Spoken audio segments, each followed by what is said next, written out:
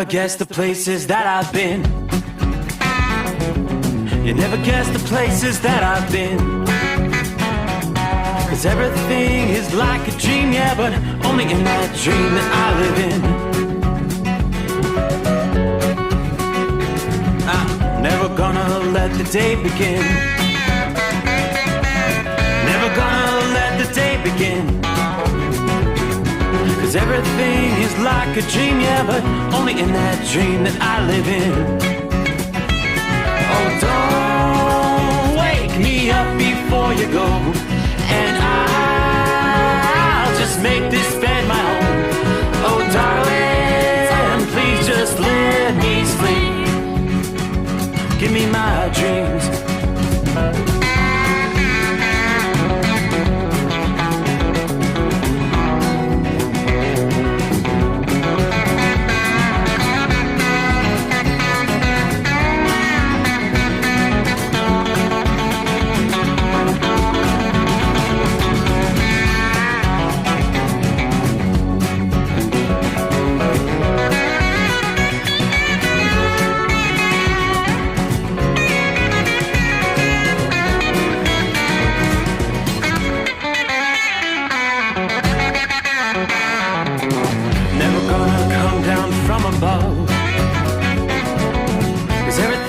Better from above. Nothing's ever as it seems, yeah, except in that world that I dream of. Never gonna lose the ones I love. Never gonna lose the ones I love. 'Cause everything is like a dream, yeah, but only in that world that I dream of. Oh, don't wake me up before you go, 'cause I can't face this day alone. Oh, darling, please just let me sleep. Give me my dreams. Give me my dreams. Give me my dreams.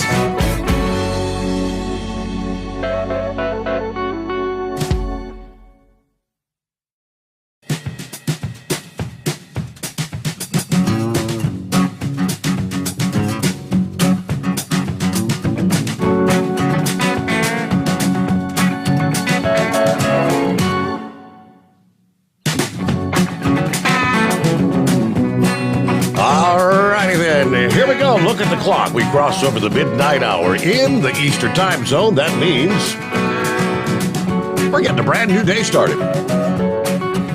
And we're talking 22nd day of July.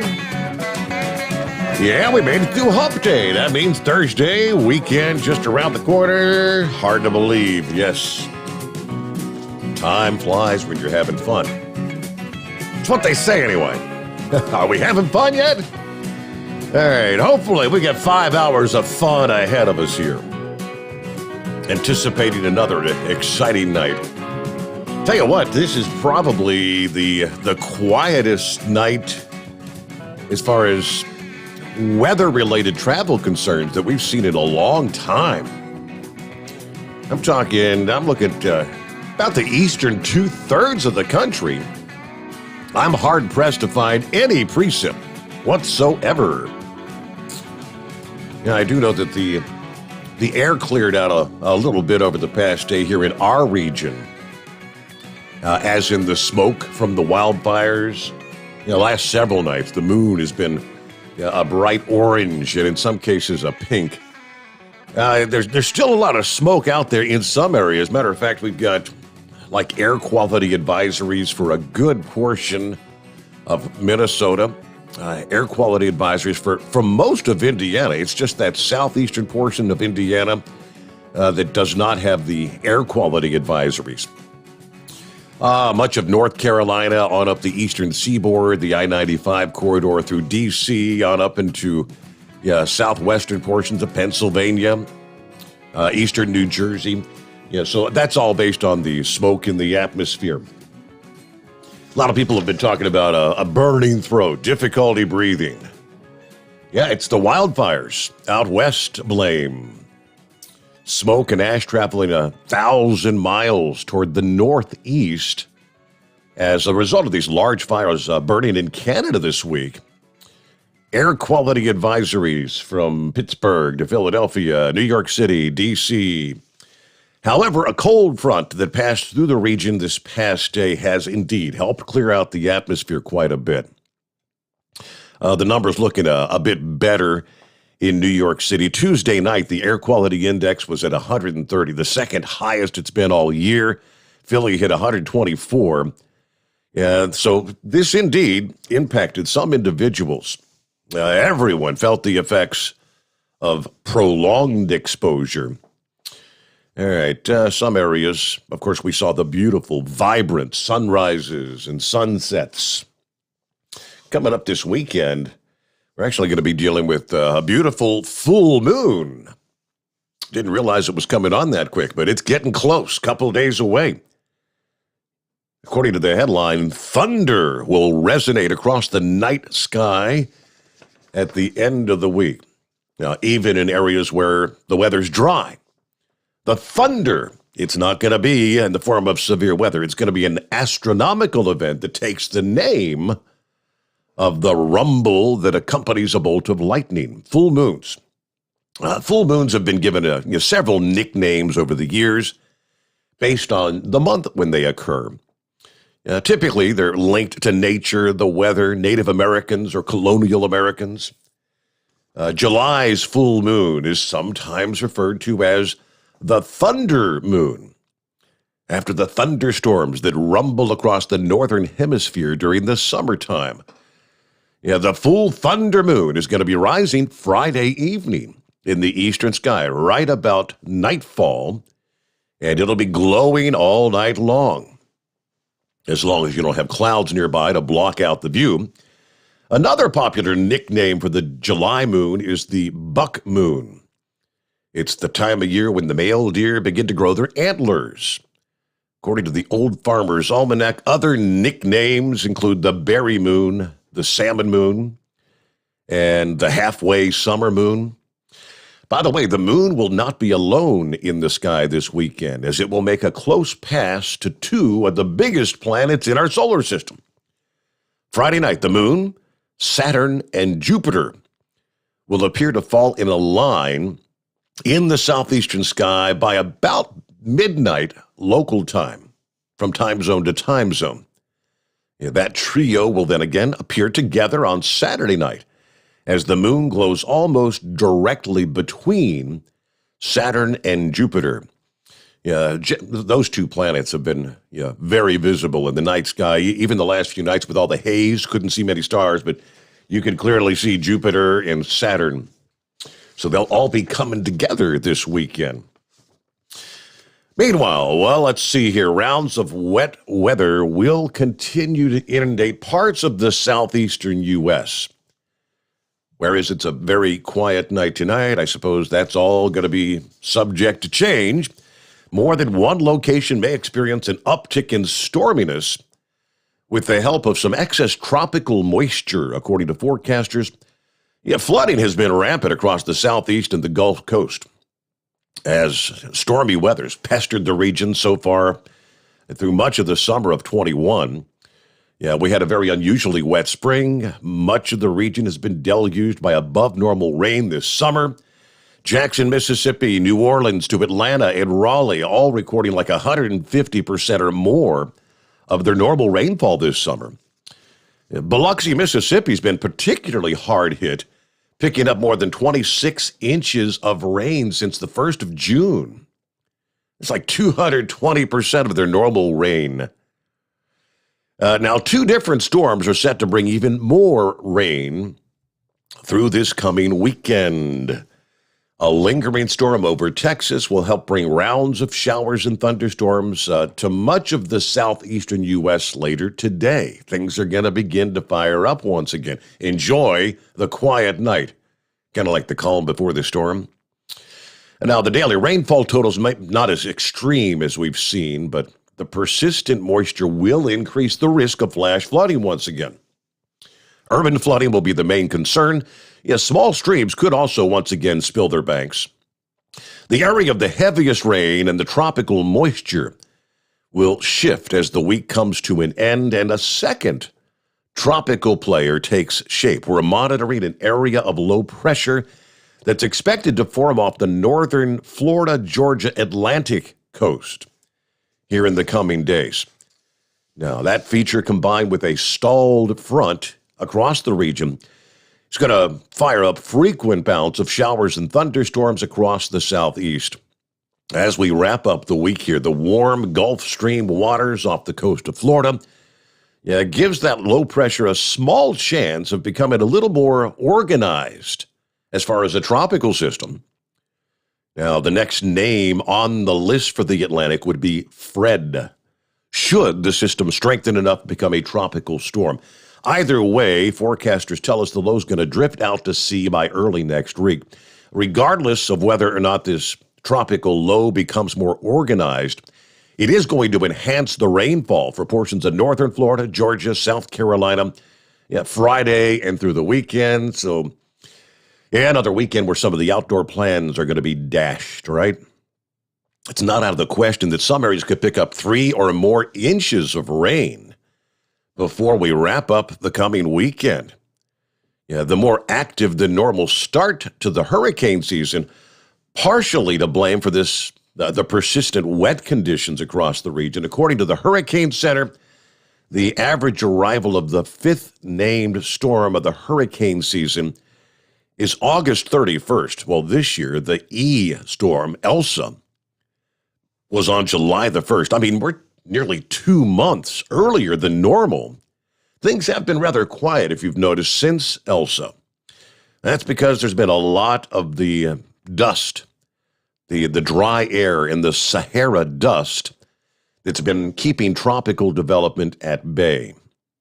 The rest of the globe has had its share of tropical activity already this week. We had Tropical Storm Guillermo and Hurricane Felicia, which reached Category 4 strength as they plowed through the East Pacific Ocean earlier this week. There's 2 other storms that have been bringing incredible amounts of rain to parts of China. Now, I think there was one area they were talking a whole month's worth of rain in a day, and people wading through waist-deep water in neighborhoods there, thanks to the tropical systems in that part of the world. I know we haven't heard from Knucklebuster this week. And remember last week he was asking about, how's the tropics looking? He's been pretty lucky. Wherever it was he was heading this week and spending some time with Mama Knucklebuster, enjoying I think they were headed down to the beach somewhere. So he was hoping that this tropical stuff would stay at bay. Hope he's been having a good time. He'll be back with us next week with his typical baloney. All right, who's checking in here as we get things underway on a Thursday? Flip the page and out of the box, hello, horse feathers. Horse feathers first, Big Moose second. Todd is with us. Andy, hello, Steve, temperature swing. Parry Sound, Ontario. It's a cool night. Good to have you with us there in Ontario, Canada there. Richard, good morning from Central Florida. 75 degrees. Hello, Steve. Hello, everybody. Pappy's out there with us. Looper, drying up here in Buffalo, Niagara Falls, New York, after some serious flash flooding in some of the area neighborhoods. Everybody be safe out there. Chevy Guy, copy the mail. Hello from Holly Springs, Georgia. The grass here cannot get any greener. That's James checking in here. Monty Python, good morning, Your Honor, from the Big Easy Chair in Mikasa. Retirement is grand, but darn, I'm working my ass off in the shop. Okay, so, some say retirement, I thought it was going to be easy, man. You thought about that, Monty Python. How long do you think you'll actually stay in retirement? How many truck drivers get off the road and in a few months are like, I got to do something. I just, at least just part-time or whatever, and get back out on the road. Timothy is with us tonight. Kevin, let's see, U.S. Cargo loading in Columbus, headed to Toledo. Morning to Tom. Hello to the Mercury Man, checking in from Rayville, Louisiana. 79 degrees. Humid is an understatement. Oh, and tell Knucklebuster that that new Alvin Jackson album is very good. And a shout out to Rambler. Still thinking about you and your family. Prayers, my friend. Yeah, Rambler and dirty diapers, right? Happy Thursday, Eskimo Mom.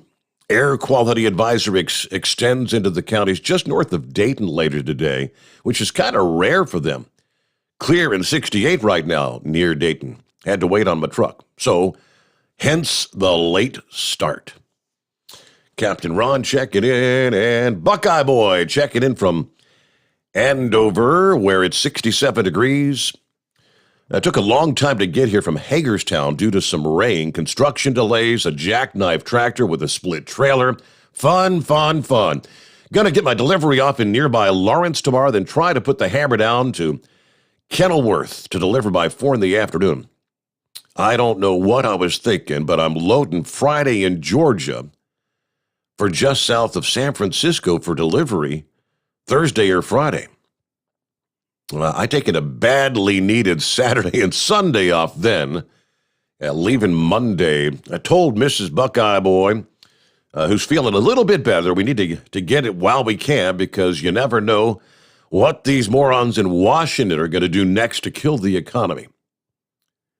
Have any of the drivers had any or know anyone that's tried acupuncture for sciatica? I know some who have tried it and it worked for them. It's also listed as a possible treatment on the web. So I guess, Mrs. Buckeye Boy thinking about maybe trying some acupuncture. Anyway, have a great night, everybody. Be careful out there. I don't personally know anyone that's done the acupuncture thing that I'm aware of, but I've had my fair share of back issues and sciatica over the years. I got an email from Casey down in Union, Kentucky this past day. He said, Steve, I heard your announcement about Chad coming on board. I remember Chad was on 610 WTVN, a member of the Big Bass Brothers with John Corby and Joe Bradley. Those guys were hilarious. Yeah, he need to get Chad to discuss his past with Corby and Joe whenever you have him on the air. Does Chad have an email address yet? Yes, absolutely he does. Let me see. What is that? Trying to flip over. I know I've got some emails from Chad in here. I'll pull it up because I don't want to give you the wrong address. But I'll get that for you. I think he gave me a call this past day. We're supposed to have a little chat like Wednesdays. We set up Wednesdays at like 10 o'clock in the morning. I'll be damned. It's like the third week in a row I've missed his call. I call him back on Thursday and say, sorry, I missed your call, Chad. What's going on? But all right, hang in there, Casey. I'll get that for you here. Anyway, keep doing the great job with the show. I automatically have Alexa tune in every night, Monday through Friday. You're the best in North America. Well, it's quite the compliment there, Casey. But thank you so much. Yeah, it's good to have Chad on board, handling all the duties, getting stuff together as we try to grow the show here. Our number, 844-844-3388. Underway a Thursday, the Steve Sommers Overnight Drive live from the Hot Shot Secret Studios. You're listening to the Overnight Drive with Steve Sommers. Pure Flow Air Dog, your leader in fuel air separation system technology. Our systems filter out water, particulates down to 2 micron, and remove all of the air out of your diesel fuel. This allows for nothing but pure, clean diesel fuel to reach the expensive injection system equipped in your vehicle. Not only do our fuel systems protect, they also come in a variety of flow rates to meet your performance needs. Our systems are compact and use OEM-style fittings for an easy installation. Learn more about our product at www.pureflowairdog.com and be sure to follow us on Facebook and Instagram. Protect your investment with Pure Flow Air Dog. Drivers, you demand that your equipment's reliable and dependable, and that also applies to your headset for communication. Well, our friends at Stellar Electronic have you covered. The Pluto Duo headset bundle is the best communication headset you can find in the industry. No matter the challenging environment you're driving in, the Pluto headset will make you sound crystal clear all the time thanks to their 99% noise cancellation. And the Duo's not only a stereo converter for the headset, but also a power bank so you can charge as you go. Learn more at stellaraelectronic.com or visit them on Facebook. Some say their truck reflects who they are, dependable and reliable. That's why you trust Blue Def. Now the best just got better. Introducing Blue Def Platinum, a revolutionary innovation with advanced system shield technology to significantly reduce harmful deposits. To maintain fuel economy, save money on costly repairs, and sustain the life of your SCR system, there's only one DEF to choose. Blue Def Platinum. The best just got better. Because Channel 19's a little congested. Call Steve now at 844-844-3388. The Overnight Drive.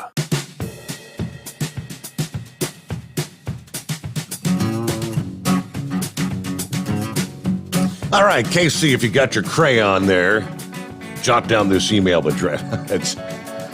Actually, for anyone out there, Chad Highland is his name. He's the one that's been brought on there at LSI headquarters in Mount Gilead to essentially handle everything in regards to the Steve Sommers Overnight Drive program.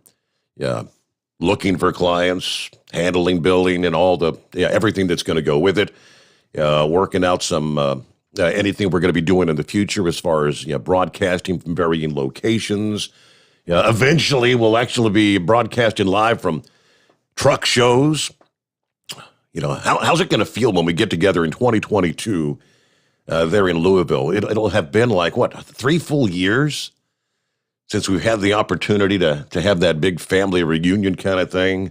So if anyone out there has questions about the show, if you know potential advertisers, someone that may want to be on the program, things of that nature, any sort of tips, you can contact Chad at C, as in Chad, C Highland, Highland, C Highland at lubricationspecialties.com.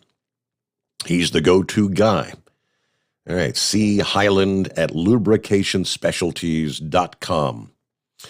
Let's see. Kevin checking in from Montpelier, Idaho this morning, where I guess out there it's actually this evening, where it's 70 degrees.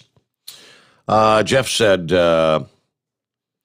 home, no tow calls right now, but happy birthday to Kimmy, a.k.a. Bashful.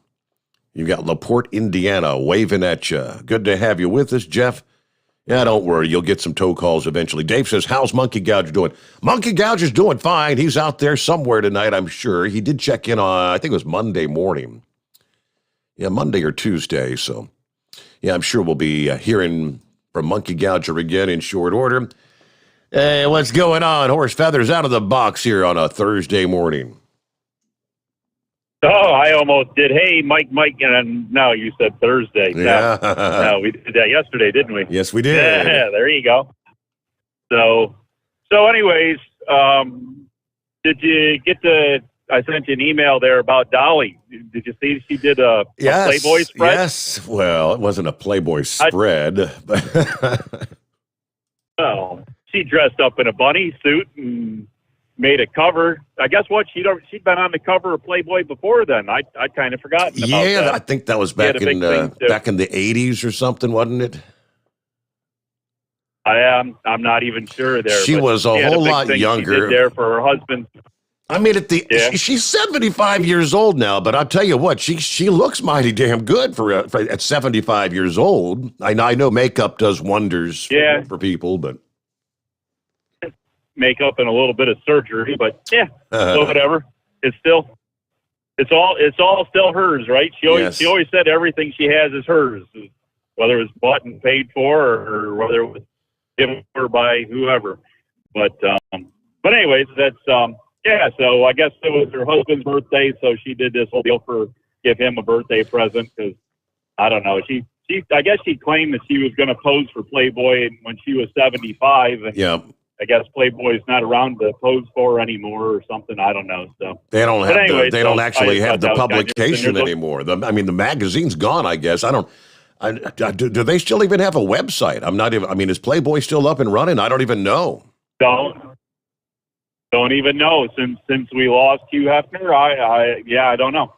I haven't really paid a whole lot of attention. Keep in mind, she was going to pose. She was going to pose for and in Playboy, but she was not going to take all her clothes off. She was going to, that spread that she did years ago. She, I guess a little bit provocative, but she's never posed nude.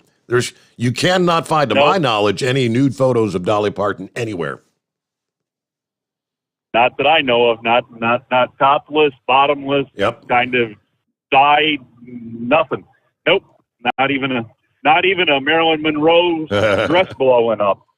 Joe DiMaggio wasn't too happy about that. But so, anyways, I know we've all come to the conclusion and pledged that we wouldn't call people's names. But can I call Jeff Bezos a moron? Did you hear what he said when he was being interviewed after taking his amusement park ride to supposed space? He said that he just couldn't imagine anything more beautiful than when he got up there and saw the big blue Earth, and he thinks that all heavy industry should be moved to space. Oh. Did you hear that? Did you hear him say that all heavy industry should be moved to space? Is it all right for me to call him a moron at this point? Go ahead. I don't have a problem with it. Okay, so it's bad enough we're polluting the world, and everybody says that we're destroying the earth, and we're doing all. And these people that want to send all the trash to space and send all the stuff out of the nuke plants to space, and what, you're not happy enough destroying one planet? You want to destroy space and more planets and stars and moons? Well, where do you think that stuff's going to go? You think it's going to get sucked into the sun at some point? Or? Right. I don't know. I don't know. Where can you even go with this? So I guess the big thing I got, how many trillions of dollars have we been tossing around in this country here, willy-nilly here for the last year? I mean, $2 trillion here for this, trillion here, trillion there, everywhere $1 trillion, something like that. $3 trillion now or they want $4 trillion for supposed infrastructure that most of it isn't going to infrastructure. Can we buy a fleet of airplanes and helicopters that can carry fire retardant and maybe water? And when somebody gets a campfire that's out of control, or we can watch for lightning strikes, maybe we could put a couple of planes up in the air, and before we burn a couple 100,000 acres, maybe we could drop some water on it. If we had 400 or 500 DC-9s or DC-10s or something that could carry water, and some of these helicopters, wouldn't that make more sense than what we do right now with the paying firefighters like $9 or $10 an hour to go out there and dig little trenches with their picks and axes and, take buckets of water and people's garden hoses and spray on their houses? Wouldn't it make more sense to spend a couple $1 trillion on a real firefighting force for the forest fires that we know happen? When do they happen, Steve? Is it every year? Every year. Do they happen every year? Every single year, yes. And it's been going on for generations, hundreds of years. And before all these people moved out west, before anyone ever settled out west, it was Mother Nature's way of cleansing the earth. It all burns up and it all grows back, and that's the cycle. Yeah. You imagine. So the only thing I got going for you is. Can you imagine how much real estate would burn, hundreds of years ago, when there was no one there, no one to do anything to try to stop the fires? They burned until they burned out or ran into the water, they ran into the ocean. That's nature. I was going to say, run into the mountains or run into the ocean, one way or the other, or run into the desert where there was nothing left to burn. Yep. But anyways, so I don't know. I guess Baltimore's talking about a whole bunch of stuff's been going on. They have shootings every day, killings every day. You mentioned there about they cut the money for the police and increased the money for the protection to the mayor and the city state's attorney, and even the police chief has a protection detail. Did you know the city of Baltimore's police chief has to have a protection detail? How wild is that? Yeah, that's pretty. That's just wonderful. I don't know. And so, what else do we have for Baltimore? I don't know if it's across the country or not, but I guess in the year 1930, we had record heat over 100 degrees there. It was like 104. The 21st yesterday had a high temperature of 104, and I guess it was like a 3 or 4 day span of a heat wave there. It was over 100 degrees in Baltimore. So I don't know. Where's this climate change and global warming? Where is that? It's cooled off now. What happened? I don't know. Last I checked, horse feathers. I think it's what do they call it right now? Summertime. Yeah, summertime. And that's when you typically have your warmest temperatures of the year, right? Yeah, just last evening we were talking about Dallas has not yet hit 100 degrees this summer. That may be about to change here in just a couple of days, though. Looks like early next week we're going to see all these heat waves that have been popping up in the Southwest and then the Pacific Northwest and then another heat dome, as they call it. We've seen 3 or 4 events of heat domes. Finally, a heat dome is going to set up, looks like over the Central Plains. We're going to see these triple-digit highs through like Oklahoma, Texas, maybe Kansas. We'll break some of that down coming up here just ahead. And get to some of the other industry headlines coming up as well. Speaking of which, real quick like this, we maybe need to pass this one on.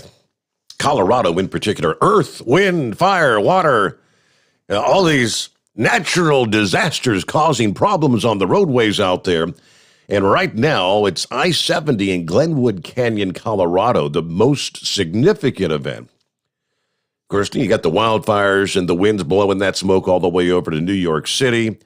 Colorado, you've seen rain, increasing the risk of mudslides in some of the mountainous areas. Now, as of this past morning, the Colorado Department of Transportation was reporting the closure of a portion of I-70, specifically I-70 in Glenwood Canyon, closed at exit 87, that's West Rifle, exit 109, Canyon Creek, exit 116, Glenwood Springs, and exit 133, Dutsero, due to flash flooding from the Grizzly Creek burn scar.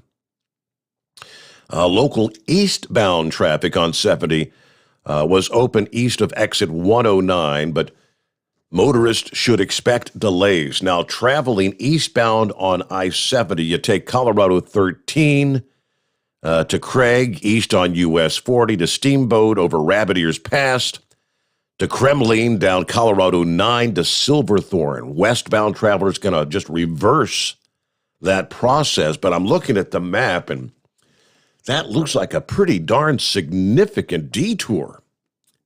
Yeah, this detour is going to add a lot of time to a trip across Colorado. The Grizzly Creek fire, that burned like 30,000 acres in Glenwood Canyon last year. It actually forced the closure of I-70 for several weeks. But now you get the burn scar areas, they get the mudslides, and mudslides were the cause of the closure then as well. All right, there's several other closures out there as well, but again, I-70, you just check your maps. But like I said, I mean, that looks like a pretty darn, I don't know if it nearly doubles the distance that you would have to traverse if you were able to stay on 70 versus the long way around. And I'm guessing some of these long way around roads are like the 2-lane kind of things, twisty, turning and all that through the mountains. So, yeah, maybe somebody can give us a heads up. How long is that detour to get around I-70? It is 844-844-3388. The Steve Sommers Overnight Drive live from the Hot Shot Secret Studios. USA Radio News with Tim Berg. Infrastructure is stalled in the Senate. A procedural vote to move infrastructure forward failed to hit a 60-vote threshold. Majority Leader Chuck Schumer scheduling the vote to open debate on a framework for an infrastructure bill, but many Republicans said they want to wait for the actual bill to be presented. House Republican leader Kevin McCarthy is laying into Speaker Nancy Pelosi for refusing to let two Republicans serve on a panel investigating the Capitol attack. House Democrats must answer this question. Why are you allowing a lame duck speaker to destroy this institution? This is the people's house, not Pelosi's house. Pelosi saying Representatives Jim Banks of Indiana and Jim Jordan of Ohio won't be allowed to serve on the panel. USA Radio News. Learn how thousands of smart homeowners are investing about $1 to avoid expensive home repair bills. John, a former non-customer, said, "My air conditioner broke and I had to spend $1,900 to fix it." Jeff, a customer, wrote, "My air conditioner broke and I got a new one at no out-of-pocket cost." Mary, a former non-customer, wrote, "My heating system stopped running. I had to spend $3,000 to get a new one." Lisa, a customer, wrote, "My heater stopped working. I got it fixed at no out-of-pocket cost. For about $1 a day, you can have all the major appliances and systems in your home guaranteed fixed or replaced with HSC's home warranty coverage. Call now, and the first month is free. If the lines are busy, please call back. Call now, 800-238-9182, 800-238-9182, 800-238-9182. Again, that's 800-238-9182. Live from the Hot Shot Secret Studios, the Steve Sommers Overnight Drive. You work hard. You deserve a seat that works just as hard as you do. The Bostrom T-Series seat has provided drivers with comfort for millions of miles over the past 3 decades.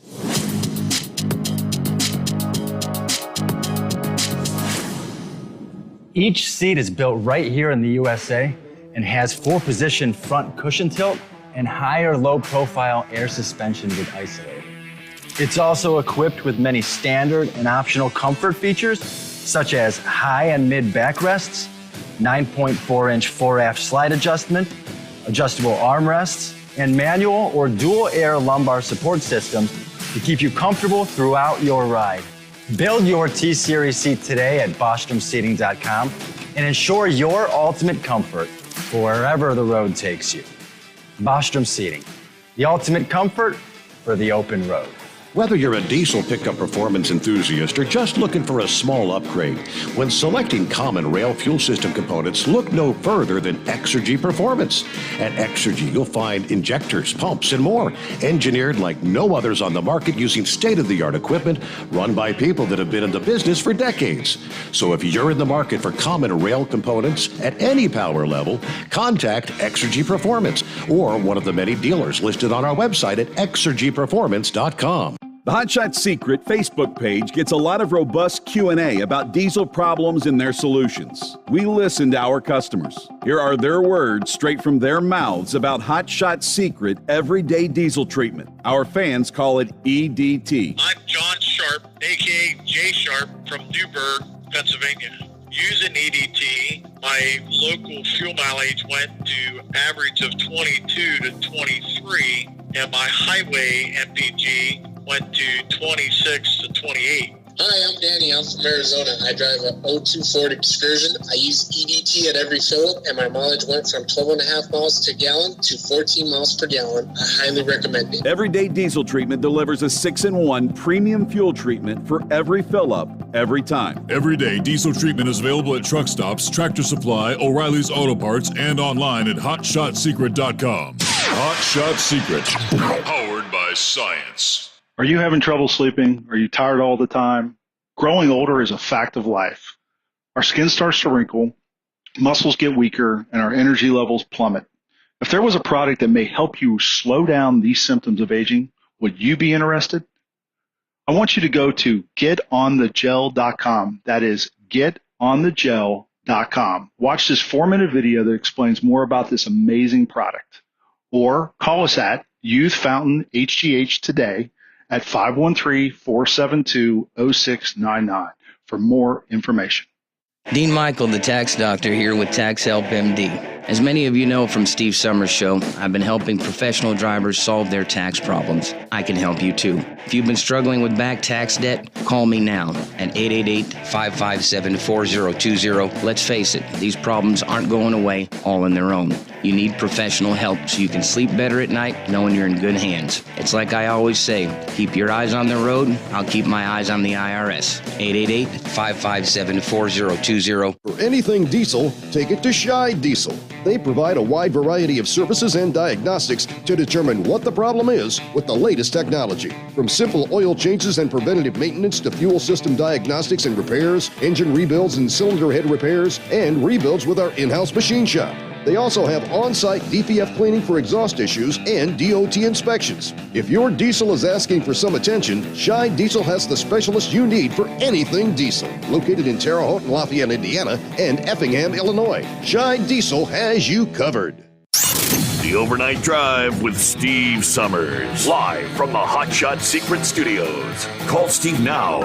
844-844-3388. That's 844-844-3388. So all this week they've had this, what is it called? This Motor Carrier Safety Advisory Committee. It's a virtual meeting. Everybody's linked up on one of those social media sites, and Bob Costello with the American Trucking Association talking about the driver shortage. Driver shortage. OIDAs. Todd Spencer's been participating in this as well, I believe. The persistent driver shortage, a complicated issue that's tied in part to quality of life considerations, according to Chief Economist Bob Costello with the ATA. Costello said the industry needs an additional 60,000 plus truckers. Well, that was in 2018. It's expected to be 105,000 drivers by 2023, unless improvement efforts improve. Delivering a presentation to the FMCSA's Motor Carrier Safety Advisory Committee meeting day before yesterday, identified various factors that are making the shortage worse. Lifestyle issues, the pandemic limiting effect on Department of Motor Vehicles and driver schools. Anecdotally, he said he hears from fleets that companies can pay drivers less as long as they get them home every other night. Maybe there's more to the story, he said. Maybe it's also about lifestyle. I think it really gets to the lifestyle issue. The length of the route, the ability for drivers to get home regularly has a direct connection to turnover. Turnover rates generally are higher for over-the-road fleets than local ones. Large for higher truckload driver turnover rates, 90% for over-the-road operations, but just 20% for local operations last year. Turnover can be impacted by a number of other factors. The driver treatment by shippers, receivers, and fleets. Fleets will try to recruit each other's drivers, sometimes offering recruits the opportunity to, say, drive a new truck, for instance. Then you've got the FMCSA's Drug and Alcohol Clearinghouse, the database with the information on commercial drivers' license holders' drug and alcohol violations. Although we support the clearinghouse, he noted it is having an effect on the driver pool. Many truckers who've been issued drug violations have not started the procedures necessary to re-enter the industry. It's got rid of a number of drivers who should not be driving. That's a good thing. But the reality is we now have to backfill those jobs. That's also adding to the shortage for a good reason, but it has. In terms of equipment, he pointed out a declining trend in for-hire carrier power units despite the strong freight market right now. In the large truckload sector, for-hire carrier power unit fleet trends are down 6% year-to-date this year. Pretty substantial drop. In today's market, freight is good. There's a lot of freight out there. Rates generally are up. I don't know of a trucking company that doesn't want to grow their fleet in that sort of an environment, but they're actually contracting. Could be a few factors explaining the contraction in fleet equipment.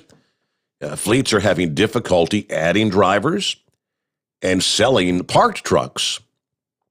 Also, the equipment that's been leased on independent contractors going to the spot market. Some of the discussion taking place, the first couple of days, I do believe, it was really much discussion about driver pay and working conditions.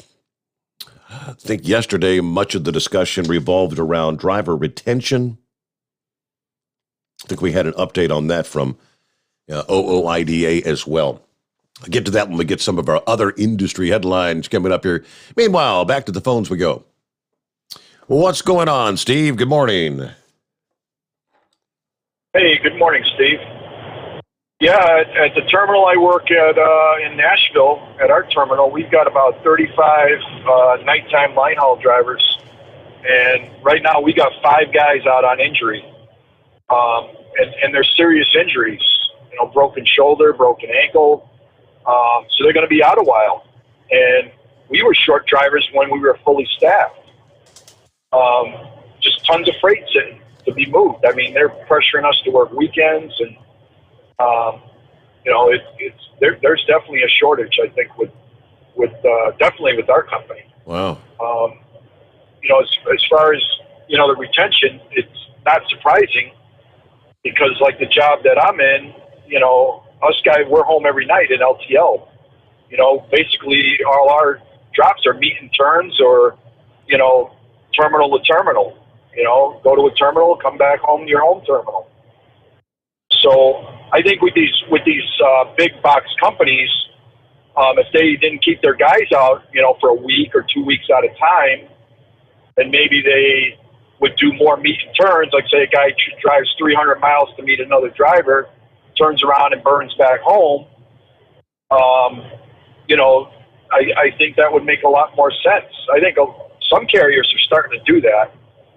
But I don't know, man. I mean, I respect these guys that are out on the road, and but I don't know how they do it. Sleep in a truck for 2 weeks or be away from their family and their kids. I mean, that's got to be extremely difficult. So the utmost respect. Reason I called, Steve, was did you happen to get that article I sent you about that gentleman in the UK with the telescope that took those photos? Oh, boy. I sent it a couple days ago. That one's not ringing a bell. What was it about? Well, he's got these 2 pretty good telescopes, and he took pictures of some stuff that was, I forget how many light years away, different galaxies, and just incredible photos. If I can find it, Steve, when I pull over, I'll shoot it back to you. I wanted to know if you could forward that to Philip, because I know he's into space. There's nobody on your station, man, that knows more about the space program than Philip. And a question I do have for him, if he's listening, has he ever been to the Huntsville, Alabama museum down there for Saturn rocket? Because I'd really like to go see that. I've been to Cape Canaveral, and that's a pretty awesome experience out of Cape Kennedy and Kennedy Space Center. Okay. But I'd really like to go to that Huntsville museum, and I'd like to know if it's worth it to go there. I'd like to get his input on that. One other thing, Steve. Did you happen to listen to that rant between Rant Paul? I'll call him Rant Paul, and the lying Fauci this morning. Did you happen to listen to that rant? I caught. I didn't catch it live, but I saw several of the stories. They're going back. I mean, I guess Rand now is calling for an investigation to Fauci lying to Congress. Correct? Yeah, he's calling for a criminal investigation. But what's going to be done, Steve? I mean, really, the DOJ's, they're a bunch of liberals. They just arrested a guy. I don't know if you heard this. He worked for the Trump campaign. He actually had some deals with United Arab Emirates overseas. And he was talking to Donald Trump about, you remember the Abraham Accords when Trump was working with Israel on that? Mm-hmm. He was a part of that. And they arrested him for, I forgot what the charge was. Something about having ties with United Arab Emirates. I mean, I don't even know what he was arrested for, but the DOJ arrested him. But in the meantime, you got Joe Biden and his kids sending emails back and forth, classified emails through a private email server like Hillary Clinton did. I mean, like we talked about last night, Steve, the hypocrisy is just absolutely shocking. Is what's going on. So is the DOJ going to do anything about Fauci? Probably not. I mean, he lied. We know he lied. He just said yesterday morning he didn't lie. He's calling Rand Paul a liar. It's just crazy, Steve. You know, and then you got Lori Lightfoot in Chicago. You know, Eagle talks about Chicago, pretty much all the time. 10 murders and 50 shootings over the weekend. She comes on television the other day, and she's blaming it on the court system. Well, it's the court system. The courts aren't opening up, which is a lie, Steve. The courts have been open for, I don't know, about 6-8 months now. I think all the courts have been open. But what does that have to do with a felon being on the street? If there's a felon on the street, he ought to be arrested if he's got a warrant on him. And I think Pappy would know a lot more about this, but Chicago defunded a lot of their undercover work, the pulling, what do they call that? When they pull somebody over and they can search their car. Mm-hmm. You know, if they're a suspicious individual, you know, they run their plate and they got a warrant, they can stop and frisk or something. But they defunded all of that. That's how Chicago got a lot of guns off the streets, was by pulling individuals over, stopping individuals on the street that are walking that look suspicious. So it's her damn fault, you know. It's not the courts, you know, but they always got to blame somebody else.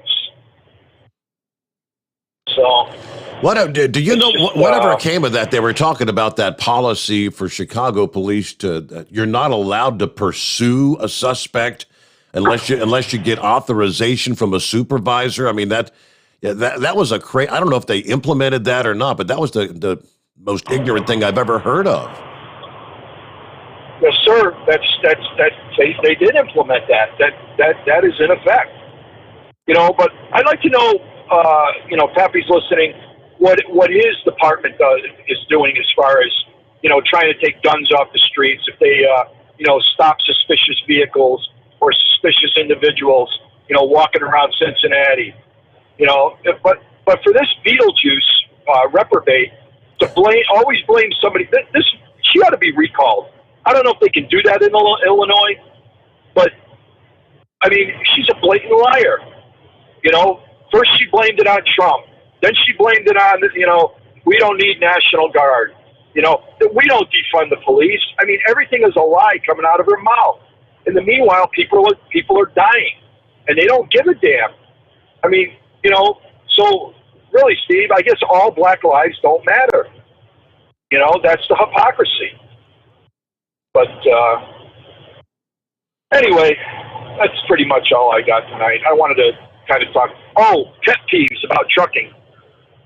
If we could maybe get some input on that. You know, my biggest pet peeve, and I heard the other night, was about these bright lights. Well, I've got another one, Steve. When you're driving in the right lane and you got your rear trailer on the you know, Moose says between the spotted and the solid, I like to keep my rear trailer on the solid, as far over as I can get. I got people riding on a zipper when they're going by me. And I mean truckers, four-wheelers, it doesn't matter. About 4 years ago, I had a guy slamming the side of my fuel tank because he wasn't paying attention. He was riding on a zipper. He kept coming over. And at the last minute, I saw him, and it was too late. So it's just, I wish people would ride the solid when they're trying to pass somebody. That's my biggest pet peeve. So, Thanks for your time, Steve. Appreciate it. Have a good night. Thank you much. All right. So apparently Sleepy Joe was in Cincinnati this past day. Yeah, we were also excited about that. I'm not sure exactly. For those familiar, there's just, I guess, like a reception center, private place called The Farm. And the farm was right along the path that the motorcade was going down. And on their big sign out in the parking lot, the farm, private parties, they put on their sign, "Hey, Joe, you know, we know, Trump won." Well, I wonder if Joe got to see that when the motorcade went by. That's pretty good. And there's video of the motorcade actually passing by there. That's pretty good. Hey, Joe, you know, we know, Trump won. We'll return in just a moment back into the Steve Summers Overnight Drive live from the Hot Shot Secret Studios. Live from the Hot Shot Secret Studios, the Steve Summers Overnight Drive. Are you having trouble sleeping? Are you tired all the time? Growing older is a fact of life. Our skin starts to wrinkle, muscles get weaker, and our energy levels plummet. If there was a product that may help you slow down these symptoms of aging, would you be interested?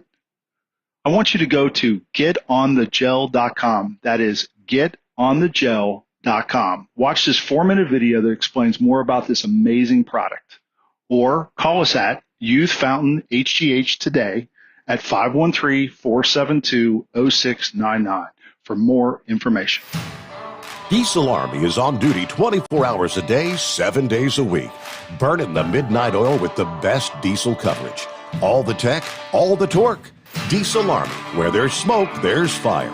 For the latest news and event coverage, as well as feature and tech articles, sign up for the newsletter and don't miss a thing. Visit dieselarmy.com from the Power Auto Media family of digital magazines. Again, it's dieselarmy.com. Dean Michael, the tax doctor here. Are you tired of those tax problems following you around like a dark cloud, always in the back of your mind, losing sleep at night? Call me now and get your life back. 888-557-4020 or go to mytaxhelpmd.com. Pretending they're not there won't make them go away. The IRS isn't going to forget. They will levy your bank account and garnish your wages. Don't wait for that to happen. I'm not telling you these things to scare you. I'm telling you so you can benefit from my years of experience. Now is the time to act. 888-557-4020. Do you have a Dodge pickup and hate your automatic transmission? Of course you do. LaVon Miller at Firepunk Diesel here, and we specialize in heavy-duty and performance transmissions for your 3/4 or 1-ton Cummins-powered truck. So if you're interested in turning your stock slush box into a towing monster, call us today at 614-733-3744 or visit us online at shop.firepunk.com. And now, back to the Steve Summers Overnight Drive, live from the Hot Shot Secret Studios.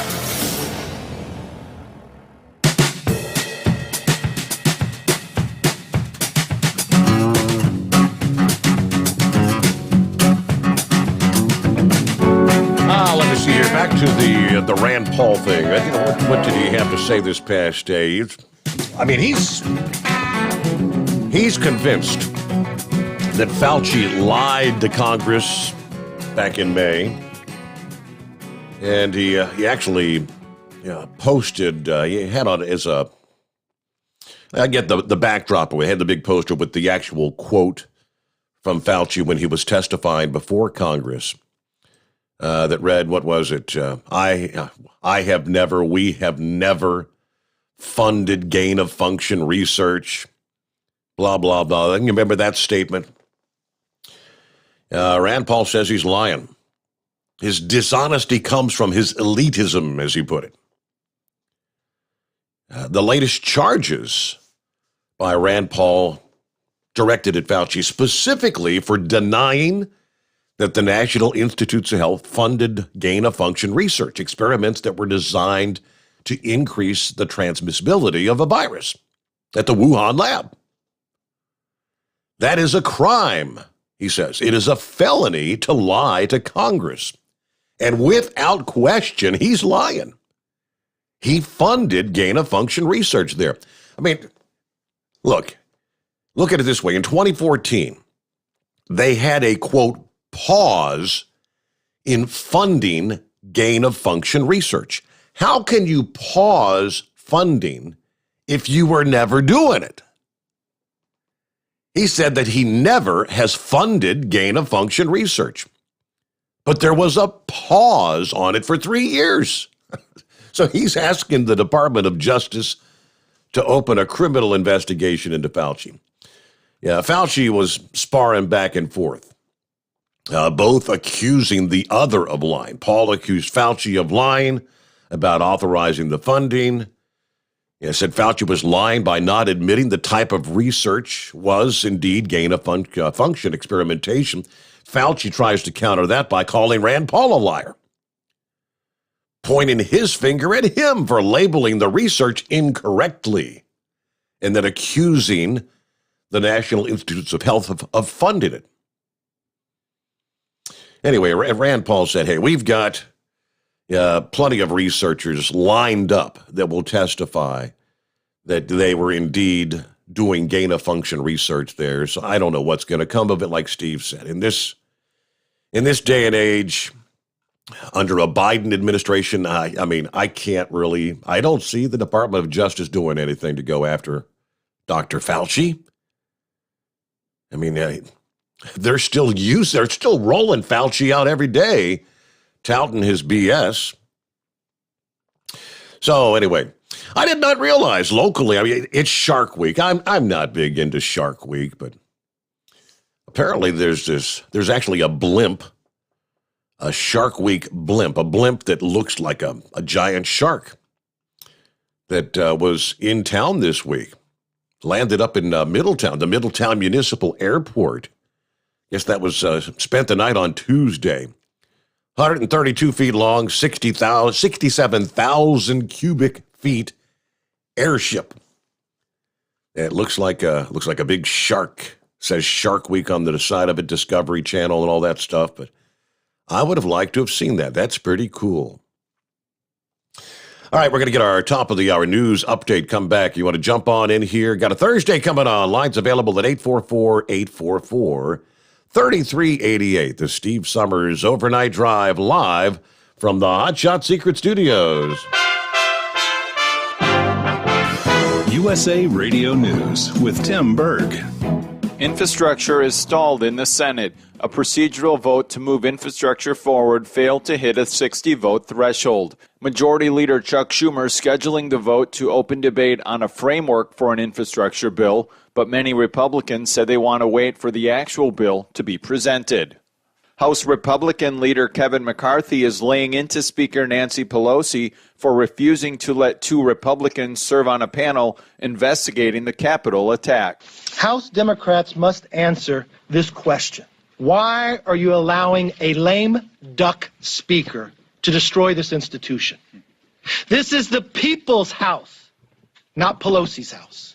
Pelosi saying Representatives Jim Banks of Indiana and Jim Jordan of Ohio won't be allowed to serve on the panel. USA Radio News. Hello, this is Wayne Alaroot for our newest sponsor, Asset Strategies, or ASI for short. ASI is a precious metals powerhouse. They sell gold and silver. Never in history has there been a more important moment to buy gold and silver. ASI has been in business for 39 years. They've served over 20,000 clients and sold $5 billion worth of gold, silver, and precious metals with zero complaints. Last year, gold saw gains of 25%. Silver nearly doubled gold's performance. Now Democrats are in charge. Green New Deal, open borders, free healthcare for illegals, bailout broke cities and states. The debt is about to go through the stratosphere. The time to buy is now. The owners of ASI, Michael and Rich Chekin, have been my close personal friends for 16 years. ASI is the company I trust when it comes to buying and selling precious metals. Call now to receive a free consultation and a free 1-ounce silver eagle with every qualifying purchase when you mention the Wayne Alaroot Show. Call 800-831-0007. That's 800-831-0007 or visit AssetStrategies.com. House Speaker Nancy Pelosi on Wednesday rejected 2 of House Minority Leader Kevin McCarthy's picks for the January 6 committee. Pelosi made it clear she will not allow Congressman Jim Jordan and Jim Banks to serve on the committee. Banks criticizing Pelosi's decision on Wednesday. The American people demand that their leaders step up to make sure that it never happens again. But we all know that this is an exercise in politics, It's not an exercise in finding the facts, and that's what's unfortunate about the Speaker's move. Defense Secretary Lloyd Austin says the final withdrawal of U.S. forces from Afghanistan is on track for completion by the end of next month. The president has made a decision that we're going to get it done, and we're going to get it done right. Austin adding that your tax dollars will continue to support Afghan security forces. Wall Street giving the thumbs up to Wednesday, the Dow rising 286 points to close at 34,798. USA Radio News.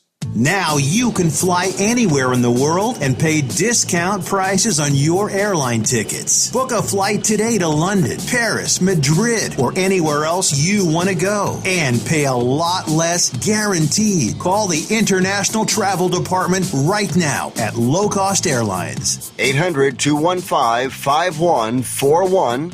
800-215-5141. That's 800-215-5141. Larry Elder is suing California over his ballot exclusion in the recall election of Governor Gavin Newsom. The 2021 California gubernatorial recall election is an upcoming special election to recall Democrat Governor Gavin Newsom. The election will be on September 14th. Republican candidate Larry Elder on Fox News is claiming the California Secretary of State has denied his name to be included on the ballot, and lawsuits are flying. I didn't redact something that should have been redacted or redacted something that shouldn't have been redacted. I'm not quite sure which it is. All I know is that there's a provision that allows the Secretary of State to correct any minor discrepancy, and she elected not to do it. And that is why I believe that I was targeted. Now, a lot of people have asked me, was this racism? Now, you know me for a long time. I don't play that. And what I said is it's not racism, it's facism. It's Larry Elder, because they know that I'm the guy who can take this guy down. From the West Coast USA Radio News Bureau, I'm Lance Pry. The Senate is taking up immigration reform days after a federal judge in Texas blocked new applicants to a program that shields illegal immigrants from deportation. Ag Secretary Tom Vilsack says the nation's farmers need help now because there's a worker shortage. There are numerous examples of situations where requests were made for U.S. workers to work in these difficult jobs with very little response, if any. Vilsack testifying before the Senate Judiciary Committee. More news online at usaradio.com. For USA Radio News, I'm Tim Berg. At Hot Shot Secret, we share the science behind common diesel problems and their solutions. For example, ultra-low sulfur fuels. The primary function of diesel fuel is combustibility. One of the little-known aspects of fuel is its role as a lubricant to metal-on-metal moving parts. The introduction of ultra-low sulfur fuels diminishes the fuel's ability to lubricate because sulfur, which has been mostly removed, has lubricating properties. Hot Shot Secret Everyday Diesel Treatment with LX4 delivers unmatched lubricity. Third-party testing confirms that it takes 3 times the amount of leading fuel treatment to match the lubrication benefit of 1 dose of Hot Shot Secret. Everyday Diesel Treatment is a fully formulated 6-in-1 premium fuel treatment for every fill-up, every time. Everyday Diesel Treatment is available at truck stops, Tractor Supply, O'Reilly's Auto Parts, and online at HotShotSecret.com. Hot Shot Secret, powered by science.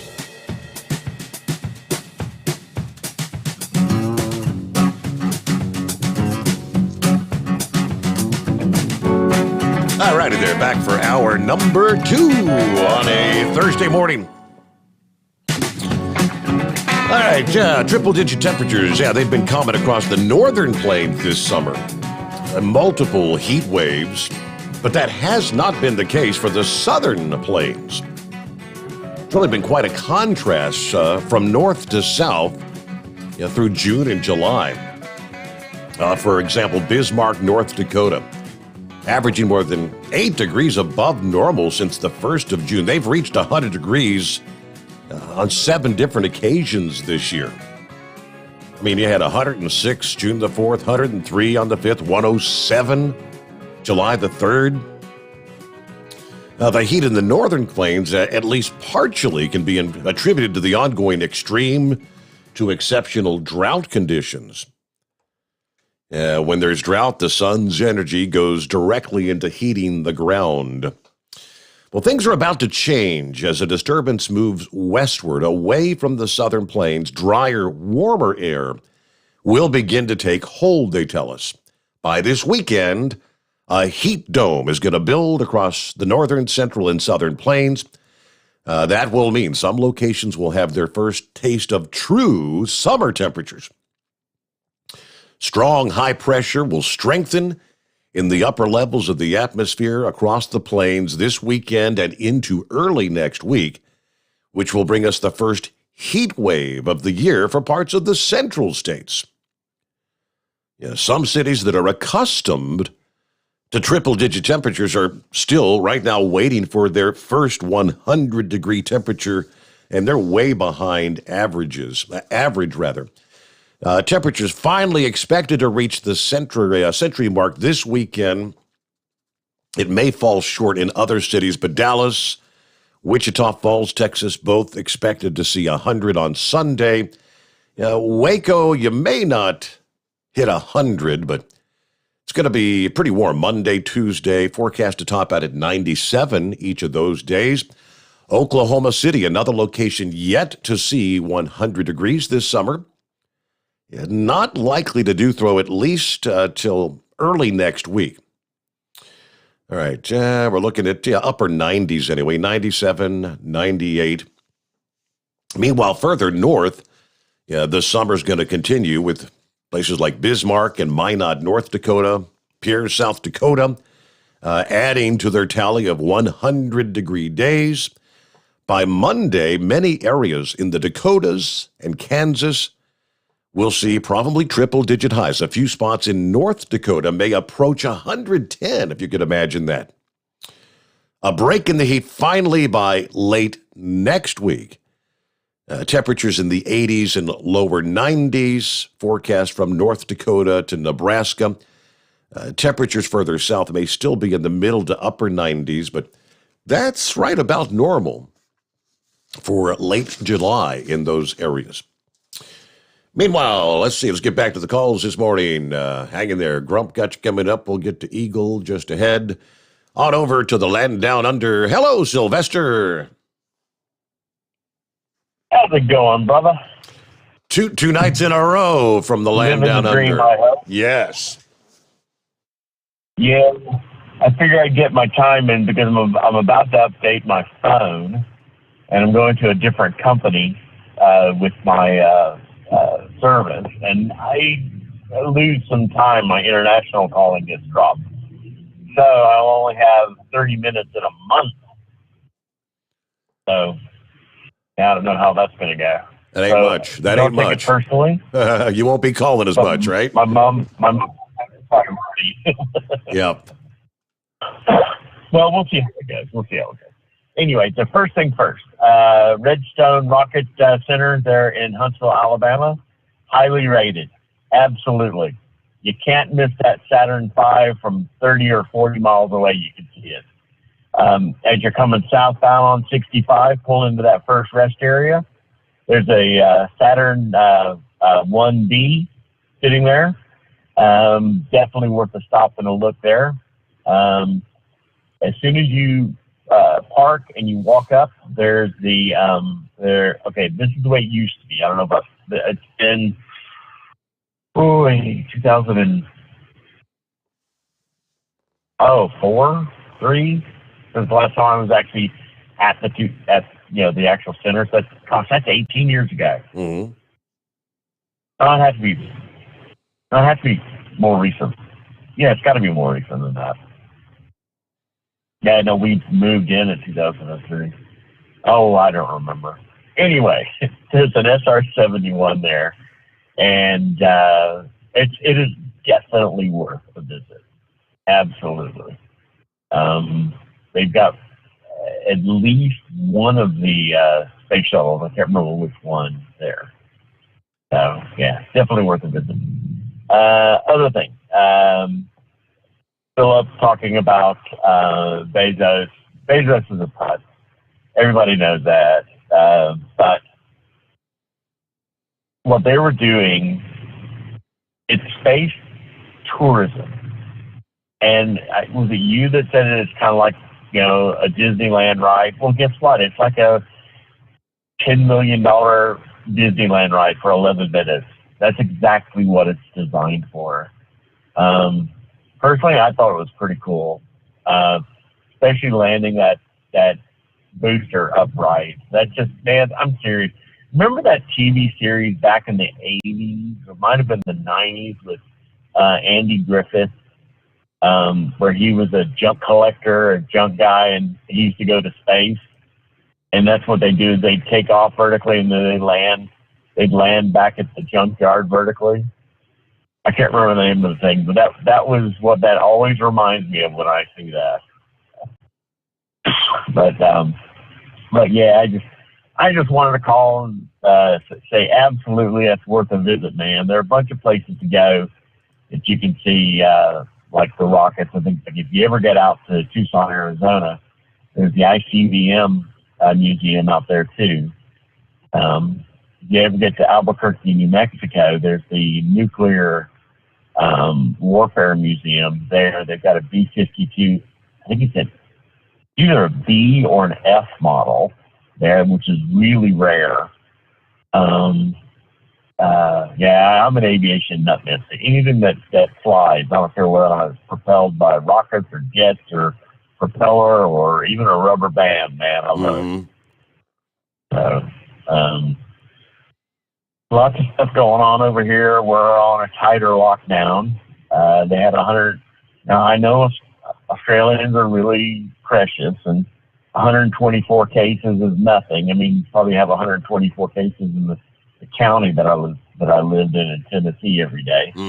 But 124 cases today, and that's a big deal over here. That's crazy. Because they've tried to stay sealed off.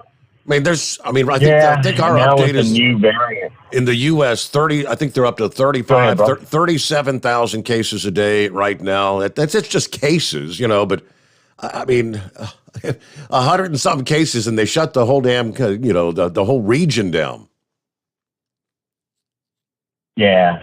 It ended up being there were like 20, I think, in Victoria, which is where Melbourne is. There weren't any in Queensland, where Brisbane is, and then I think South Australia had a few too. So you're looking at less than 150, and everybody's so terrified of it. And even if you say anything, because I know a lot of people in the States that have had it, right? Yep. And only one of them was hospitalized. I'm sure there are people that are saying, like Big Ed was saying last night, and don't wish it on anybody. Look, I get it. I don't wish it on anybody either. But it's not as bad as people make out that it is. As far as the vaccine goes, I have no intention of taking it until they tell me I have to. I caused a bit of a crap storm on a Facebook page that I belong to, because I said something. Every time you go in someplace, you got to scan in so that they can track you. And so if somebody gets it while you were at this store, they can say, well, you got to isolate. And I was saying, that if people were saying, oh, it's so funny because Australians think they've got the same rights that Americans do. And they go, well, I have a right to my privacy. And say, well, actually, in Australia, no, you don't. And et cetera. And I try to explain that to people, but and then they're so quick to criticize the U.S. for things. I said, look, dude, you have the right to change your government. You don't like your government, change it. Yep. You don't want a democracy, run by a monarchy, change it to a republic, dude. But then we'll be like America. But guess what you're saying? You want to be like America. You think you're America. You think you've got the same rights, which you don't. Anyway, I can beat my head up against that concrete post, and it's not going to do a bit of difference, man. These people have no understanding. But anyway, I feel better now, Steve. Thank you for letting me know. There's a little rant from Sylvester. All right, so we won't be hearing from you as much, in other words, in the moving forward, because, 30 minutes of international, that ain't a whole lot. We'll see how it goes. I know international calling, I don't know what it runs. It's probably not all that cheap. I don't have international calling on my system. Let me see here. Hey, later today, just over 12 hours from now, 1:30 this afternoon.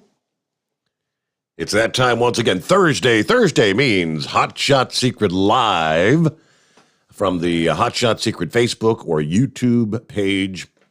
You can tune in. This week's topic will be Adrenaline R Series Racing Oils. So join them live, 1:30, talking about the Adrenaline Racing Oil. This week, what's the prize giveaway going to be? You got some T-shirts and a banner to give away. I did share the link where you can actually enter for the giveaway. There's a link there, the Hot Shot Secret, powered by science.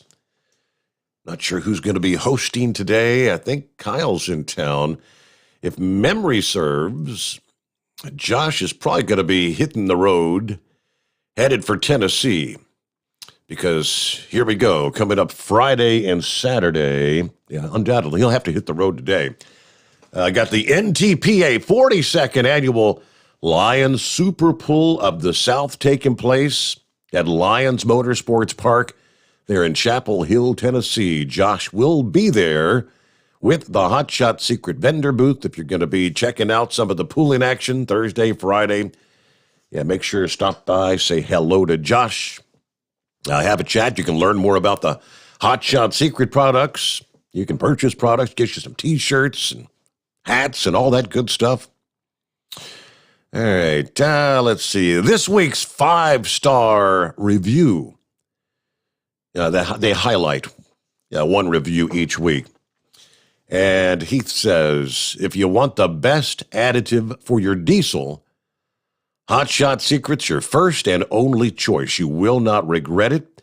You'll be wondering why you haven't been using it all this time.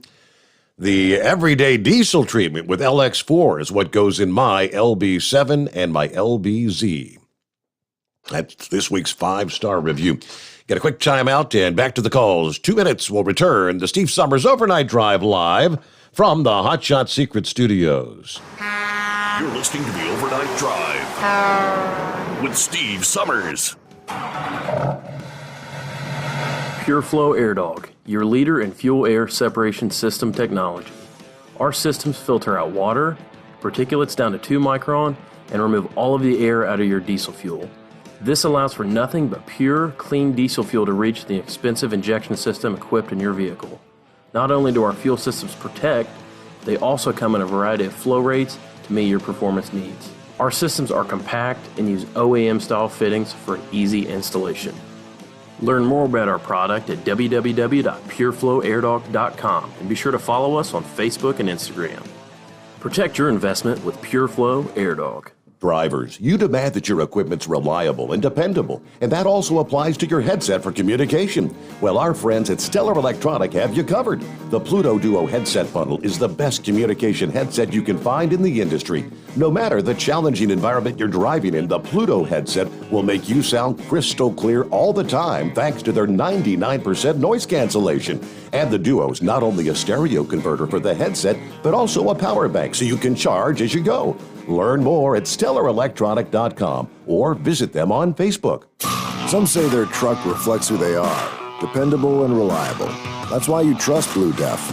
Now the best just got better. Introducing Blue Def Platinum, a revolutionary innovation with advanced system shield technology to significantly reduce harmful deposits. To maintain fuel economy, save money on costly repairs, and sustain the life of your SCR system, there's only one DEF to choose. Blue Def Platinum. The best just got better. Because Channel 19's a little congested. Call Steve now at 844-844-3388. The Overnight Drive.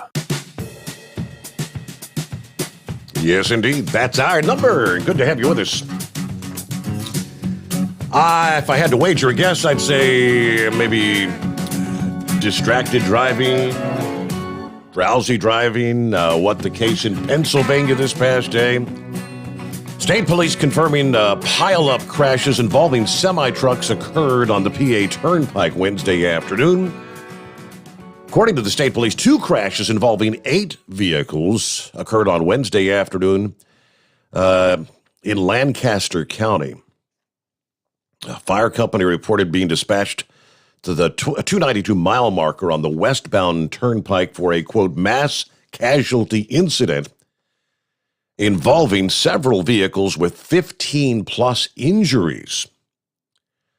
Lancaster County Commissioner also called the crash a mass casualty incident and asked for prayers for those injured. Local news outlets report the crash occurred after two semi-trucks drove or plowed into multiple stopped vehicles.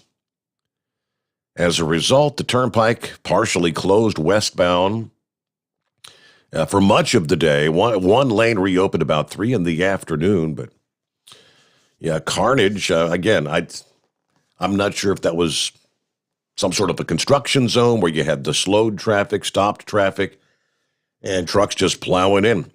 It's an ongoing investigation, but all right, let's check in with, there's the Eagle. You hanging with us, Eagle? Hello, Eagle. I take that as a no. If he wakes up, he'll call us back. Hello, Grump. What's happening this morning? What I say, Steve? Hey there. You know, it's funny you opened up with talking about this driver shortage, because that was what I wanted to talk about tonight. And these H-2B visas that they're pushing right now. And, you know, those are for seasonal workers, non-agricultural workers, or any industry. Well, the trucking industry is kind of looking at dominating that. And there is people in some of the larger, you know, like trade organizations such as the ATA has implemented programs, I guess you could say, to some of these larger companies that well, they haven't implemented, but they've talked about it, I guess, on hiring immigration attorneys to help bring in more foreign labor into the market.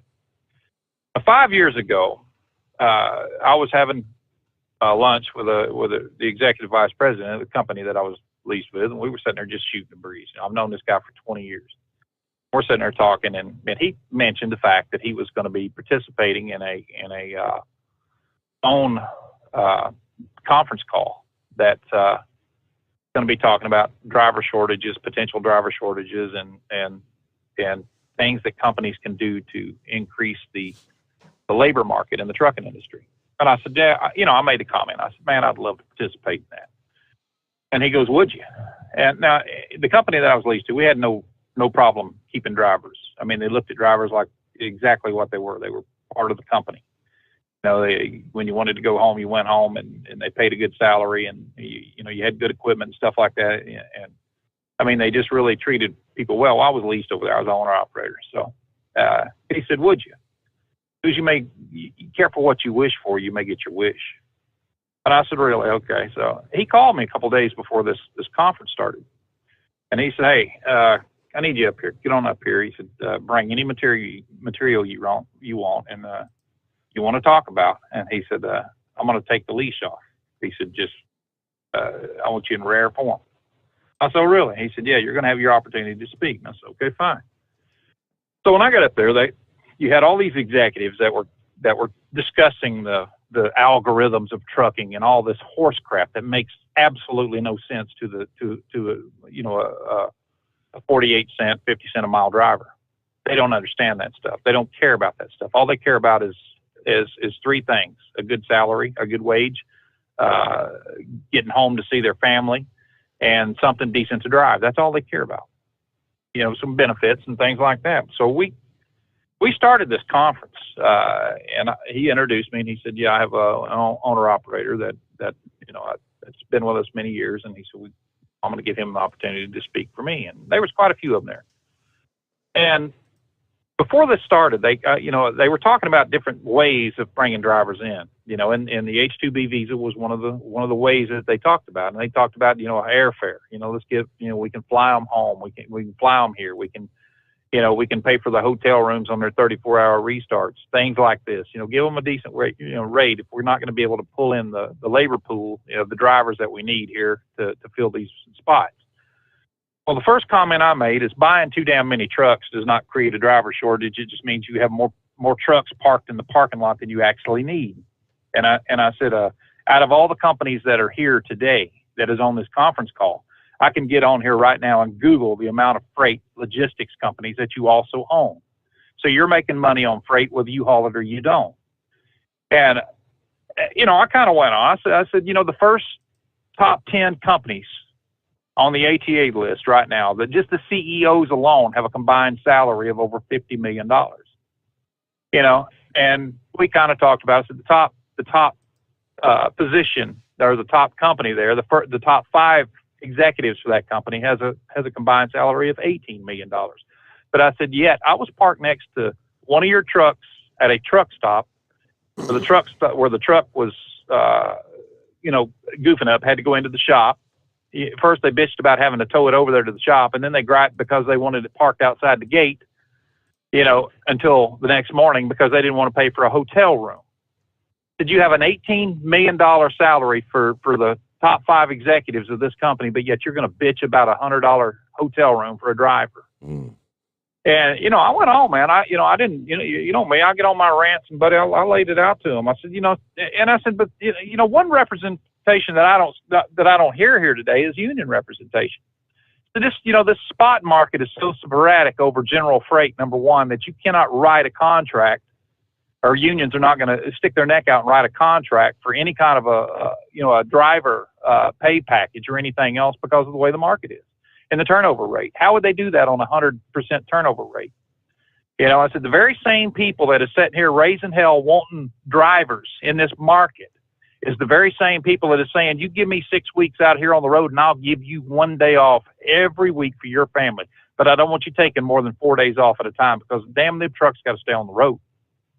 And here the person that's bitching about that and creating that atmosphere takes his ass outside the office that day, gets in a $80,000 Escalade and drives it home every damn night. I said the disconnect between CEOs and drivers is phenomenal. It wasn't, maybe, I don't know, it was probably about 2 weeks after that, I was talking to another bigwig there at one of the companies, that my boss there, he introduced me to. And he said, hey, would you be interested in writing a training program? He knows I write. I've written ghost articles. I've written articles for different venues. I've written stuff about the trucking industry for years. I've written for congressmen. And I said, yeah, I'd put something on paper just to, And we always used a program when I was in the military called Hearts Apart, and it was a Family First initiative, where families, wives, and kids are introduced into what you do, to a certain extent. And, there's always numbers available on who to get a hold of if you can't get a hold of your spouse or whatever, and an emergency arises, things like that. You kind of soften the blow for the trucking industry.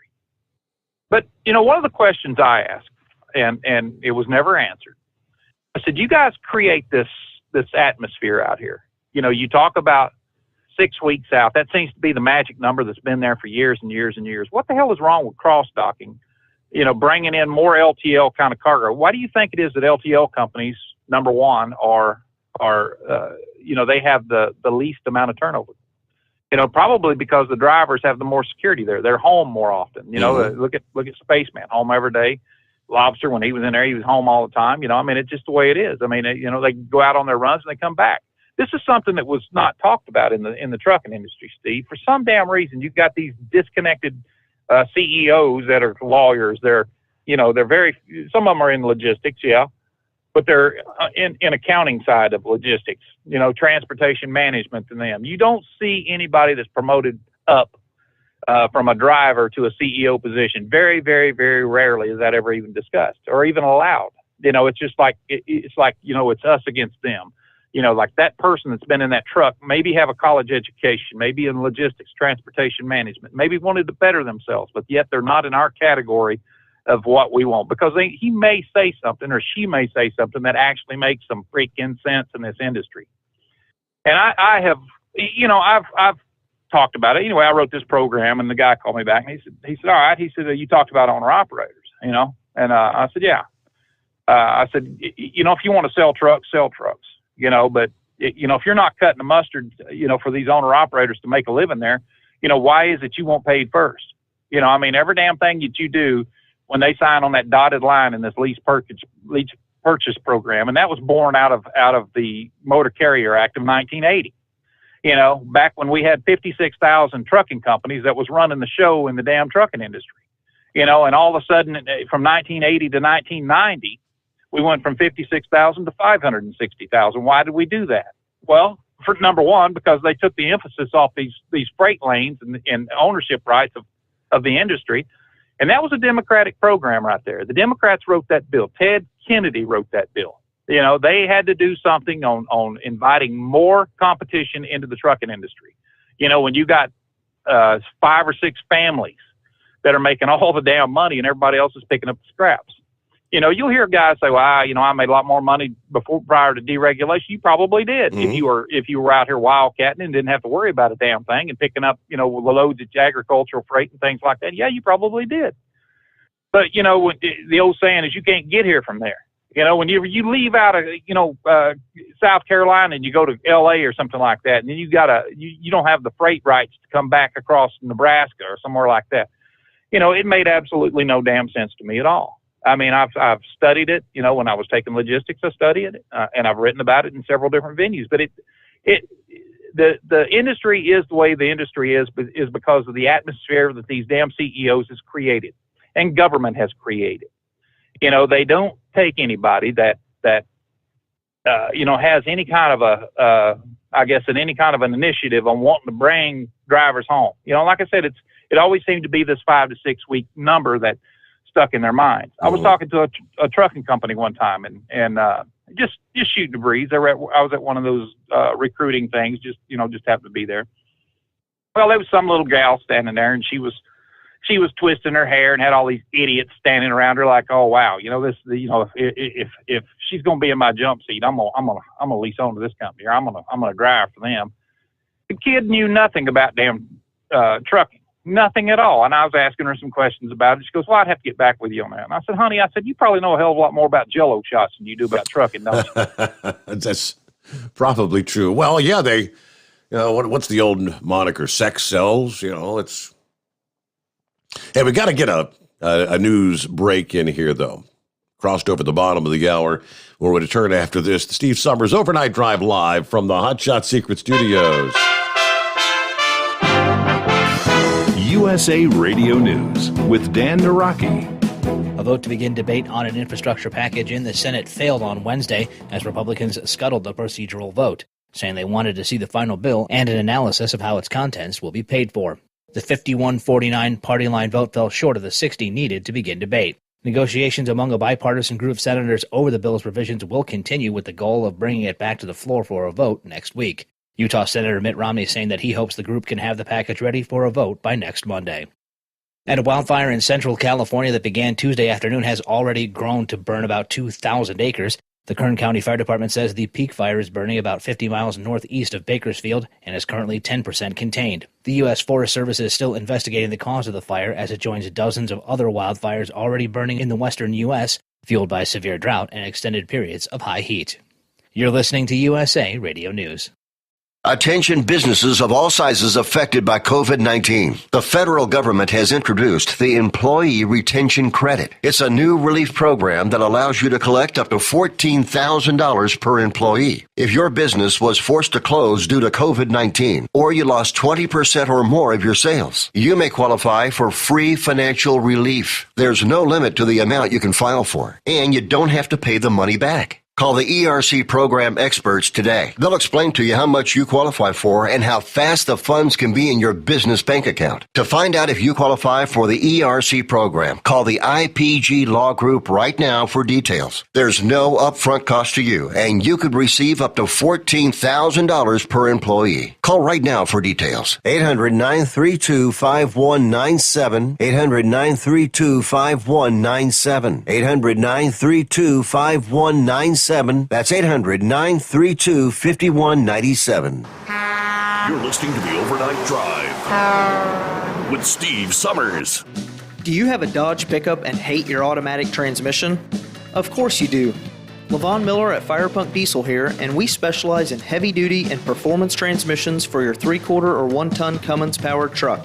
So if you're interested in turning your stock slush box into a towing monster, call us today at 614-733-3744 or visit us online at shop.firepunk.com. Drivers, you demand that your equipment's reliable and dependable, and that also applies to your headset for communication. Well, our friends at Stellar Electronic have you covered. The Pluto Duo headset bundle is the best communication headset you can find in the industry. No matter the challenging environment you're driving in, the Pluto headset will make you sound crystal clear all the time thanks to their 99% noise cancellation. And the Duo's not only a stereo converter for the headset, but also a power bank so you can charge as you go. Learn more at StellarElectronic.com or visit them on Facebook. At Hot Shot Secret, we share the science behind common diesel problems and their solutions. For example, Hot Shot Secret Diesel Extreme.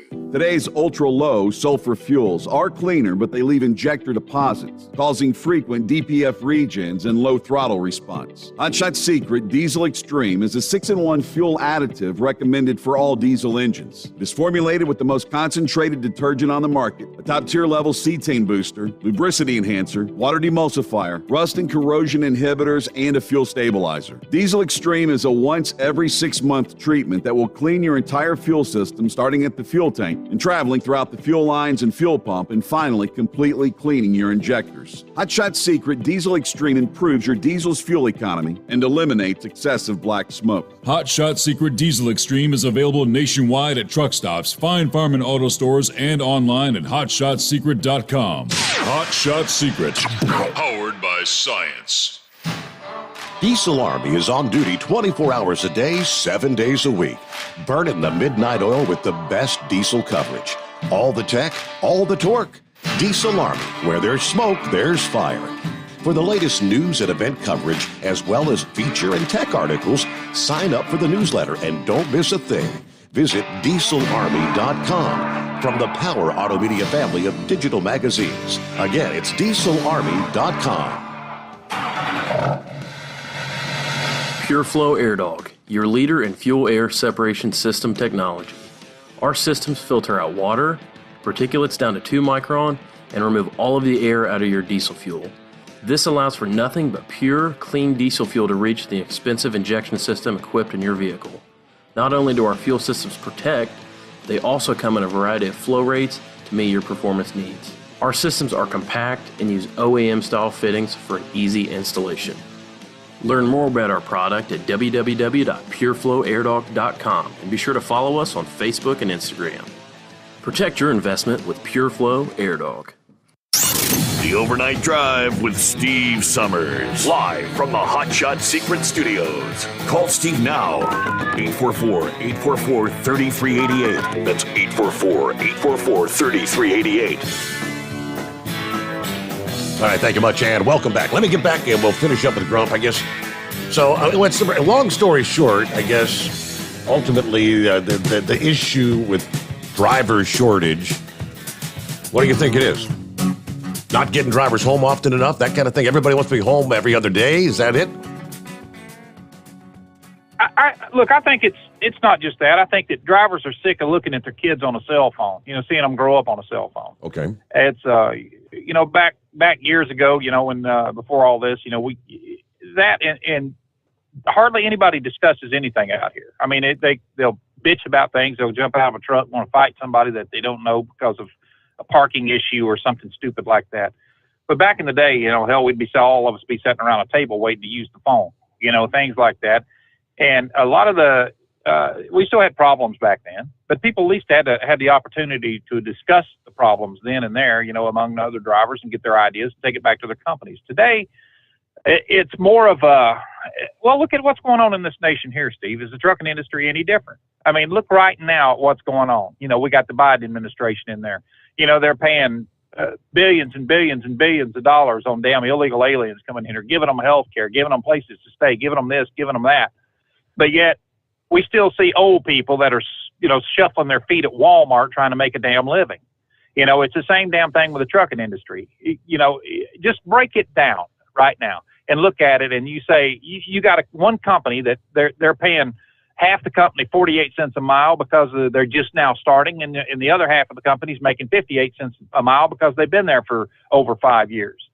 Who in the hell is going to get the most money? And what do they have to gain by continually putting on people that's going to be making 58 cents a mile? You know, that's $1 million question a year difference in pay. You know, they're saving that kind of money. Well, who's going to get it? It ain't going to be the drivers. It's going back into the damn CEOs and stuff. You know, Right. I had the company tell me, you know, I was talking to them there, just shooting the breeze with them. He said, well, we got trucks that we equip with satellite. We got all this stuff. I said, satellite what?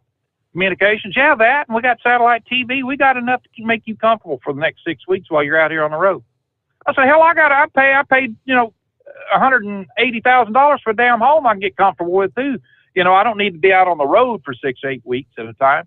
Well, that's kind of what we want. You know, they need to get out of this mentality that you're a damn slave to these companies, that you know, this idea that you get out here and work your ass off for every week you're on the road. I'm going to give you 1 day off. You're getting 1 day off with your family at home. And these companies are too damn stupid to wake up and smell what's going on. It's just been this normal way of life for these morons for all this damn time. And do you think they're going to change it? No. Somebody a long time ago set that precedence in the trucking industry that this is the way it is. And they may tell you they like longevity, but by God, they hate it. They hate profit sharing. They hate all this other stuff. They hate benefits and things like that. You know, why do you think it is that they keep it at a year now? You know, for the first, you don't get any benefits for the first year. Hell, that's your break-in period. If you make it a year, then you deserve something. Most people don't. You know, but they're not doing a damn thing about it. You know, they can talk about driver shortages and they can pay AFLAC policies and stuff like that for these H-2B visa drivers that are coming over here for 6, 8 months at a time. During the peak seasons, that's when they want them the most. In the wintertime, you ain't going to see them coming over here. They don't want them. You know, they got trucks setting. And it's like I told them during that conference call, I said, just because you people buy too damn many trucks does not mean that there's a freight shortage or a driver shortage. You know, you got trucks sitting in your parking lot for a reason. Either you're a crap company or you just bought too many trucks. You know, that's just the realities of trucking. And you know, I look for a breakout. I look for more owner-operators to come back out here, and because the freight, the system right now is right for it. I make a ton of money out here every week, man. I'm putting plenty of money in the bank. My bills are paid off. You know, things like that. It's just, you know, it's there for the taking. But when you have CEOs and these dinosaurs that's been in this industry for so damn long, and you've got that people that are so tied to the government, like the American Trucking Association. Look at Elaine Chao. You know, Donald Trump put her in there as Secretary of Transportation. Who was her best buddy? Chris Spear, you know, right there at the ATA. You know, she didn't do a damn thing without running it by him. If he didn't approve of it, then that's the way it was. Yeah. You know, and I don't know. We need to get out of this government menu. If they want to run a private company, then by God, run it like you're going to make some money, and run it like you're going to treat your people like more than a damn truck number. You know, I know about a year ago. To my knowledge, there was not a single CDL holder in the 5 top executives at the FMCSA, to my understanding. I don't know if that's changed now or not, but the people that are making the rules and everything, it's the suits and the tie. I mean, how do you have someone who doesn't even hold a CDL that's trying to regulate the trucking industry? It makes no sense. You're absolutely correct. They're already detached from something. They were a CEO, or they were this, or they were that prior to even being in that position. So the bottom line is something that they look at greatly. They don't look at turnover rate. They don't look at things like that. They look at a spreadsheet. Yeah, turnover rates mean everything in the world. But like I said, unions look at turnover rates. I mean, honestly, I talked to a big executive one time at a union. He said, you know, it would be crazy for us to even try to write a contract for something like general freight. You know, when you got a company that's got 100% turnover rate, you know, we're not going to make any money there. You're not going to make any money there. That's the design of the system. And it's, you know, they can blame all the deregulation they want on it. You know, we were a growing nation in them days. I mean, look, you know, like I said, you know, back in the 70s, this whole industry was 68% unionized. Well, it's changed a whole lot since then. You know, I mean, any Tom, Dick, or Harry that can that's got $3,000 laying around can get a DOT number and, then try to get your insurance and your ass out on the road to make some money. And the first thing that goes out, remember that little conversation we had about all the load boards? Any given day, there's 390,000 loads on that load board. And then you had that guy that was calling up saying, I want more transparency. And I asked him that one question. I said, are you getting freight off the load board? He said, yeah. Well, I want to know what the broker's making. Why should a load go from $3.30, $4 a mile, that a broker's putting on the load board and somebody picking it up at $1.25 a mile? I said, well, who in the hell bid on it? Did you bid on it? Yeah, I bid on it when it was back $3 a mile. But okay, so the guy that, that got the load actually, how are you going to regulate that? That's the realities of the system. That's why they put it on the damn load board, is because that broker or that freight agent is the one's going to make all the damn money off that load, because these bottom feeders that's going to step up there that just paid $3,000 for their authority and got a $5,000 truck sitting out in the parking lot don't give a damn about high freight. All they want to do is take whatever they can get, go home. Take whatever they can get and go home. That's the realities of the system. Yeah. How many years have we been talking about don't haul cheap freight? That was actually a moniker, a slogan for several years at OOIDA. Don't say no to cheap freight. But it's the nature of the business, right? How many times did we talk about when YRC was like in real dire straits? So, some of the other LTLs were actually cutting rates even more to try to drive the final coffin in the nail to drive them out of business. It's a cutthroat biz. But Grump, we gotta move on here. Let me real quick jump over. Let's see. Miss Millie checking in this morning and said, "Morning, Steve. I did watch some of that Rand Paul exchange with that little weasel Fauci, raking him over the coals. It blessed my heart. Have a great day. Everybody stay safe out there." Crazy Ray checking in. West Michigan, 64 degrees this morning. Bidu checking in. Morning to the overnight drive crew. Rochester, New York, clear skies, waiting on loads to go back to Youngstown. Hello from the Michigan Madman. Hope everyone has a good day. Stay safe. And hope no one watched my race Monday night, as I did finish 10th, but drove the hell out of it. JW 1983 says, back on the road. I went looking for ATN on iHeart. What? No Steve? Thank goodness I found you here. Thank you, Steve. Although I've never called in, I love your first hours. I'm glad you're there. Thanks. I'm glad you found us once again. All right. Yeah, let's get a quick 2-minute timeout. We'll get back to the calls. The Steve Sommers Overnight Drive coming to you live from the Hot Shot Secret Studios. Live from the Hot Shot Secret Studios, the Steve Sommers Overnight Drive. Some say their truck reflects who they are, dependable and reliable. That's why you trust Blue Def. Now the best just got better. Introducing Blue Def Platinum, a revolutionary innovation with advanced System Shield technology to significantly reduce harmful deposits. To maintain fuel economy, save money on costly repairs, and sustain the life of your SCR system, there's only one DEF to choose. Blue Def Platinum.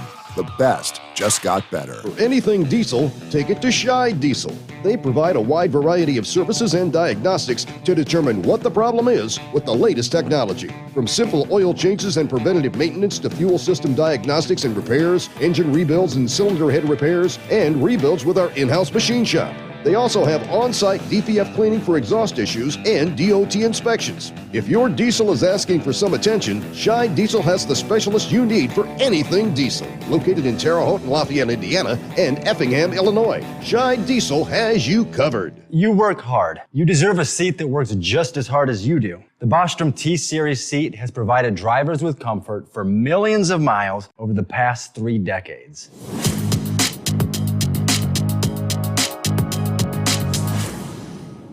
Each seat is built right here in the USA and has 4-position front cushion tilt and higher low-profile air suspension with isolator.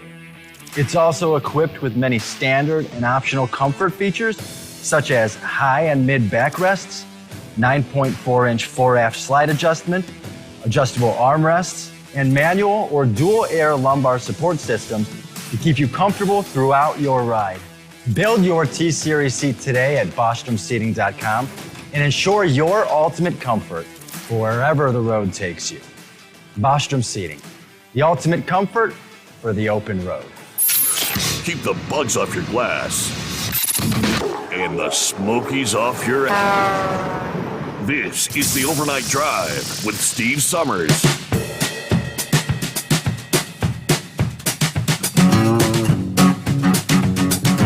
All right, we'll come back with some of the other industry headlines just ahead. First, let's get back to the calls here. And what's happening, Pappy? What's going on, Steve? Man, you know, if you were gonna keep me away from my family, you know, for weeks at a time, man, you better be paying some good money. Mm-hmm.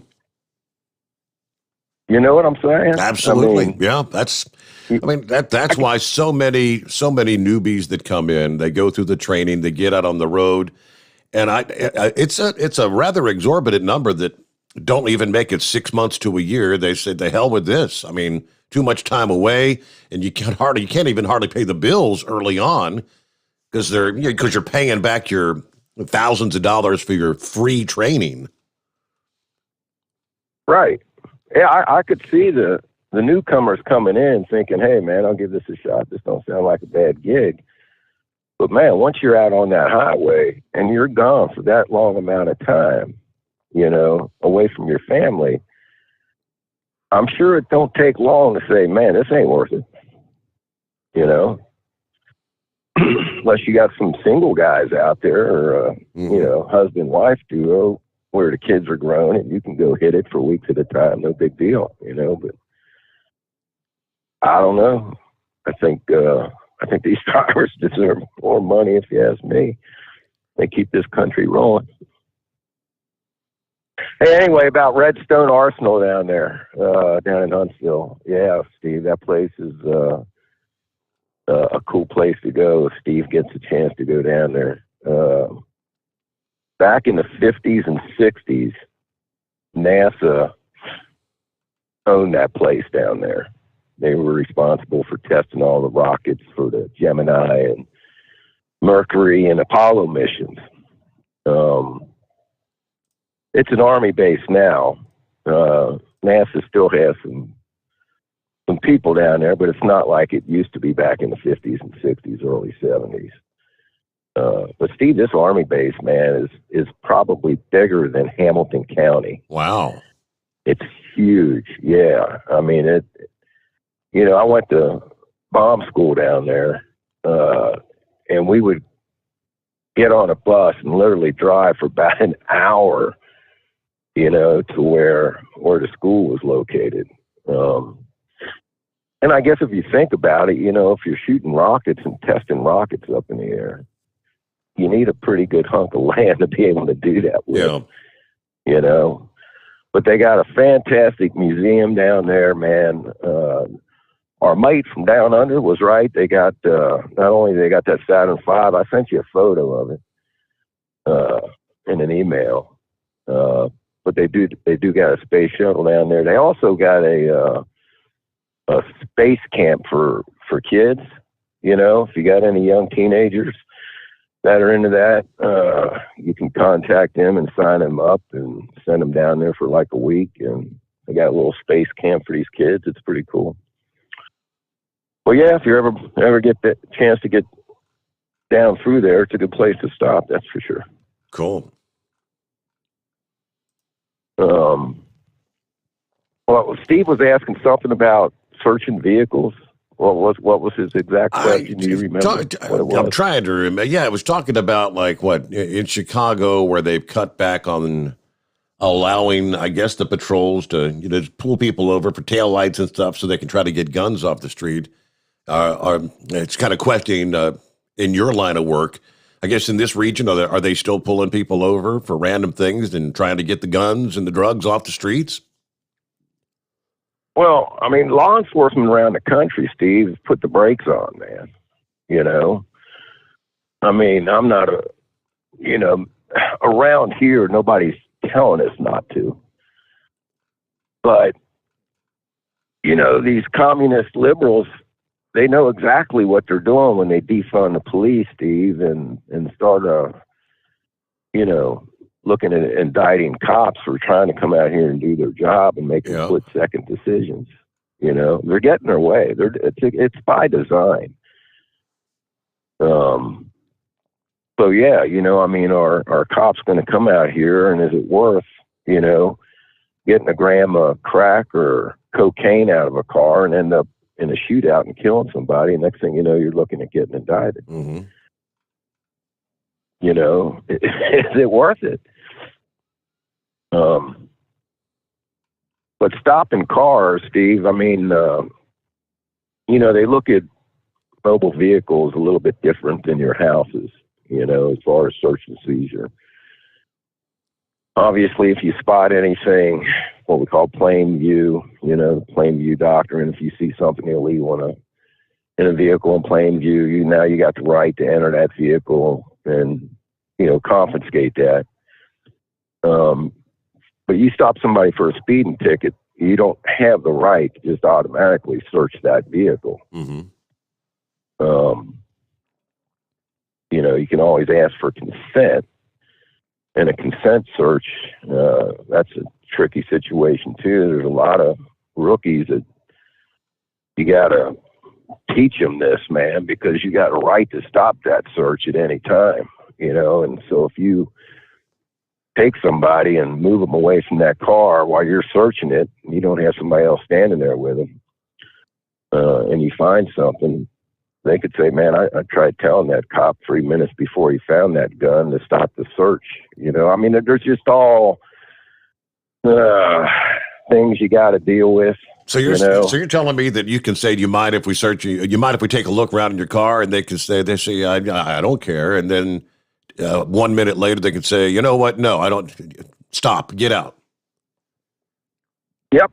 They can do that. I had no idea they could do that. Yes, sir. And if they ask, if you're just driving down the road, man, and they stop you for speeding, and they ask you, hey, do you mind if we search your car? Most people would say, Steve, if you're not doing anything wrong, what do you got to hide? Yeah. Right? But I'm telling you, if you're a law-abiding citizen, you don't have a record. Take yourself, for instance. You're driving through Colerain Township, right? And Colerain pulls you over, and they start treating you like a criminal, asking you got anything illegal in the car? You got any guns in the car? Do you mind if we search your car? And you have they know this when they pull you over, Steve. They know your record. They ran your tag. Your history is coming up. So if you have no history, there's no reason for them to be doing this to you. So I would tell them to pound salt. I'm in a hurry. I don't have time for this. No, you don't have the right to search my car. Mm-hmm.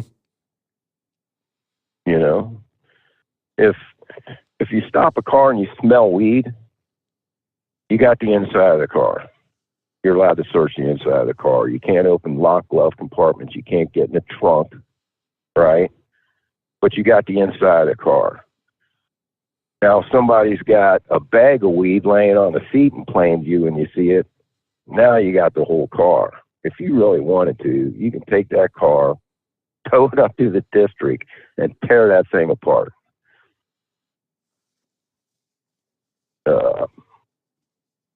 But law-abiding citizens, see, I don't know if you got time for this story, and I totally disagree with what happened to this man. His family and another part of his family that was traveling in a separate vehicle were heading down to Florida. He was going to buy some property down there. Stevie had $30,000 of cash in his trunk because he was planning on buying this property. Now, is that kind of stupid way to be, making a transaction if you're really going to go down there? Is that the smart thing to do, is be traveling around with $30,000? No, it's probably not the smartest thing to do. Is it illegal? No. But he got stopped, and they ran a dog around the car, and the dog hit on the trunk. and the dog hit on some of the money in that trunk. Because, Steve, I'm telling you, back in the day when crack was the thing, you know, and everybody snorted coke using dollar bills and money, there was, you could have some money in your pocket that would test positive. Drug residue. You got the residue. Traces of sure. Yeah. some dope on it. Anyway, to make a long story short, they took this man's $30,000. They confiscated it, which they were legally entitled to do based on, you know, some laws. But, and this guy had to go to court, hire an attorney. He ended up getting his money back, but it cost him some money. You know, it interfered with his trip down there. And I'm just totally against that, man. I mean, he obviously wasn't a dope dealer, Steve. He's with his family. He had no criminal history. Why would you do that to somebody? Yeah. You know, so. Somebody had maybe like a Barney Fife mentality, you think? Yes. Okay. I mean, you know, that's why, you know, I'm trying to plead to some of these law enforcement officers out here is don't get caught up and fall for. Man, listen, I think it was Chevy guy. I don't want to pick on him, but he made the comment about, hey, I think his nephew or somebody's in law enforcement. And he said, if, you know, my nephew's told to go to your house and confiscate your guns, I don't want nobody shooting my nephew. Well, I totally agree with that. But if law enforcement gets the orders from the federal government to go house to house and start confiscating firearms, if you're going to follow that order, you're part of the problem. You follow me? I hear you.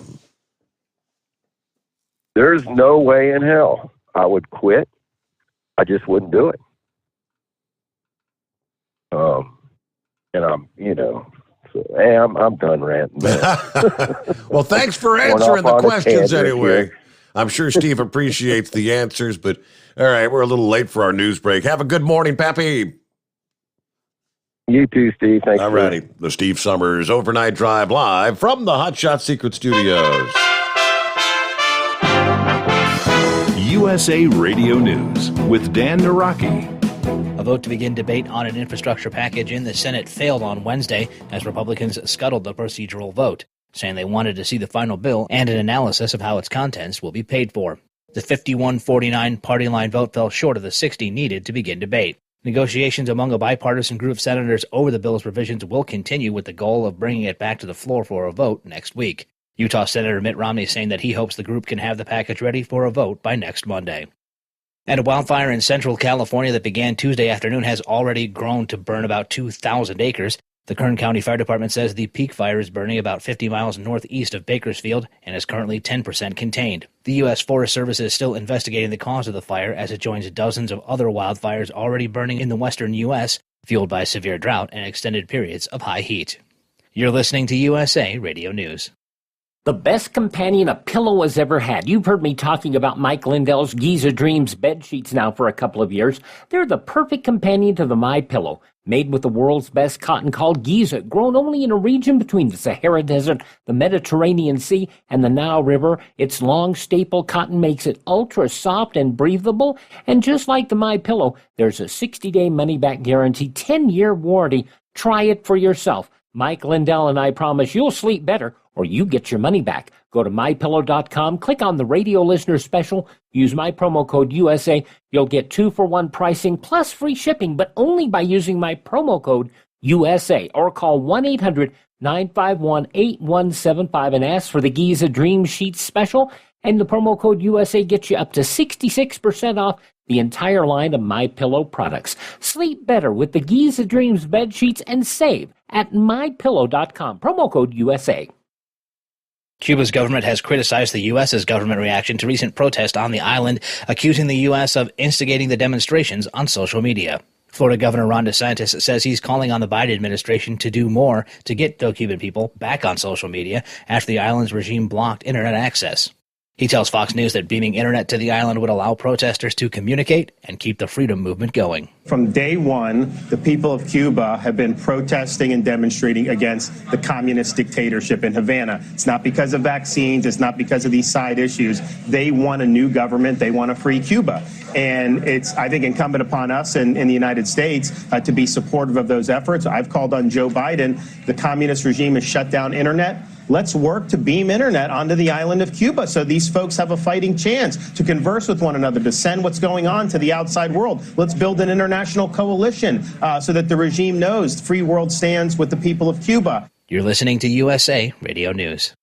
Look, bud, I said your money or your life. I'm thinking it over. The Great Gildersleeve. The new Edgar Bergen Hour with Charlie McCarthy. Now, if you help me, I'll mow you down. 3 hours a day, 7 days a week of the greatest radio shows of all time. Classic Radio Theater. Available on many of these radio stations or available on demand anytime at any podcast app by searching USA Classic Radio Theater. USA Classic Radio Theater. The Coalition for Jewish Values has announced a nationwide petition drive to urge people to boycott Ben & Jerry's ice cream.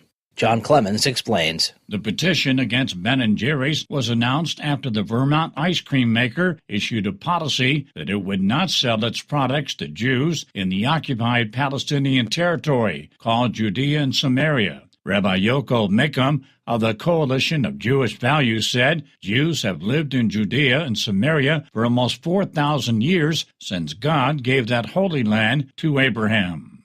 Just the thought that this is just typical of the woke left these days, unfortunately.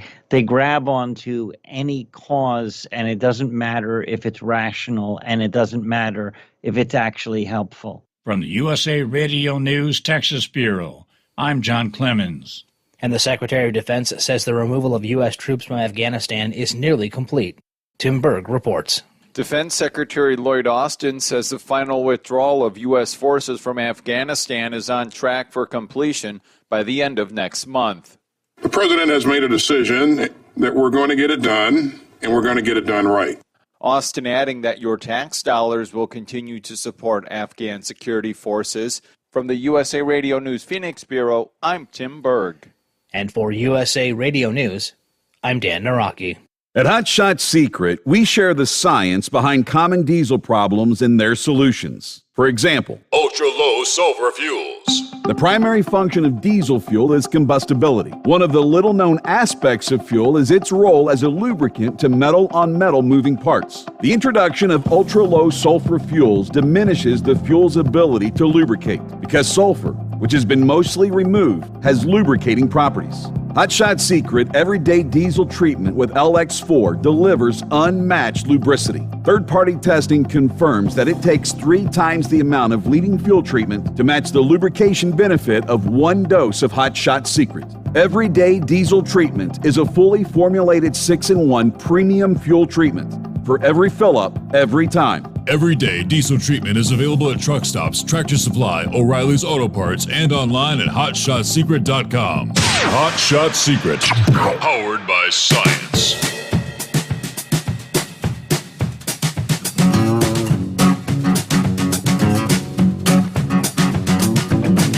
Well, apparently he ain't no friend of truckers. You'll recognize the name. From Landline this past day. Another month, another politician taking pot shots at professional truck drivers. This time, it's Representative Matt Cartwright of Pennsylvania, who again has truckers in his sights.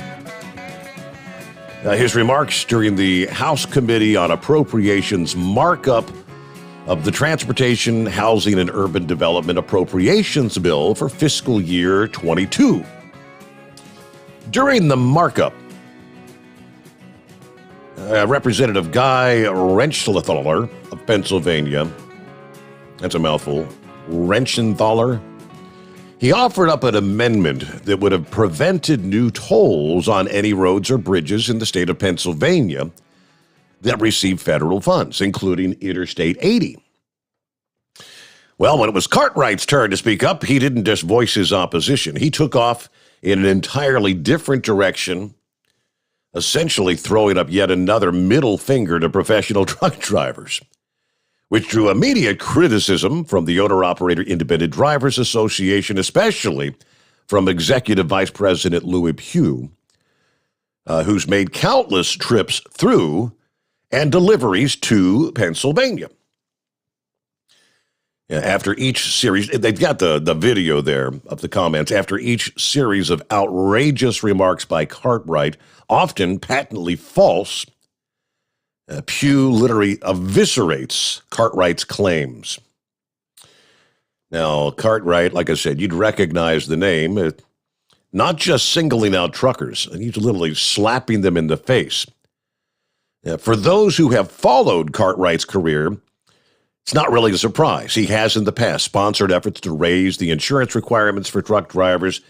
He also has what some may call a walking conflict of interest. An attorney by trade, Cartwright is a former partner at Munley and Cartwright, the law firm, which made who knows how much money seeking out clients who wanted to sue trucking companies. Some of the websites controlled by the firm included Pennsylvania Tractor Trailer Accident Lawyers, Pennsylvania Truck Accident Lawyers, and Tractor Trailer Attorneys.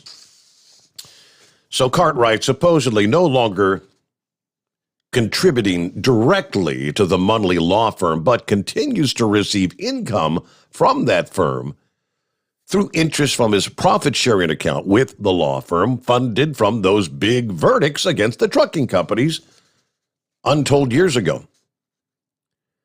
So Louis says, here's what to do. With regard to Representative Cartwright, if you have a phone, you have an option. They put out a call to action this past Monday in direct response to his comments about truckers. That call to action went out to 6,900 members of OIDA in Pennsylvania, letting them know about the comments, encouraging them to contact his office to set him straight.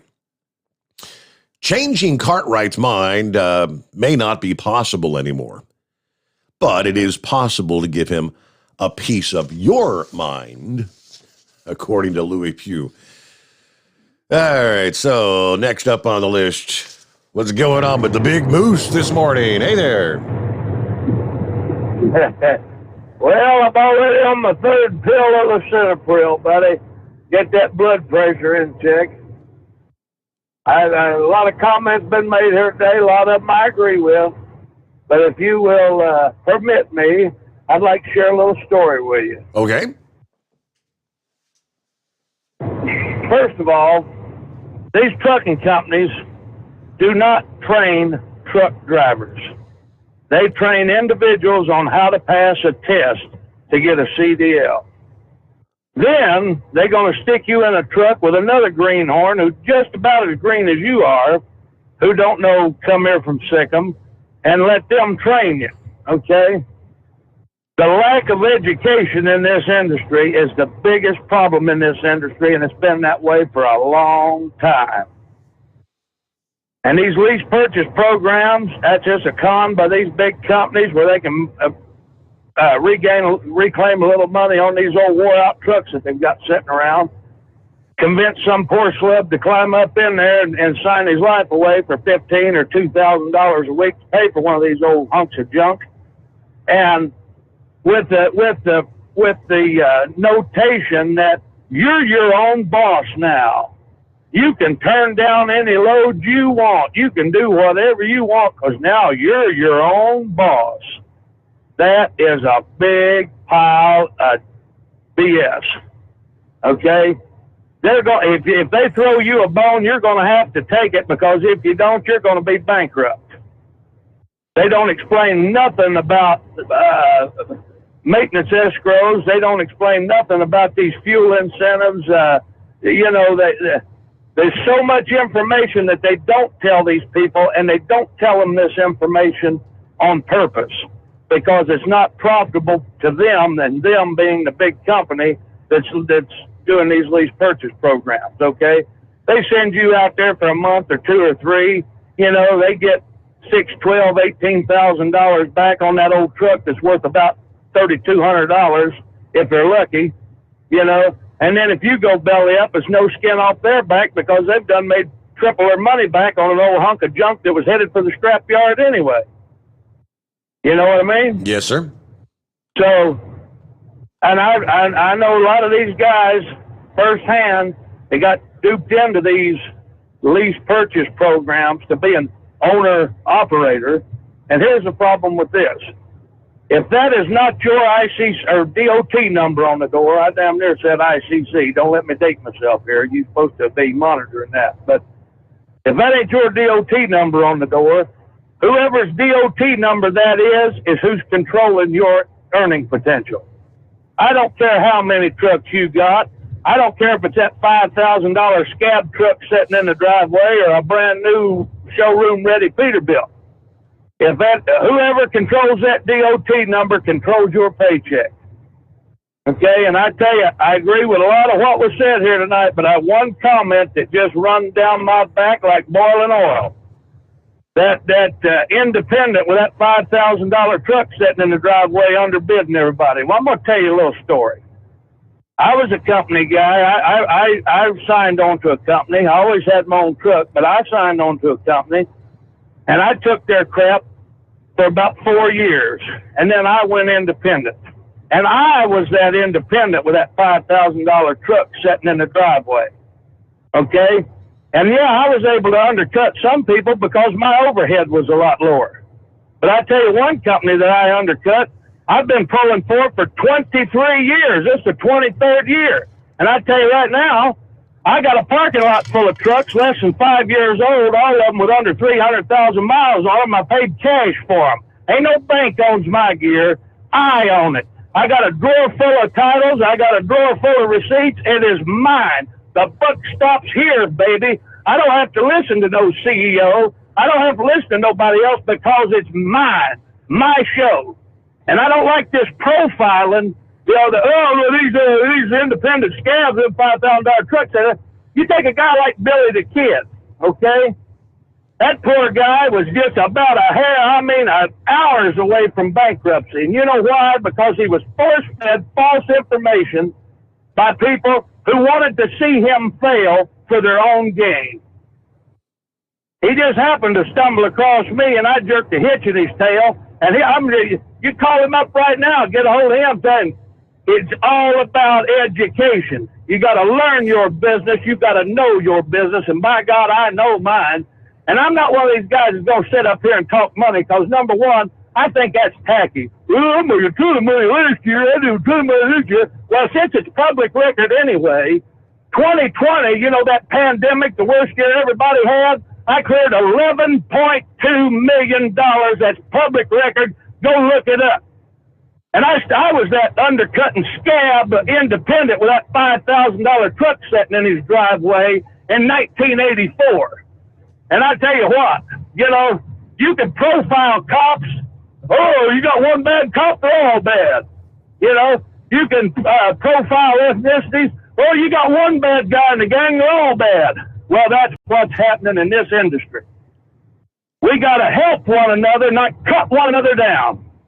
And that's what the Owner-Operator Independent Drivers Association used to help us do, build each other up.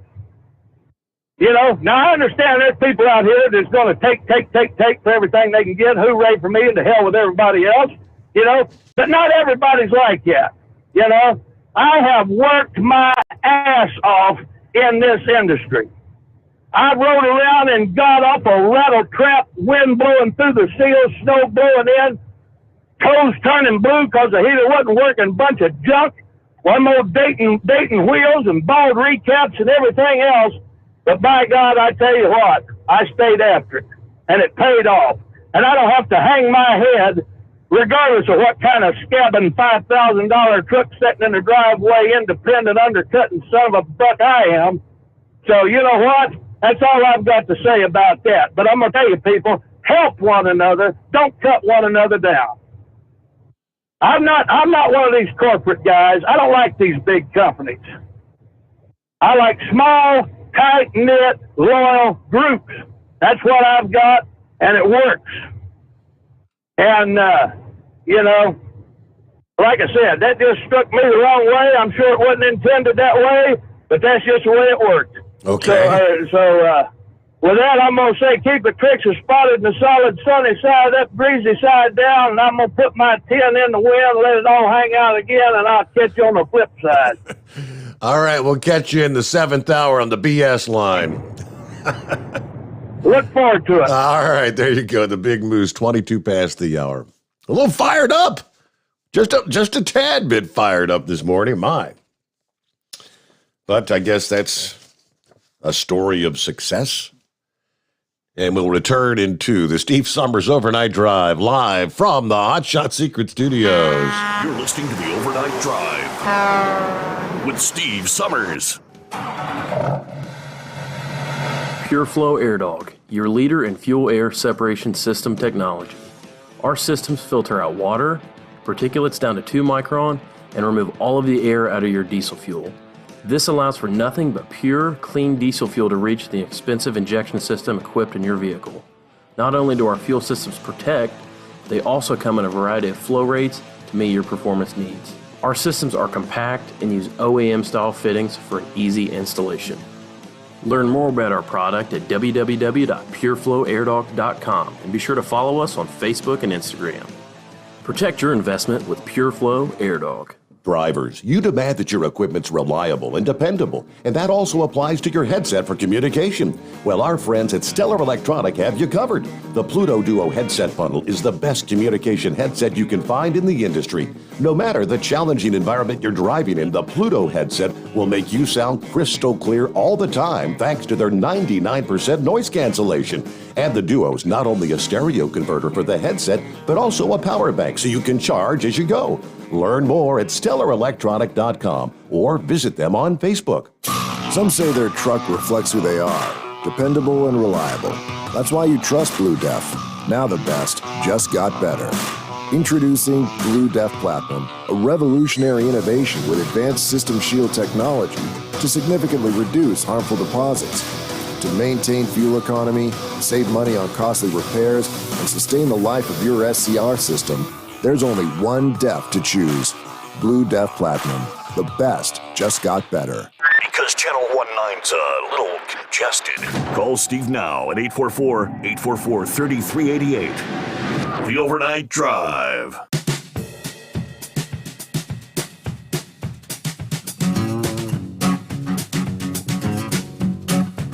Got a couple things I can update you on. First of all, we had the fire at the famous Tennessee truck stop. Gave an update to their customers regarding future plans. Obviously, the fire earlier this week forced them to close down Monday. The Tennessean truck stop off I-65, then Connorsville, Tennessee. When an employee turned on a broiler, the fire spread quickly. Ceiling over the restaurant portion of the truck stop actually collapsed there. Fortunately, no injuries reported. The fire did cause major structural damage to the truck stop, and it shut down. Owners said this is not the end for the Tennessean, though. We are grateful to our brave first responders and amazing staff through this extremely difficult time. The Tennessean has proudly welcomed truckers, travelers, and locals 24 hours a day, 7 days a week since 1974.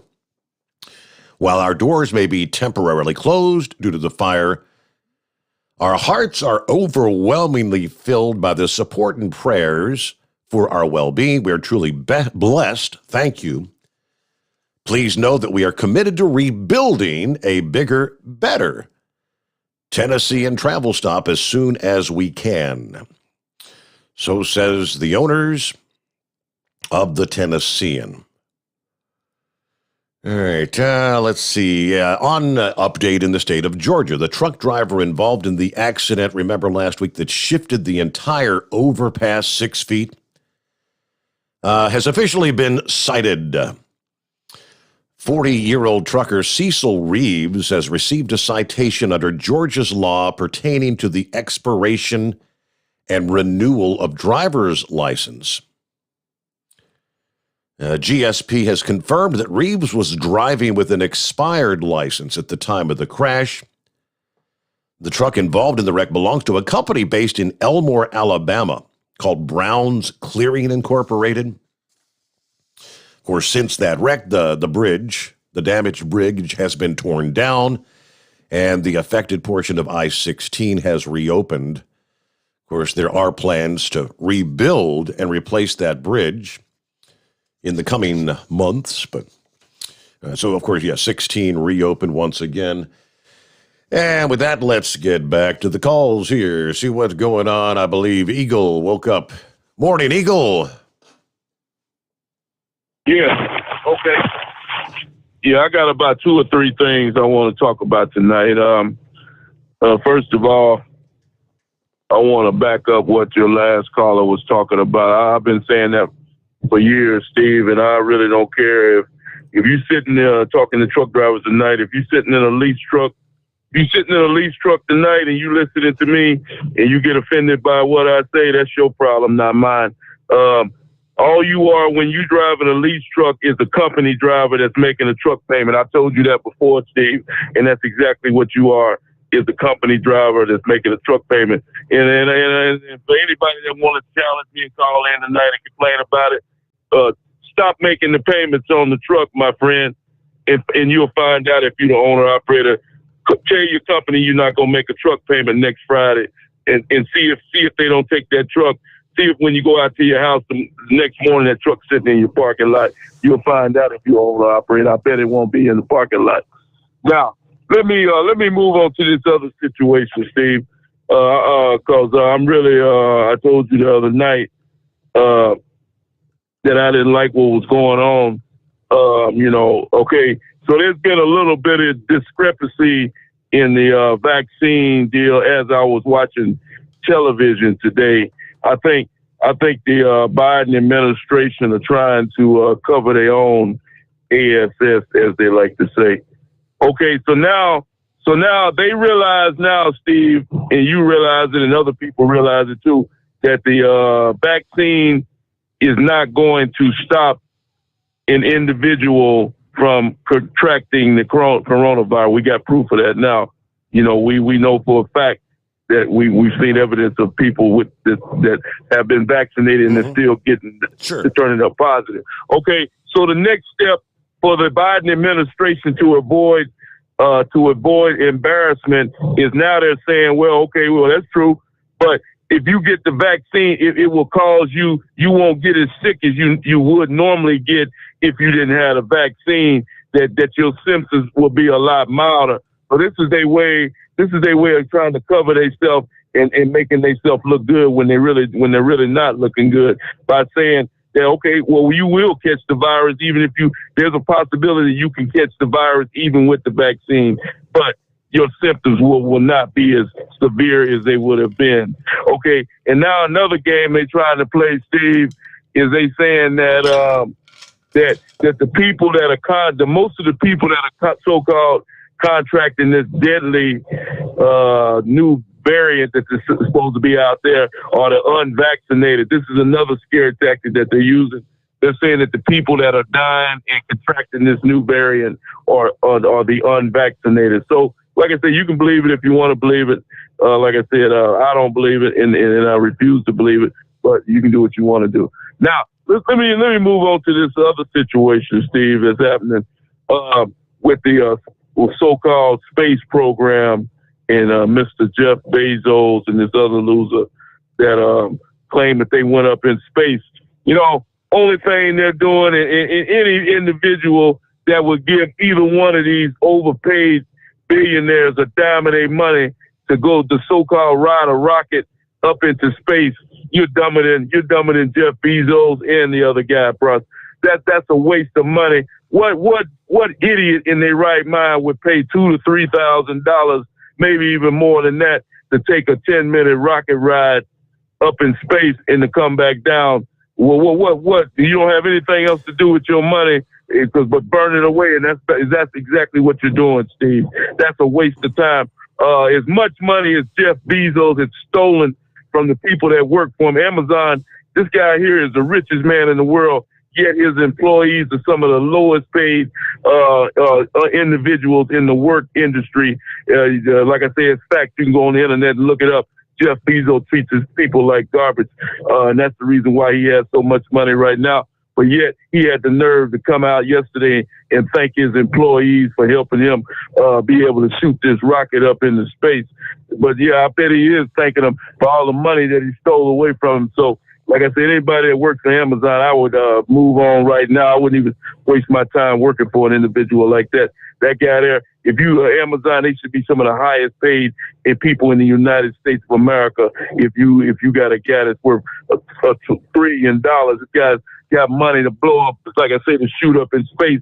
And besides that, Steve, I don't know if you know it or not, that's a disaster waiting to happen. If you look at the way that thing went up in the air, which I did, it's just, do you really believe that they're going to be able to continue to do that maybe 6 to 7, 10, 20 times a year and not have something bad happen? You saw the way that capsule came down with only the parachute and it landed. Do you really believe that that's going to continue to happen on a monthly or a weekly basis without something very severe happening? So I got bad news for you, Mr. Bezos. That little space ride you took the other day is just a disaster waiting to happen, my friend. And I thank you for taking my call tonight, Steve. Essentially, as far as that goes, you're 100% correct. I mean, that's both the Virgin Galactic and the Blue Origin successful in their first trips there. It's all going to be fun and games with Bezos and his millionaire friends who, I mean, if you've got billions of dollars, what the hell? Yeah, what's $28 million to take a ride? That's, whatever they paid. Yeah, to them, they got money to burn. But it's all fun and games until the first 3-4 people in a crude capsule crash down and lose their lives. The next group may not be so enthusiastic about jumping on board for a space flight. Yes, space flight, space travel. Just like anything, it's a risky business, and we all know how many, lost their lives in the shuttle program, and the Apollo missions, and the Gemini. It's fun and games till somebody dies. But there again, we'll get a news break. The Steve Sommers Overnight Drive live from the Hot Shot Secret Studios. USA Radio News with Dan Naraki. President Biden participated in a town hall Wednesday night to mark his first 6 months in office. During the town hall with CNN, he took questions on a number of topics, including the push to pass multiple spending bills that could come to more than $6 trillion worth of spending. Biden citing a new report that passing that level of spending would bring inflation down because of the jobs he claims those packages would create. Moody's today, when a Wall Street firm, not some liberal think tank, said if we pass the other two things I'm trying to get done, we will in fact reduce inflation, because we're going to be providing good opportunities and jobs for people who in fact are going to be reinvesting that money back in all the things we're talking about, driving down prices, not raising prices. This is USA Radio News.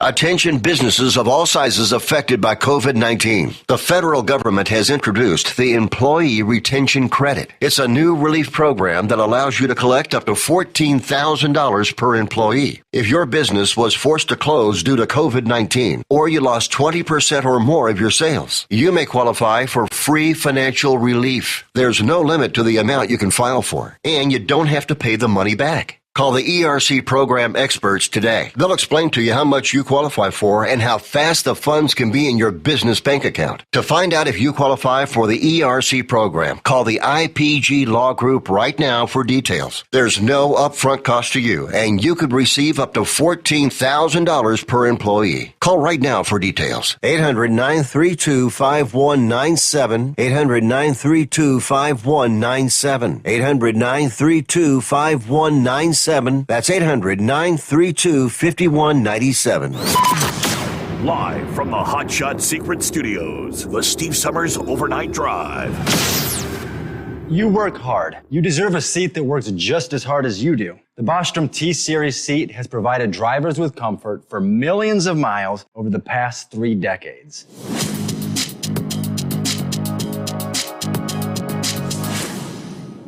Each seat is built right here in the USA and has 4-position front cushion tilt and higher low-profile air suspension with Isolator. It's also equipped with many standard and optional comfort features, such as high and mid backrests, 9.4-inch fore-aft slide adjustment, adjustable armrests, and manual or dual air lumbar support system to keep you comfortable throughout your ride. Build your T-Series seat today at BostromSeating.com and ensure your ultimate comfort for wherever the road takes you. Bostrom Seating, the ultimate comfort for the open road. Whether you're a diesel pickup performance enthusiast or just looking for a small upgrade, when selecting common rail fuel system components, look no further than Exergy Performance. At Exergy, you'll find injectors, pumps, and more, engineered like no others on the market using state-of-the-art equipment run by people that have been in the business for decades. So if you're in the market for common rail components at any power level, contact Exergy Performance or one of the many dealers listed on our website at exergyperformance.com. The Hotshot Secret Facebook page gets a lot of robust Q&A about diesel problems and their solutions. We listen to our customers. Here are their words straight from their mouths about Hotshot Secret everyday diesel treatment. Our fans call it EDT. I'm John Sharp, a.k.a. Jay Sharp from Newburgh, Pennsylvania. Using EDT, my local fuel mileage went to average of 22 to 23, and my highway MPG went to 26 to 28. Hi, I'm Danny. I'm from Arizona. I drive a 02 Ford Excursion. I use EDT at every fill, and my mileage went from 12.5 miles to gallon to 14 miles per gallon. I highly recommend it. Everyday Diesel Treatment delivers a 6-in-1 premium fuel treatment for every fill-up, every time. Everyday Diesel Treatment is available at truck stops, Tractor Supply, O'Reilly's Auto Parts, and online at HotShotSecret.com. Hot Shot Secret, powered by science. Are you having trouble sleeping? Are you tired all the time? Growing older is a fact of life. Our skin starts to wrinkle, muscles get weaker, and our energy levels plummet. If there was a product that may help you slow down these symptoms of aging, would you be interested? I want you to go to getonthegel.com. That is getonthegel.com. Watch this 4-minute video that explains more about this amazing product. Or call us at Youth Fountain HGH today at 513-472-0699 for more information. Dean Michael, the tax doctor, here with Tax Help MD.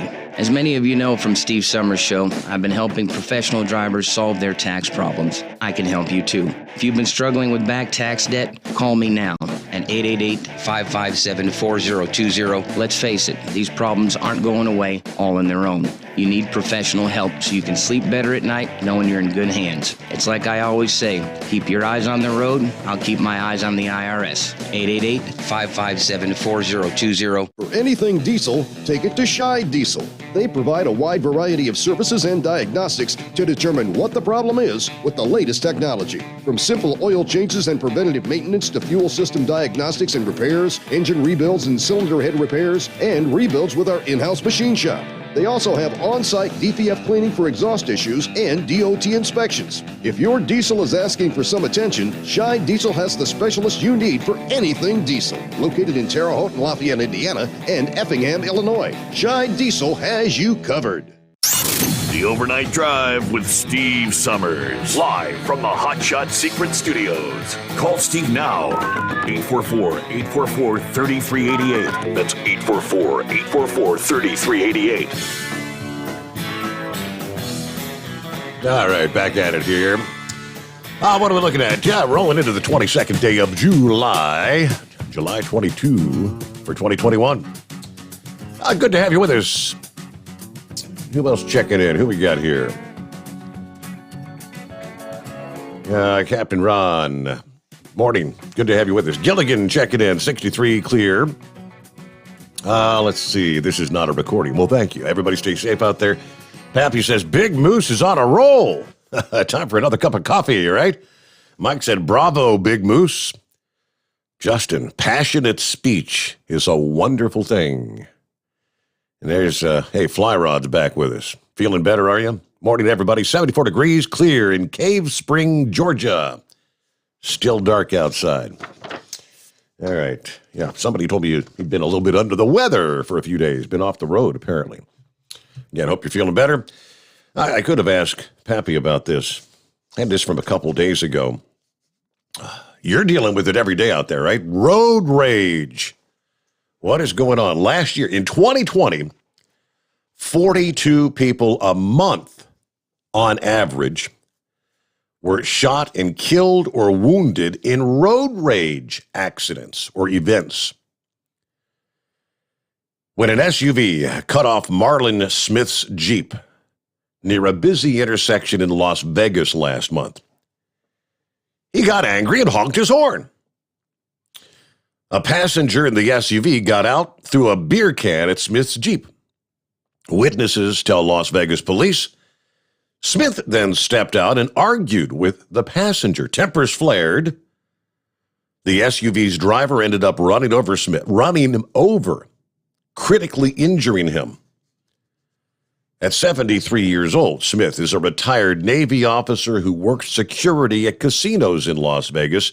He died the following morning from blunt force trauma. Coroner's office ruled the death a homicide. His daughter said, "We're all traumatized. My mom was in the car. She watched my dad being killed." All over the country, road rage altercations. It's been a problem even before the COVID. But in some areas, police say they've seen incidents dramatically spike in the past year and a half as people apparently have become more stressed and tensions have flared. Some departments have started tracking road rage incidents. Others have set up task forces or held news conferences alerting the public about the problems. I mean, people are getting shot, people are getting hurt. According to the spokesperson for the Charlotte-Mecklenburg Police Department in North Carolina, it's just not worth it.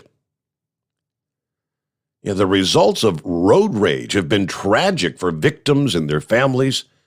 Just in the past several months, Orange County, California, a 6-year-old boy riding in a booster seat, shot dead while his mother was taking him to kindergarten. A car had cut her off on the freeway. The mother put up her middle finger. Yeah, you're number one. Which angered one of the occupants of the car, who grabbed a gun and fired into the back of her car, killing the child. She flipped him the bird. Lumberton, North Carolina, a 47-year-old mother of 6 from Pennsylvania, riding in the passenger seat with her husband on the way to the beach to celebrate their anniversary. She was fatally shot during a road rage incident. The couple's SUV had come close to another car during a merge, which angered the other driver, who fired multiple shots into the passenger door.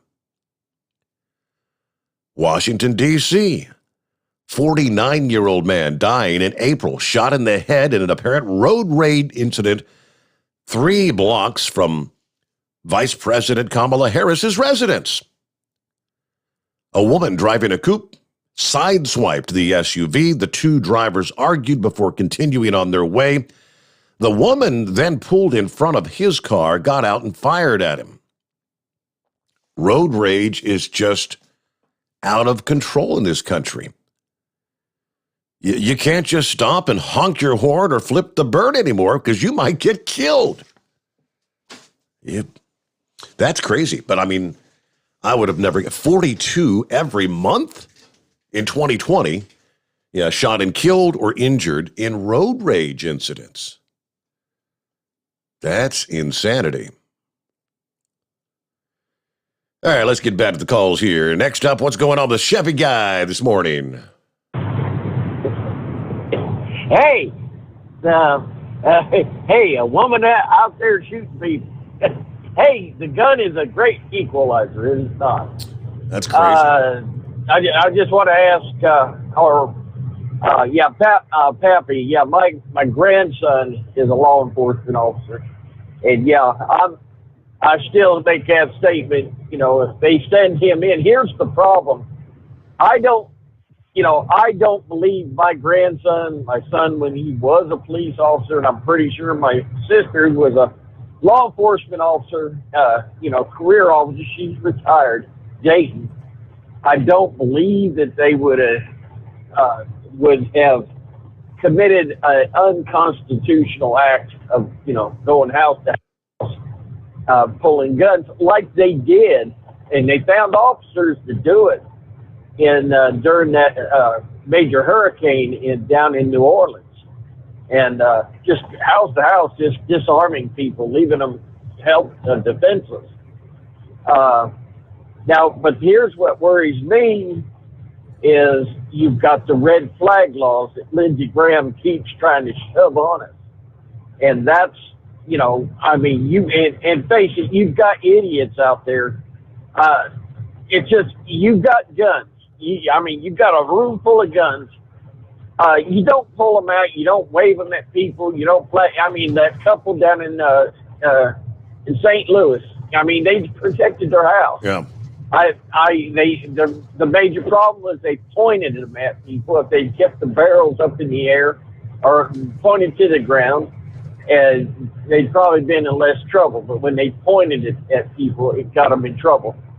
But you don't go around. You got your neighbor blowing grass out in, blowing leaves, and a leaf blower blows them in your yard. You don't come running out with a shotgun and point it at them.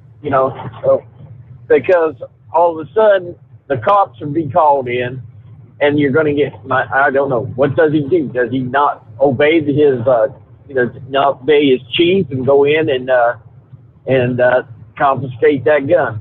Is Pappy going to do that in that case? That's the question I'd like to ask him.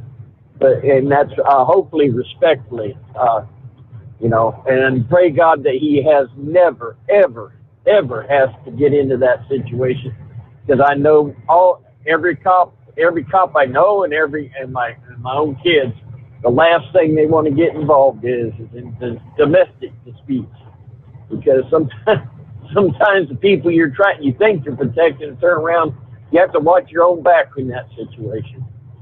And also, I want to say, what a great show tonight. Grump is at the top of his game. I enjoyed Grump tonight more than you know. And Moose, same way. You get so much off these guys. They've done it. They've done trucking. And a lot of us, like me, I'm satisfied being an employee. That law enforcement officer in Kentucky that's wanting to get into trucking, the first thing he said, well, should I buy a truck? I need advice. Well, I think Eskimo Mom and I pretty well told him, well, get your license, get behind the wheel for a year, find out if this is really for you, because it is it's a lifestyle change.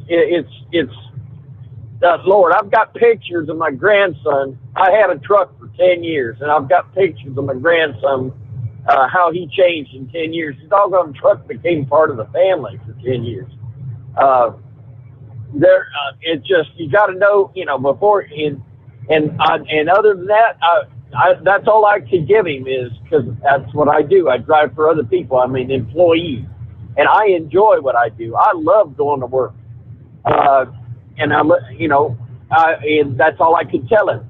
Now, I could tell him this: go talk to Grump, talk to Moose, and if he's going to decide to buy a truck and invest his money into getting it, and I think we both heard both of them say, better get those numbers on the side of the truck in your name, and those are your numbers, and that will give you the ability. So, what a great night. And what a great educational resource these guys are, and just absolutely wonderful. And I pray God tonight for every law enforcement officer, because, by the way, my grandson has taken a second job and now he is on he's working nights, and he's gone temporary, or he's a temporary, but it just that politics, even in a small town situation, it was getting to him too. So, but I don't know where, like I told him, you go to finally do something that you've been trained to do, and all of a sudden your people you work for in that little town turn on you too. So I was very scared when he is out there, and I'm glad that he has found something else to do. So other than that, I'm going to sit back and copy the mail. There you go, copy the mail. All right, let's see here. Wheelchair Dave checking in via email. It looks like he's on hold, so I got you coming up here in just a minute there, Wheelchair Dave. He said, I heard Grump asking for Philip to expound on Huntsville, Alabama. First-hand knowledge, Redstone Arsenal, well worth going to. You'll see many rockets from the Gemini and Apollo programs. The giant Saturn rockets are all over the place. You can walk right up beside them and even in them. Just about all the engineers for NASA, Rockwell, Martin Marietta, have at one time gone through training, missile training, rocket training. It's the Guided Missile Training Center for the Army and NASA space program. I.e., my deceased father gave many lectures there in the 60s, 70s, and 80s, as well as at MIT and Caltech. How about that? All right, Steve says, hey, pass the word. Heads up, be alert. An abundance of Tennessee state troopers working I-40 between Nashville and Memphis. They're checking the speed in all the work zones. Yeah, this week, as we said, there's a 6-state blitz going on there in the southeast. There's a 6-state blitz ongoing here in the Ohio Valley, Great Lakes region, Ohio, Indiana, Michigan, Pennsylvania, you name it. They're out there in force. And they're really watching they're focusing on speed right now. Okay, then one other tidbit here. Tell you what, we got to take care of a quick timeout. We'll get back to the calls. And it is the Steve Sommers Overnight Drive live from the Hot Shot Secret Studios. Live from the Hot Shot Secret Studios, the Steve Sommers Overnight Drive. Some say their truck reflects who they are, dependable and reliable. That's why you trust Blue Def. Now the best just got better. Introducing Blue Def Platinum, a revolutionary innovation with advanced system shield technology to significantly reduce harmful deposits, to maintain fuel economy, save money on costly repairs, and sustain the life of your SCR system. There's only one DEF to choose. Blue Def Platinum. The best just got better. For anything diesel, take it to Scheid Diesel. They provide a wide variety of services and diagnostics to determine what the problem is with the latest technology. From simple oil changes and preventative maintenance to fuel system diagnostics and repairs, engine rebuilds and cylinder head repairs, and rebuilds with our in-house machine shop. They also have on-site DPF cleaning for exhaust issues and DOT inspections. If your diesel is asking for some attention, Scheid Diesel has the specialist you need for anything diesel. Located in Terre Haute and Lafayette, Indiana, and Effingham, Illinois, Scheid Diesel has you covered. You work hard. You deserve a seat that works just as hard as you do. The Bostrom T-Series seat has provided drivers with comfort for millions of miles over the past 3 decades.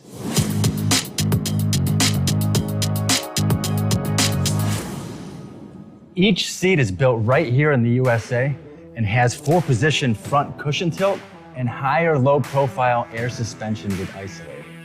It's also equipped with many standard and optional comfort features, such as high and mid backrests, 9.4-inch 4-aft slide adjustment, adjustable armrests, and manual or dual air lumbar support system to keep you comfortable throughout your ride.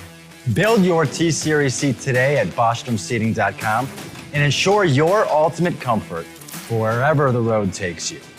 Bostrom Seating, the ultimate comfort for the open road. Keep the bugs off your glass and the smokies off your ass. This is the Overnight Drive with Steve Sommers. All right, back at it here. Got an email from Dave checking in, and he said, I've been listening for about 15 years. I don't remember Big Moose calling it the old gig. I don't normally compliment callers, but I gotta say he's one of my favorites. His vast knowledge, witty humor, and tell it like it is attitude is great. I love hearing about all those adventures and about his cars. Yeah, let him know. Take another lisinopril, because I look forward to his calls each night. We don't need his heart exploding, all right? 64 degrees up here on 94 in Indiana.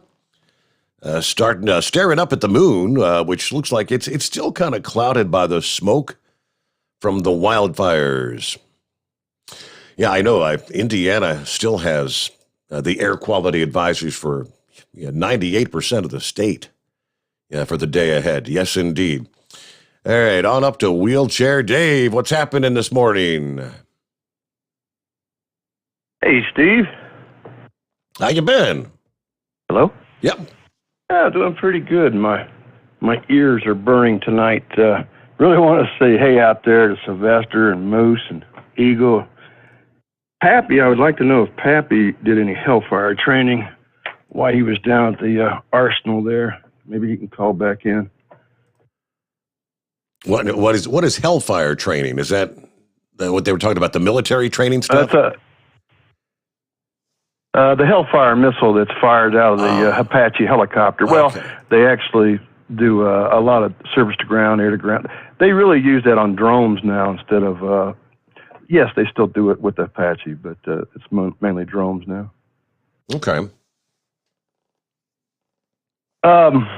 Yeah, so if I could take your list, because I'm listening for the last couple of days about this launch thing, with the Amazon guy, and I agree with most of your callers that it's just a billionaire's joyride.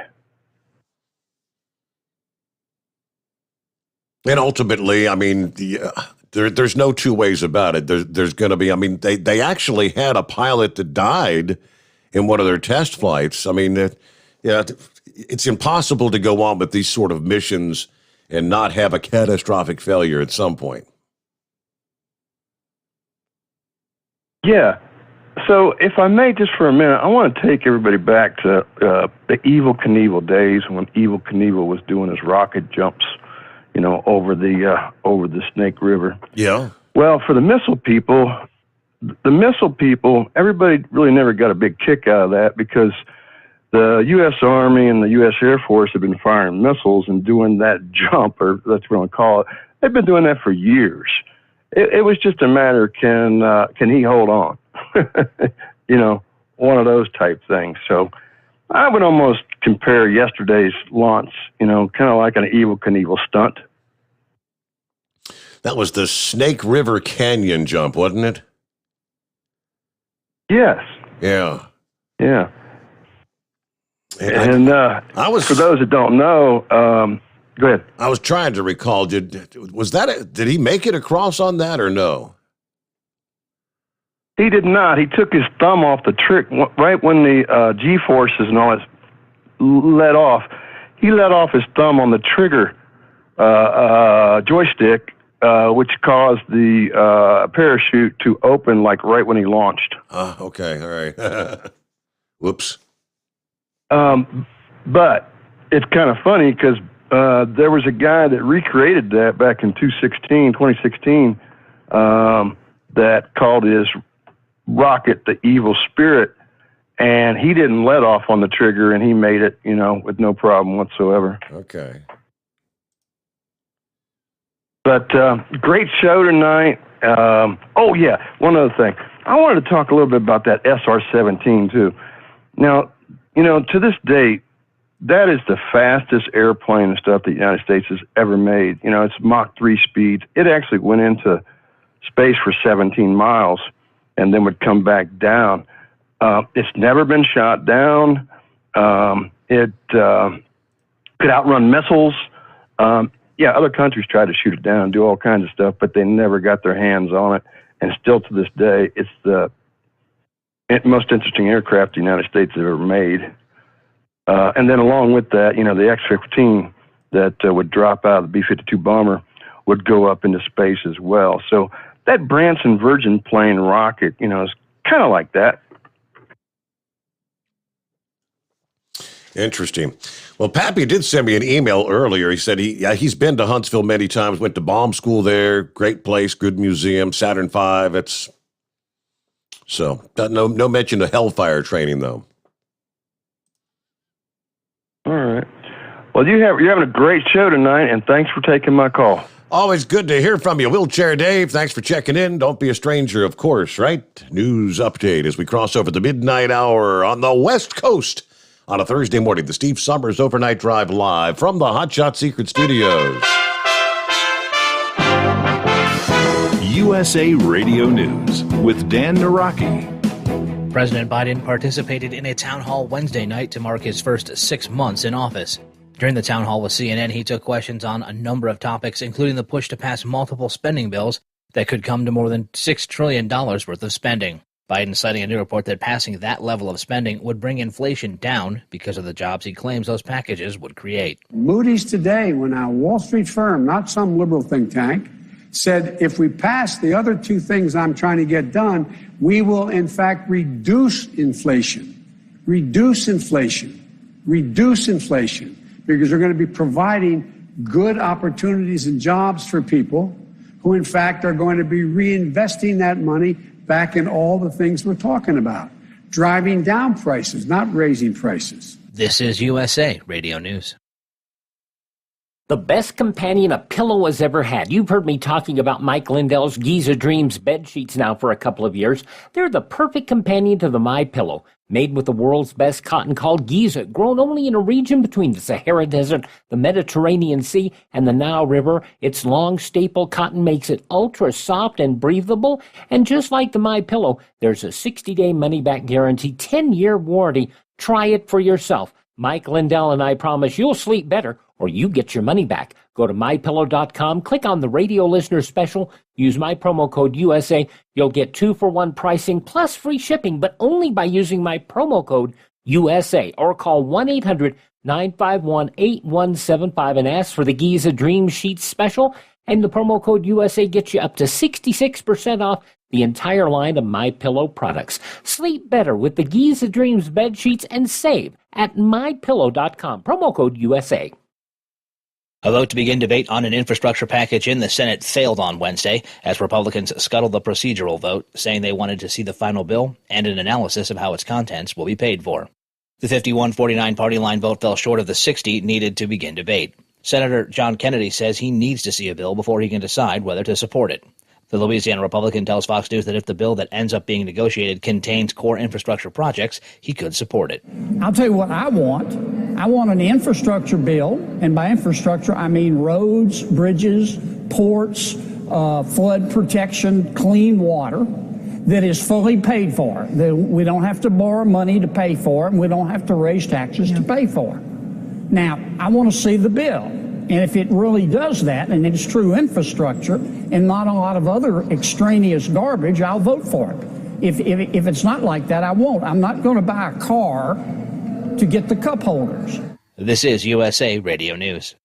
Friends, Mike Lindell's MyPillow, my slippers make my feet feel better than they have in about 20 years. MyPillow proprietary foam, memory foam, patented impact gel, indoor-outdoor soles, you won't want to take them off, or Mike Lindell will give you your money back. Go to MyPillow.com, click on the radio listener special, use my promo code USA, or call 1-800-951-8175 and save 40% using my promo code USA. Calls continue for a group of Texas House Democrats to return to the state, even after several of those members tested positive for COVID-19. Tim Berg has more.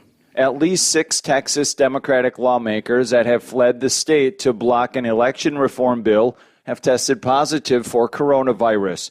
Texas Republican Congressman Ronnie Jackson calls for those lawmakers to return to Texas. When their 10 days of quarantine are over and they get released from their hotel rooms in Washington, D.C., they need to go immediately back to the state of Texas, and they need to fulfill their duties to the constituents there. They were voted in and elected to represent the constituents of Texas, and they have completely gaffed off that duty, and it's time for them to do their jobs. Those Texas Democratic lawmakers met with Senate Majority Leader and New York Democrat Senator Chuck Schumer, West Virginia Democratic Senator Joe Manchin, and Vice President Kamala Harris. Spokespersons for each say they aren't quarantining. From the USA Radio News Phoenix Bureau, I'm Tim Berg. And Hall of Fame college football coach Bobby Bowden says he's been diagnosed with a terminal medical condition. In a statement, the 91-year-old Bowden said that he's at peace with his diagnosis. He did not disclose his condition in that statement. Bowden spent 34 seasons as the head coach at Florida State, winning national championships in 1993 and 1999, and becoming the second winningest coach in Division I history with 357 wins. For USA Radio News, I'm Dan Naraki. At Hot Shot Secret, we share the science behind common diesel problems and their solutions. For example, ultra-low sulfur fuels. The primary function of diesel fuel is combustibility. One of the little-known aspects of fuel is its role as a lubricant to metal-on-metal moving parts. The introduction of ultra-low sulfur fuels diminishes the fuel's ability to lubricate because sulfur, which has been mostly removed, has lubricating properties. Hot Shot Secret Everyday Diesel Treatment with LX4 delivers unmatched lubricity. Third-party testing confirms that it takes 3 times the amount of leading fuel treatment to match the lubrication benefit of 1 dose of Hot Shot Secret. Everyday Diesel Treatment is a fully formulated 6-in-1 premium fuel treatment for every fill-up, every time. Everyday Diesel Treatment is available at truck stops, Tractor Supply, O'Reilly's Auto Parts, and online at HotShotSecret.com. Hot Shot Secret, powered by science.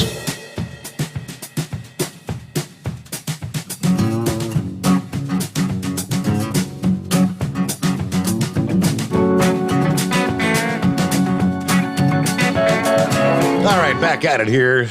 Speaking of support for our law enforcement, last Friday, a guy by the name of Mike Weavers, the owner of Carolina Barbecue Company. He was preparing the final pieces for a large meal.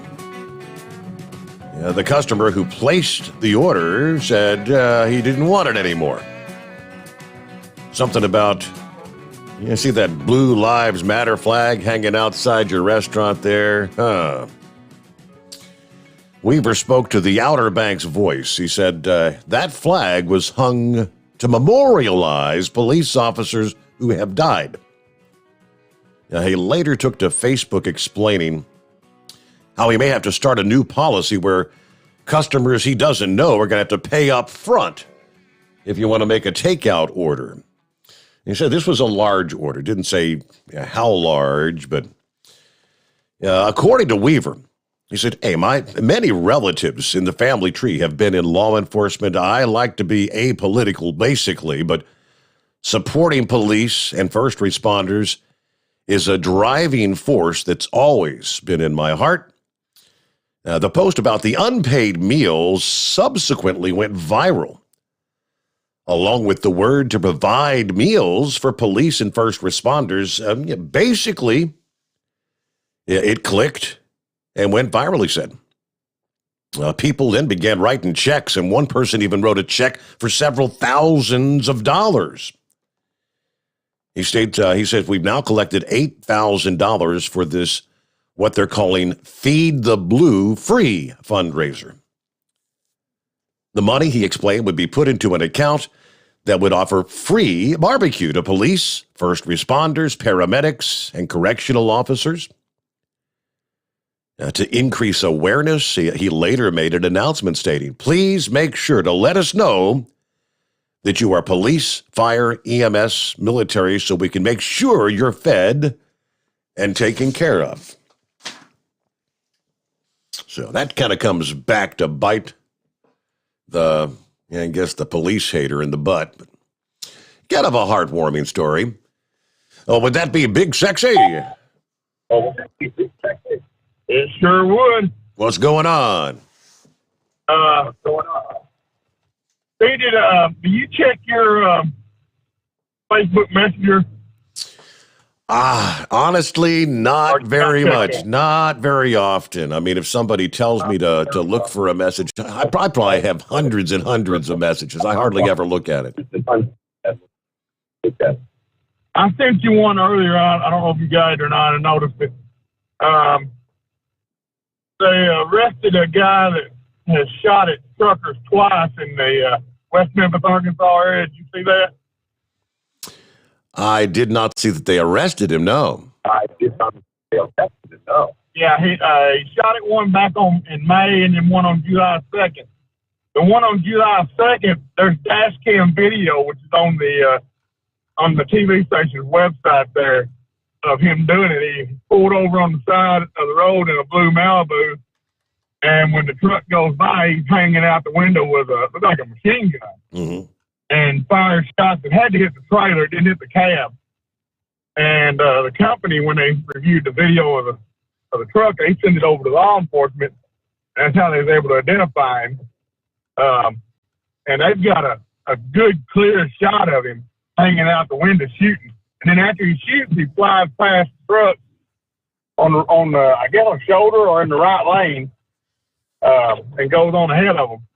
But I sent you that link where you could. It's WREG3 out of Memphis. If you get a chance, look at that on that website, and you can see that video of him shooting at that truck and all that. I heard somebody say something a while ago about the Tennessee Highway Patrol and between Memphis and Nashville. There was a news conference. I think it was today or last night. Yesterday on the TV out of Memphis.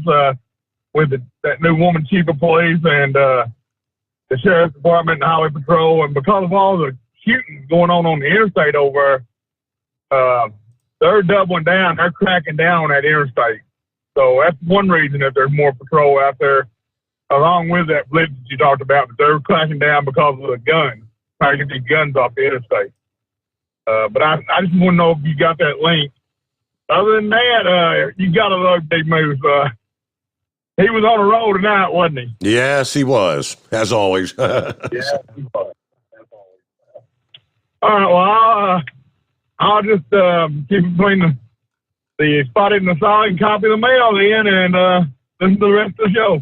All right, thank you for checking in, Big Sexy. Yeah, I'm looking here. I did just share the video he was talking about. Yeah, a guy hanging out the window. Yeah, it's I don't know what kind of gun that is. It looks like it's got to be like a 30-round magazine sticking out of this thing. Arkansas police on the hunt for a suspect wanted in 2 interstate shootings targeting truckers. This past afternoon, the Crittenden County Sheriff's Department, based in Memphis, Arkansas, announced they're looking for a suspect, David Allen Jackson III, 29 years old, felony warrants. They've got his photo there. In connection with 2 shootings, first was May the 19th, I-55. Police reported a semi-truck had been shot, the driver having been struck multiple times. Driver said the shooter was in a dark blue Chevy Malibu. Second shooting occurred on July the 2nd. Same location as the first. The truck driver wasn't injured in this incident, but the vehicle was hit by multiple rounds. So they've got the dash cam video that captured the shooting there. Jackson described as 6 foot, slim build, last seen driving a silver Dodge Journey with an Arkansas plate number 743ZIG. 743ZIG.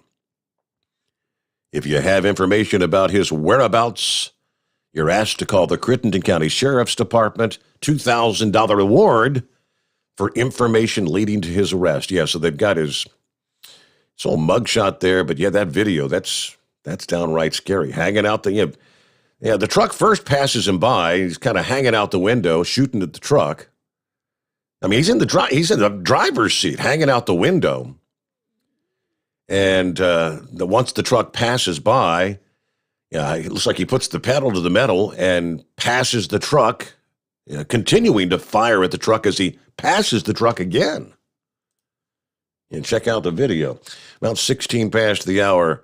All right, what do you say, Grump? Hey, I just wanted to clarify something here. I think who was that? Big Moose that was called in there a little bit ago. I think it was. Yeah. That was kind of going off. All right. First of all, I didn't call anybody a damn scab. Now I don't know if he was referring that I did. He's completely wrong, and he needs to re-listen to it. All right. He probably didn't hear that conversation on that show. Remember that guy that went to Washington?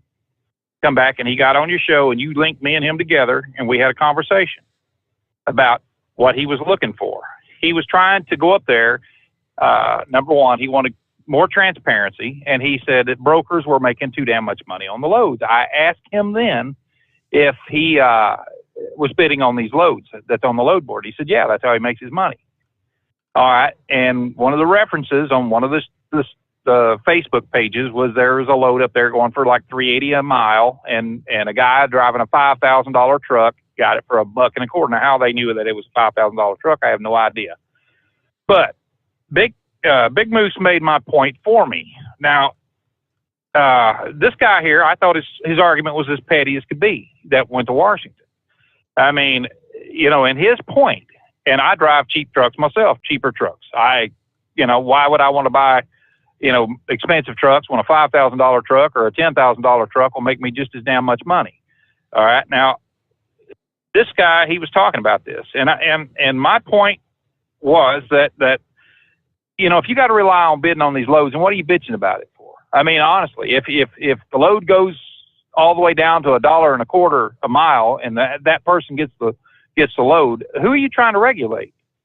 Is he pissed off because somebody driving a cheaper truck that didn't have any overhead at all except himself got that load, or was he pissed off because he's in a $200,000 ride? Number one, and his overhead's through the roof, and he's got he's pissed because he's not getting these $3 a mile freight. Well, then find your own freaking customers. That's called capitalism. But my point to that whole thing, and I don't know if like I said, if Big Moose heard that call or not, that you remember what I'm talking about. I do. Sure. Yeah, that was the guys. I mean, that was a group of them that went up there, and they camped out in D.C. for weeks, right? Right, and they, half the stuff that they were posting on their websites and stuff was just nothing but big rides, big W900Ls. It's $200,000, all chromed up and stuff like that. Well, if I got that kind of a ride, I'm not going to be, fighting for the load board. I'm going to have my own damn customer, something that's paying good. So, if me running my business, Steve, depends on government regulating somebody else so that they're not making the kind of money that they want to make, then is it capitalism, and am I running my business efficiently? Hell no, I'm not. All right, now that was my point on that. And if he didn't hear that show, that was my reference to that, and it was nothing about a scab truck, whatsoever, a scab drive, somebody buying a cheap truck. Hey, my hat's off to you. I would rather buy 10 trucks at $5,000 a piece, spend $50,000, and wear one out and get in the other one and keep on going, as opposed to buying one damn, $120,000, $200,000, whatever it is, whatever trucks cost these days. I just priced a new one. I think it was about $168,000, which they could forget. But that's my point on that is, no, if he's thinking I was taking a shot at him or anybody else for driving a cheap truck, then I'd be taking a shot at myself, and I don't do that. So that was it. When you got these guys that are bidding on these loads and they're bitching because a broker, well, the broker's making all this money. I want to know how much the broker's making. What damn difference does it make? I mean, honestly, I get calls from brokers all the time. We're in areas, and I choose to lease to the company. Okay, the company I'm leased to, we haul nothing but meat. I make a hell of a good living, but I do my own thing. I don't depend on them.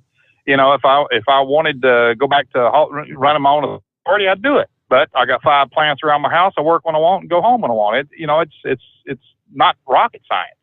I mean, each person has to depend on, or has to decide what their own worth is and what their own, what they want to do in this industry. And so, yeah, I lease over to a company right now. Same one Gouger's leased over to. We make a damn good living, and just do what we want to do. They don't bite you in the ass about anything. It's all owner operators, and that's fine with me. But no, I didn't know what he was talking to, what he's referring to there. But I have nothing against the guy. If that's what he took it wrong. Then I didn't say anything about a scab driver or anything else like that. So, But that was what I was referring to when I made that comment, was about that driver, and I assumed that more people listened to that show and understood what we had talked about on that on the brokers and everything on there. But that was it in a nutshell, buddy. Anyway, thanks for taking me back on, and Big Moose, keep it between the ditches there, bro. And you guys just have a good night. Spotted in the solid. That's the way. It's 21 past the hour. And it is 844-844-3388. Back into the Steve Sommers Overnight Drive live from the Hot Shot Secret Studios. Live from the Hot Shot Secret Studios, the Steve Sommers Overnight Drive. Some say their truck reflects who they are, dependable and reliable. That's why you trust Blue Def. Now the best just got better. Introducing Blue Def Platinum, a revolutionary innovation with advanced system shield technology to significantly reduce harmful deposits. To maintain fuel economy, save money on costly repairs, and sustain the life of your SCR system, there's only one DEF to choose. Blue Def Platinum. The best just got better. For anything diesel, take it to Scheid Diesel. They provide a wide variety of services and diagnostics to determine what the problem is with the latest technology. From simple oil changes and preventative maintenance to fuel system diagnostics and repairs, engine rebuilds and cylinder head repairs, and rebuilds with our in-house machine shop. They also have on-site DPF cleaning for exhaust issues and DOT inspections. If your diesel is asking for some attention, Scheid Diesel has the specialist you need for anything diesel. Located in Terre Haute and Lafayette, Indiana, and Effingham, Illinois, Scheid Diesel has you covered. You work hard. You deserve a seat that works just as hard as you do. The Bostrom T-Series seat has provided drivers with comfort for millions of miles over the past 3 decades.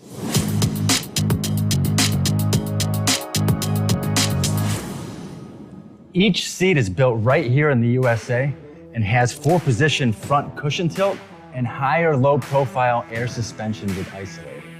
It's also equipped with many standard and optional comfort features, such as high and mid backrests, 9.4-inch fore-aft slide adjustment, adjustable armrests, and manual or dual air lumbar support systems to keep you comfortable throughout your ride. Build your T-Series seat today at BostromSeating.com and ensure your ultimate comfort for wherever the road takes you. Bostrom Seating, the ultimate comfort for the open road. Keep the bugs off your glass and the smokies off your ass. This is the Overnight Drive with Steve Sommers.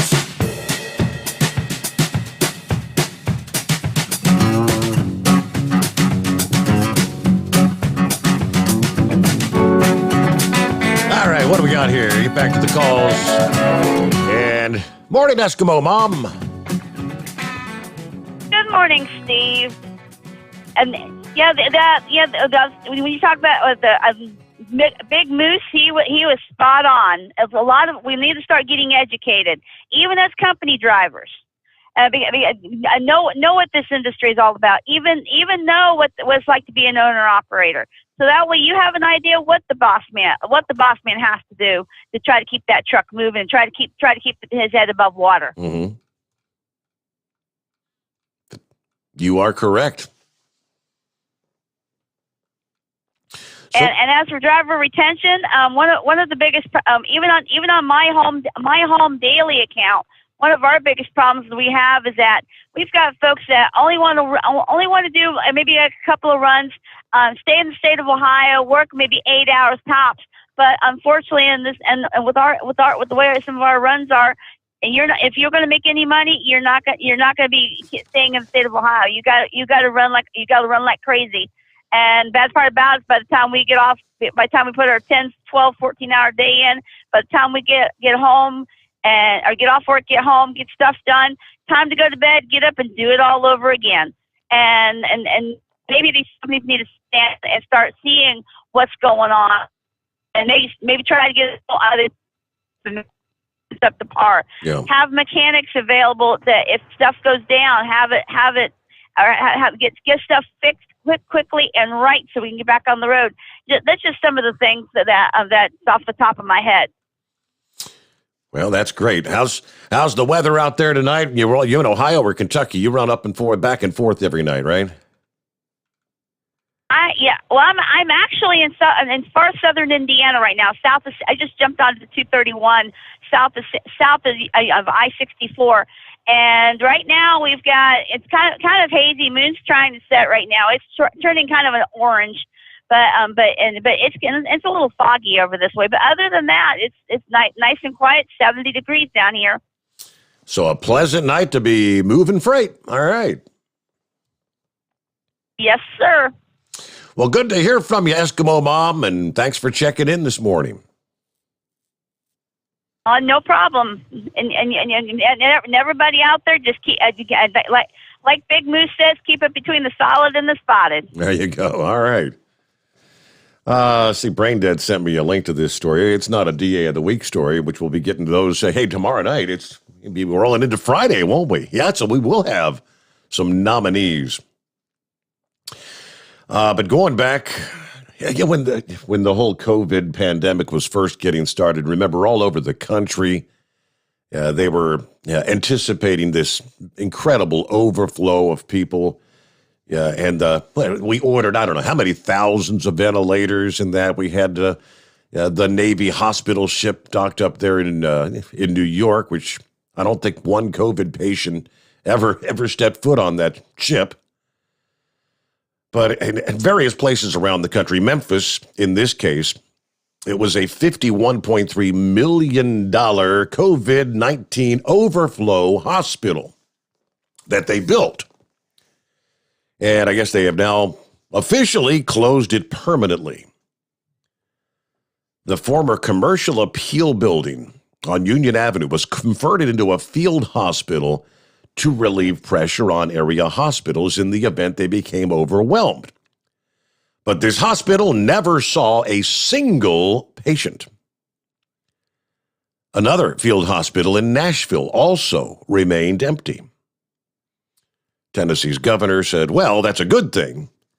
When the early predictions pointed to a worst-case scenario of every state exceeding their patient capacity, we took action to address a potential shortfall. Alternate care sites provided our system with a margin of safety. Thankfully, we did not need to open either one of them ultimately. But as the pandemic infections were rising rapidly, state officials became concerned about the ability to deal with an influx of patients. It was April of 2020. Tennessee received a major disaster declaration. Federal funding became available for response measures, alternate care sites. All right, the state called and said, would you help us build a field hospital? I must say I didn't exactly know what that entailed, but our answer was yes. More than $51 million was poured into turning a former commercial appeal building into a 400-bed COVID alternate care site. We thought we were going to face capacity challenges. What we ended up facing was largely a personnel capacity challenge, particularly as many of our frontline workers were getting ill with COVID. While many call the $51.3 million a waste of money, the doctor disagrees. It's easy to say, July, August of 2021, it was much more difficult to make this call when the state made the call. When they did it, in my opinion, that was the right thing to do. But a lot of money that ultimately did not get used. They had opened up a field hospital here in Cincinnati. That was at the Duke Energy Convention Center. I believe they had opened up a facility which also ultimately went unused. It was only open a couple months before they opted to shut it down. But again, never got used. I don't know. What do they say? Better safe than sorry. News break time. The Steve Sommers Overnight Drive live from the Hot Shot Secret Studios.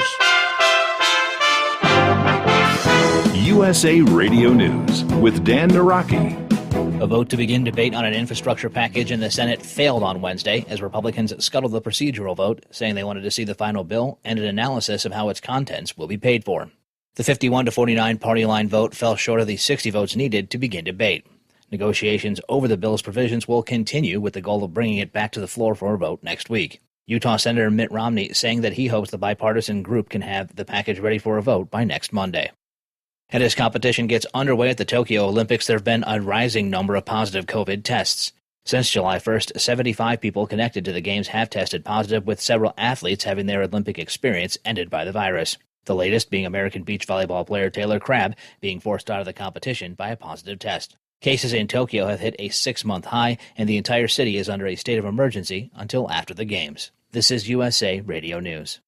Learn how thousands of smart homeowners are investing about $1 to avoid expensive home repair bills. John, a former non-customer, said, "My air conditioner broke and I had to spend $1,900 to fix it." Jeff, a customer, wrote, "My air conditioner broke and I got a new one at no out-of-pocket cost." Mary, a former non-customer, wrote, "My heating system stopped running. I had to spend $3,000 to get a new one."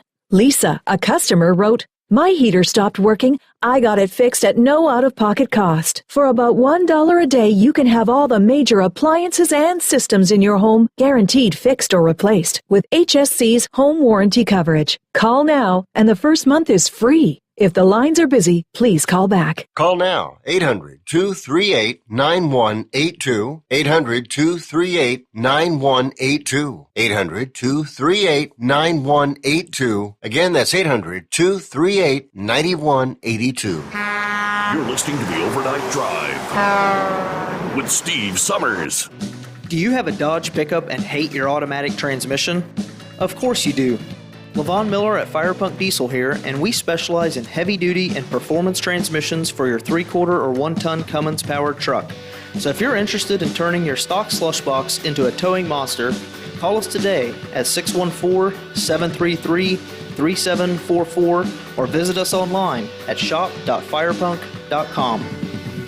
Drivers, you demand that your equipment's reliable and dependable, and that also applies to your headset for communication. Well, our friends at Stellar Electronic have you covered. The Pluto Duo headset bundle is the best communication headset you can find in the industry. No matter the challenging environment you're driving in, the Pluto headset will make you sound crystal clear all the time thanks to their 99% noise cancellation.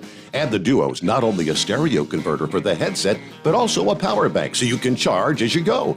Learn more at StellarElectronic.com or visit them on Facebook. At Hot Shot Secret, we share the science behind common diesel problems and their solutions. For example, Hot Shot Secret Diesel Extreme. Today's ultra-low sulfur fuels are cleaner, but they leave injector deposits, causing frequent DPF regens and low throttle response. Hot Shot Secret Diesel Extreme is a 6-in-1 fuel additive recommended for all diesel engines. It is formulated with the most concentrated detergent on the market, a top-tier level cetane booster, lubricity enhancer, water demulsifier, rust and corrosion inhibitors, and a fuel stabilizer. Diesel Extreme is a once every 6-month treatment that will clean your entire fuel system, starting at the fuel tank and traveling throughout the fuel lines and fuel pump, and finally completely cleaning your injectors. Hot Shot Secret Diesel Extreme improves your diesel's fuel economy and eliminates excessive black smoke. Hot Shot Secret Diesel Extreme is available nationwide at truck stops, fine farm and auto stores, and online at hotshotsecret.com. Hot Shot Secret, powered by science.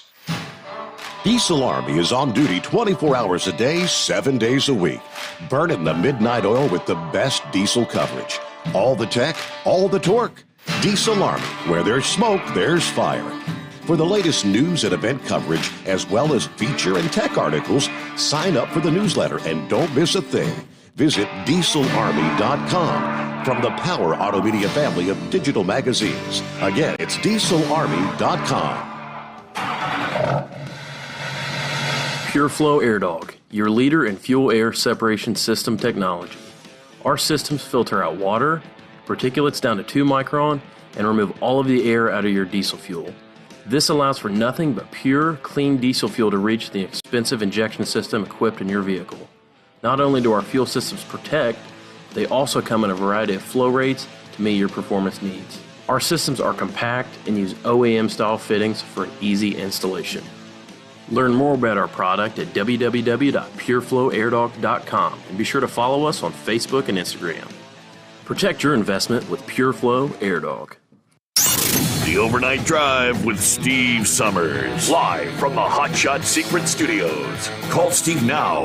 844-844-3388. That's 844-844-3388. Yeah, we've all been hearing it in the news breaks. Steve sends me an email. He said, on your news break, Steve, Demented Joe said, quote, "We're going to create more jobs, more good paid jobs, less inflation, bring prices down." What a load of bullcrap, Steve. We all know the government does not create jobs. The private sector does. And Joe wants to destroy the private sector. Also, when there are trillions of dollars being handed out to this welfare state, and then not enough supply to keep up with the spending and demand, total lies again. There must be a Democratic mayor there in the Queen City to let this idiot in. Well, to answer that question, yes, Steve, it is. A Democrat. Okay.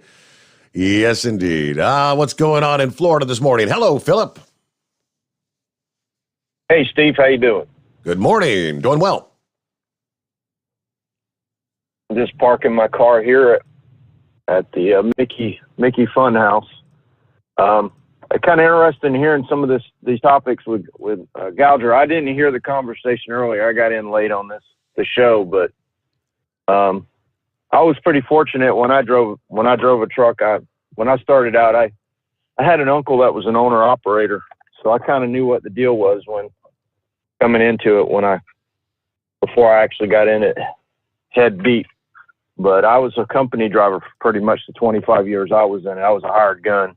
So, but a lot of people need to understand what's going on with the owner operator side. I'm not sure what Moose said, and I'm not sure what Gouger said. I heard Gouger or Grump. Not Gouger, Grump, but yeah. Grump. I was heard Grump talking about earlier just now.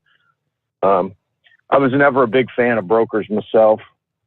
I mean, I've seen them put people through a lot of hardship, and they didn't need it. But but to each his own. I mean, the business is what it is. That's what my uncle told me years ago. He said, business is what it is. You got to deal with what you got to deal with and take what you can when you can get it.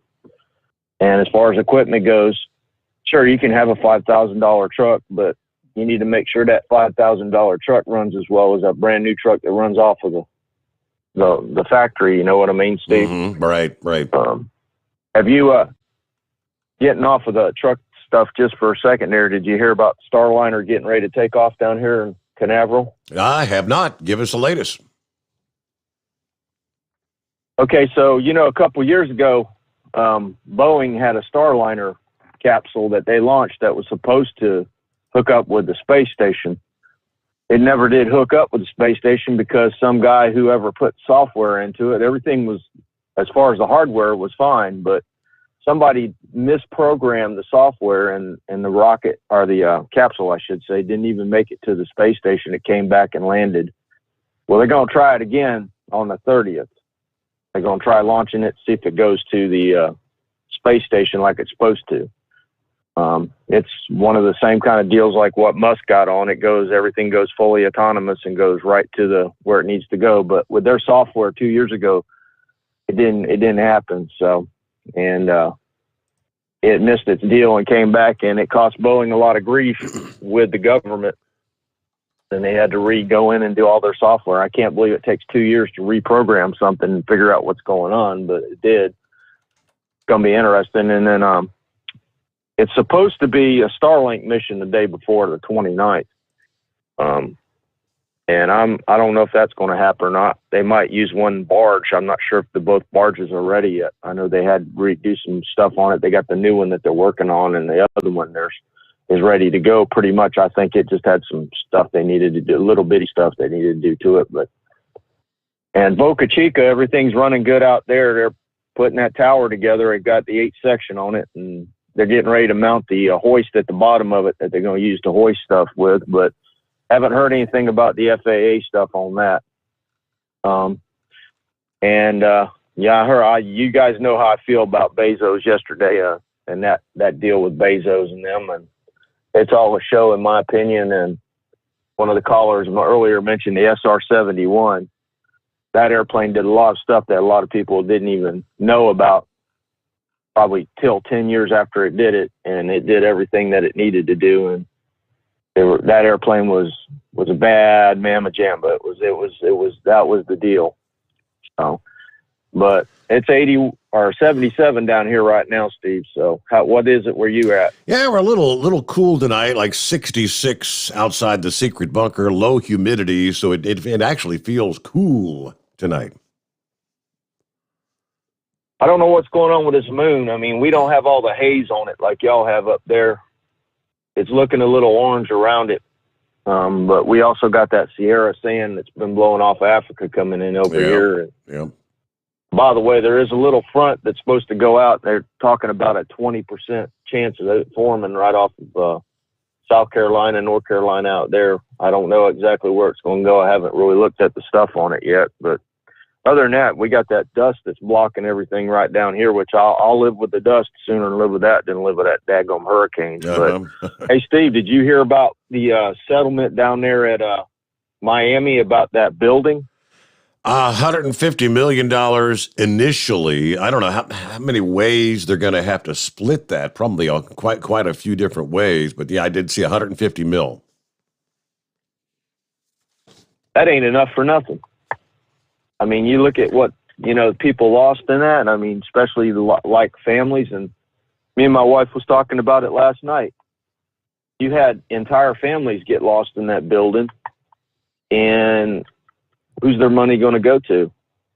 You know what I mean? I mean, is it going to go to their relatives? I mean, obviously it's going to go to the relatives, but how can they do that? It's going to be crazy how they split that. And I've seen some pictures of where the building stood now, and it looks like 911. Have you seen any of the pictures? I have not. No. I mean, they're saying that 97 have been accounted. I mean, obviously they're still digging through the rubble there, but there's quite a few that they still haven't uncovered yet. Rubble's gone, bud. It's all clean now. Really? I mean, it's all clean. It's all clean. They supposedly they moved everything to they had a big area that was vacant that they moved everything into there, and then the stuff that needed to be covered, because some of it has to be covered, they moved into a warehouse in a location down there, and it's all under investigation, and it's going to be considered as evidence. So that's what I heard yesterday, and they showed pictures of it. It looks just like, do you remember when they cleared 911 out? You know how it looked like just a big concrete square down into the ground? You remember that? Mm-hmm. That's how this building looks now. It's just a big, you can see where the basement layout is. It looks like a big hole with a concrete box built into it. Okay. And that's all it looks like now. There's no debris there no more. All the debris has been cleaned out. They cleaned out everything. So did they change the numbers on? At one point there was supposedly like 150 unaccounted for, and they got up to like 97 or something. Did they reduce the number who they thought were in there? Last I heard, there was 97 that they found. Now you got to understand too, just like 911, because of everything that happened. There might have been people that weren't even in their apartments or whatnot. They might have been out of the country. They might have been, because we have a lot of people that come down here in the summer and whatnot. Yeah. They might not have been down here yet. They're still trying to sift through that and figure out where people are. But as of yesterday, from what I heard and what I've seen, I've seen some pictures of it. That building is they're done with what they need to. It's down. Everything is all pulled out now. They're pulling everything out. Okay. Well, it's pretty much over with. One final question for you. That was you joined us late, so you obviously didn't hear the first hour. Steve had called in, and he was kind of wanting me to ask you if it's, I don't know, if it's worth the trip, or if you've ever been to what was it, the U.S. Space and Rocket Center there in Huntsville, Alabama. You ever done that? I've never done that per se. I had a cousin that lived in Huntsville and actually worked up in there, and it's worth going there. From what I would say, if you're into the space stuff, it is a really good place to go. Huntsville is the place where they do a lot of training. Huntsville is where they do a lot of testing. So a lot of these big rocket engines that you see, like the Saturn V engines, were tested there. The space shuttles were tested there. There's a lot of stuff that's being done with this SLS project there. If you want to go, there's three places you want to go to in the United States if you want to deal with NASA. You want to go to Houston, you want to go to Huntsville, and you want to go to Cape Canaveral. Cape Canaveral, you'll see most of the hardware and where it launches. You go to Huntsville, that's where most of the development, the training happens. And Houston, absolutely, that's where all the training, the major training is done in Houston. As far as, you know, at Houston, it's more the astronaut side of the deal. Huntsville's more of the equipment testing side of the deal, and Cape Canaveral is where the actual launching and the final product goes up. Okay. So yeah, I would say go there. I've never been there myself per se, but there's a few places I would love to go to Huntsville, and I'll tell you another place I went to that a lot of people don't go to, and it's right there in your home state, and they need to go to Dayton, to the Air Museum in Dayton. Yeah. Have you ever been there? Yes, I've been there several times, up at Wright Pat, the Air Force Museum. That's a cool place. Absolutely. If you're into airplanes or you're into any of that kind of stuff, I mean, I went up there one time back in the 90s when I drove a truck, and I literally bobtailed in there and parked and had a good time. I was on a layover, and I strongly recommend, if you're into any of that, to go there. Dayton is pretty much where you'll see a lot of it from the start to the finish. So, but that's all I got, Steve. And by the way, Steve, I'm going to do something Friday I haven't done in about almost a year. You know what that is, Steve? What's that? I'm going to drive an Epcot monorail. So Epcot is back up. Our monorail system is back up on Epcot. Was out there yesterday and was training, but our Epcot monorail's back up, and we got all three systems up now. We're onboarding a lot more people, so we're getting it back together, and it was kind of nostalgic to be actually riding in a train cab on Epcot yesterday. It was kind of cool. I wasn't driving per se, but I will be though Friday, because I got to work an overtime shift on Friday, so I'll be driving the Epcot monorail on Friday. So all right. Well, that's up, buddy. You keep it between the spotted and the solid, and we'll talk to you later. Okay, enjoy that. Have fun. Yeah, I should talk to him on Friday morning, right? I do believe. What are we looking at? About 12 before the hour. It is 844-844-3388. Back into the Steve Sommers Overnight Drive live from the Hot Shot Secret Studios. Live from the Hot Shot Secret Studios, the Steve Sommers Overnight Drive. Are you having trouble sleeping? Are you tired all the time? Growing older is a fact of life. Our skin starts to wrinkle, muscles get weaker, and our energy levels plummet. If there was a product that may help you slow down these symptoms of aging, would you be interested? I want you to go to getonthegel.com. That is getonthegel.com. Watch this 4-minute video that explains more about this amazing product. Or call us at Youth Fountain HGH today at 513-472-0699 for more information. Diesel Army is on duty 24 hours a day, 7 days a week. Burning the midnight oil with the best diesel coverage. All the tech, all the torque. Diesel Army, where there's smoke, there's fire. For the latest news and event coverage, as well as feature and tech articles, sign up for the newsletter and don't miss a thing. Visit dieselarmy.com from the Power Auto Media family of digital magazines. Again, it's dieselarmy.com.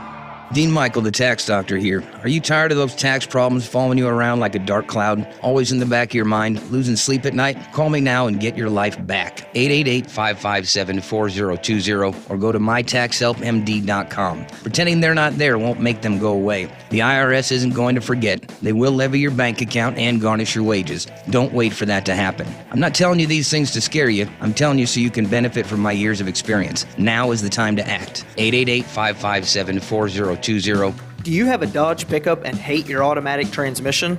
Of course you do.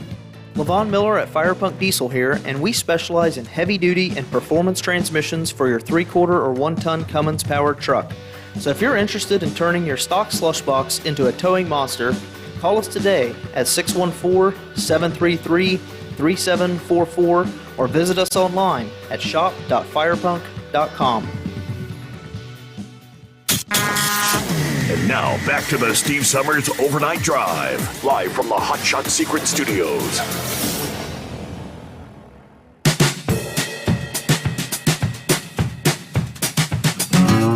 Alrighty, had to take care of the phone reset there. Got it all done. Back up and running. Looks like Kid Fox is back. That Fly Rod checking in. He's back. Had a couple of others there. You can dial us back up. Good to go to the end of the line here. Yeah, he's talking about the victims and families who suffered losses in the collapse there at the condominium in Florida. Will get a minimum of $150 million in compensation initially. Which, again, that's got to be spread a lot of different directions. That's about $50 million in insurance on the Champlain Towers building, and at least $100 million in proceeds from the sale of the Surfside property where that structure once stood, according to the judge. The court's concern has always been the victims here, says the judge, adding that the group includes visitors and renters, not just condo owners. Yeah, their rights will be protected. The $150 million does not count any proceeds from the numerous lawsuits already filed since the collapse. Those lawsuits are being consolidated into a single class action that would cover all victims and family members if they choose, according to the judge. I have no doubt no stone will be left unturned. So far, 96 victims identified, many using DNA analysis. Relatives and friends of 3 missing people say they're still awaiting word on their loved ones believed to have been in the building. Meaning that potentially could be 98. Officials have not announced an end to the recovery effort, technically. I guess just yesterday, a 24-year-old female was identified, according to her family and police. The young Canadian had just been accepted to a program teaching English in Japan and was visiting the condo for her last hurrah with her friend. Her friend's body recovered 3 days ago. One of the last to be identified. Her grieving family rushed from Canada after the collapse, had spent weeks in agony waiting in Miami. All right, it just makes it real and hard on a different level. I mean, it's, I guess, when they finally confirm we've identified this is the remains, and you sort of begin to get some sense of closure. All right, there you go. Just, the tragic stories. Rubble, considered key evidence, is being stored at a warehouse in Miami with the rest in nearby vacant lots. All will be preserved as possible evidence for the lawsuits and for experts to review. It may take years, they say, for the report to become public. There's your update, about 5 before the hour. All right, let's see what's going on with Kid Fox this morning, checking in. Hello, Kid Fox. Good morning, Steve. How are you doing this morning? Doing well. Thank you, sir. Bill. Yeah, I couldn't even begin to imagine what those families are going through with that situation. And that's just it's horrible. No matter how you look at it. I mean, there's people out there the people who survived are, probably very grateful that they survived that ordeal, but that's something like that. That's something you'll never forget. Yeah. I remember, my situation a little over a year ago down in Tennessee, it pales in comparison to what they're going through. Because, I was down there in Tennessee when those tornadoes hit back in 2020. And to me, that was a scary sight. Up until recently, I'd always, take a look at that hotel I was staying in. And, even to the last time I was down there, which was about a month ago, they still haven't opened that hotel yet. Wow. So I can only imagine what these, are going through. Mm-hmm. But tonight I was wanting to talk about the driver retention thing that, Grump and Moose and Eagle and a few others brought up. I've done what Eagle calls the company driver who pays for the truck payment. I've done that.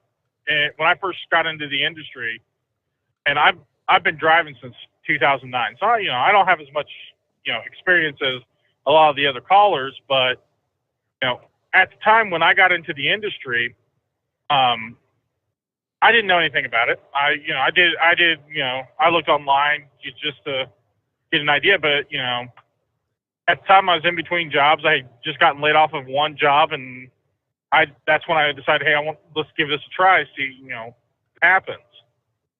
And I'll tell you,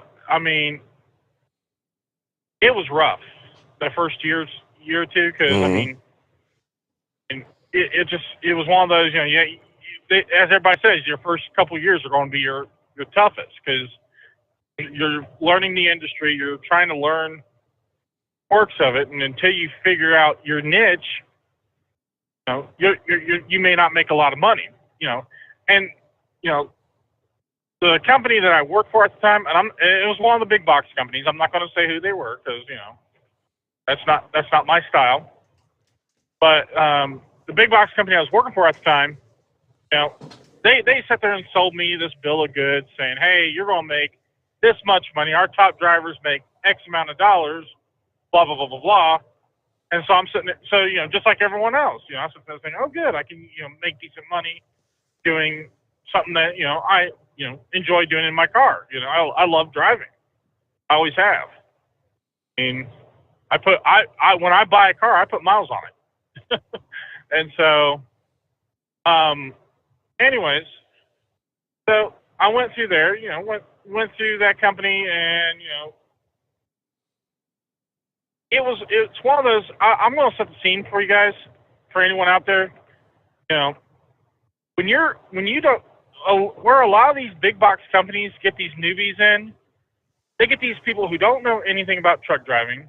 They make these promises, and then in so many words, almost force them into a lease. Now, said company fell victim to a class action lawsuit about a couple of years ago, and they ended up shelling out millions of dollars to former drivers, including myself. I think I got like a couple thousand out of it, but still, over their leasing practices. And the point is, the reason a lot of this retention is so high is because these drivers today, they're just like anybody else. They want to go in, do their time, and come home.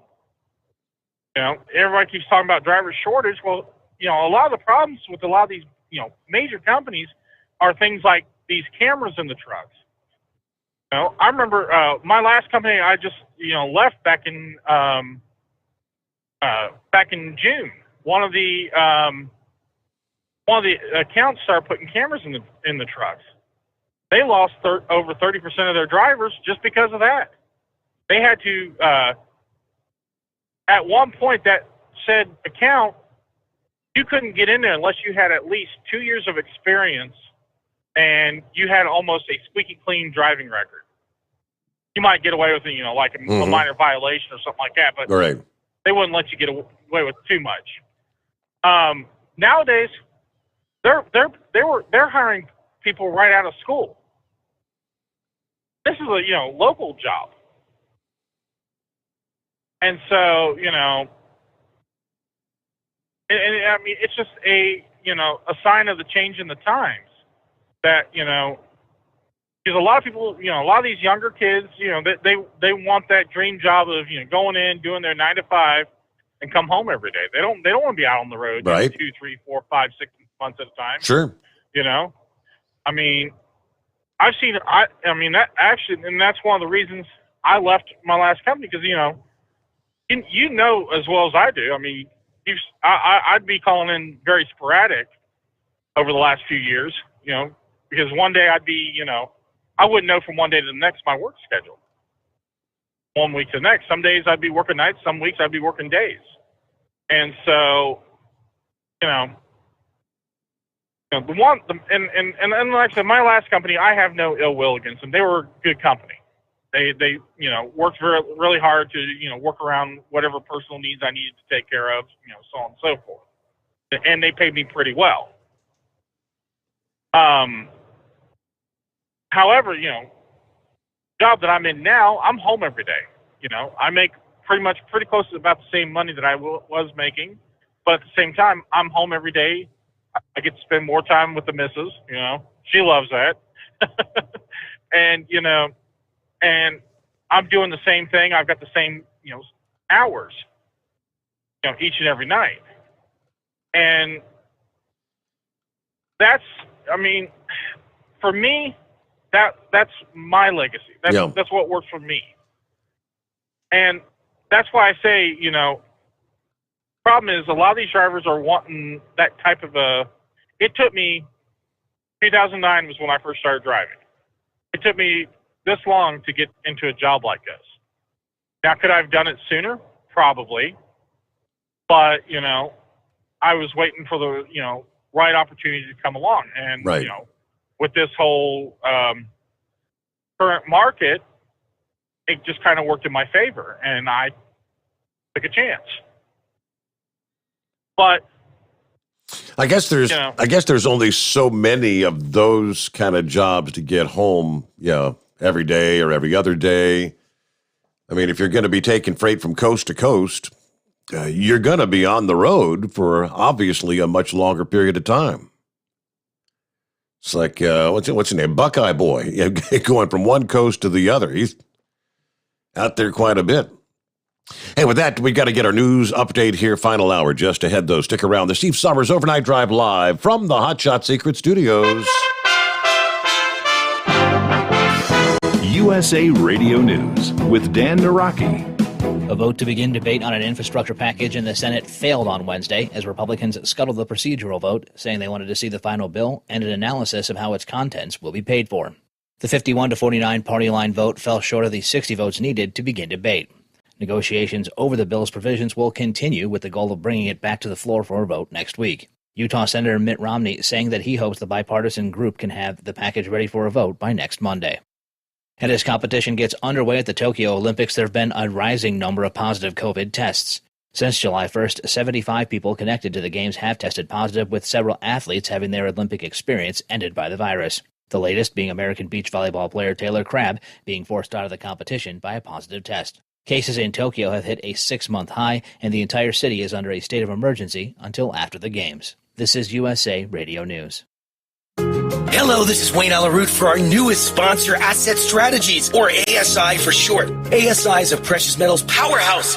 They sell gold and silver. Never in history has there been a more important moment to buy gold and silver. ASI has been in business for 39 years. They've served over 20,000 clients and sold $5 billion worth of gold, silver, and precious metals with zero complaints. Last year, gold saw gains of 25%. Silver nearly doubled gold's performance. Now Democrats are in charge. Green New Deal, open borders, free healthcare for illegals, bailout broke cities and states. The debt is about to go through the stratosphere. The time to buy is now.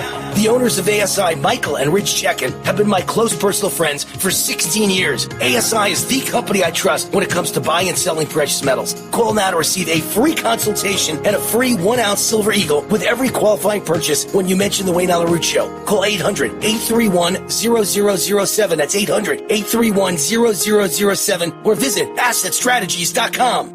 House Minority Leader Kevin McCarthy has threatened to pull all 5 of his nominees to a committee to investigate the riots at the Capitol after 2 members were rejected by House Speaker Nancy Pelosi.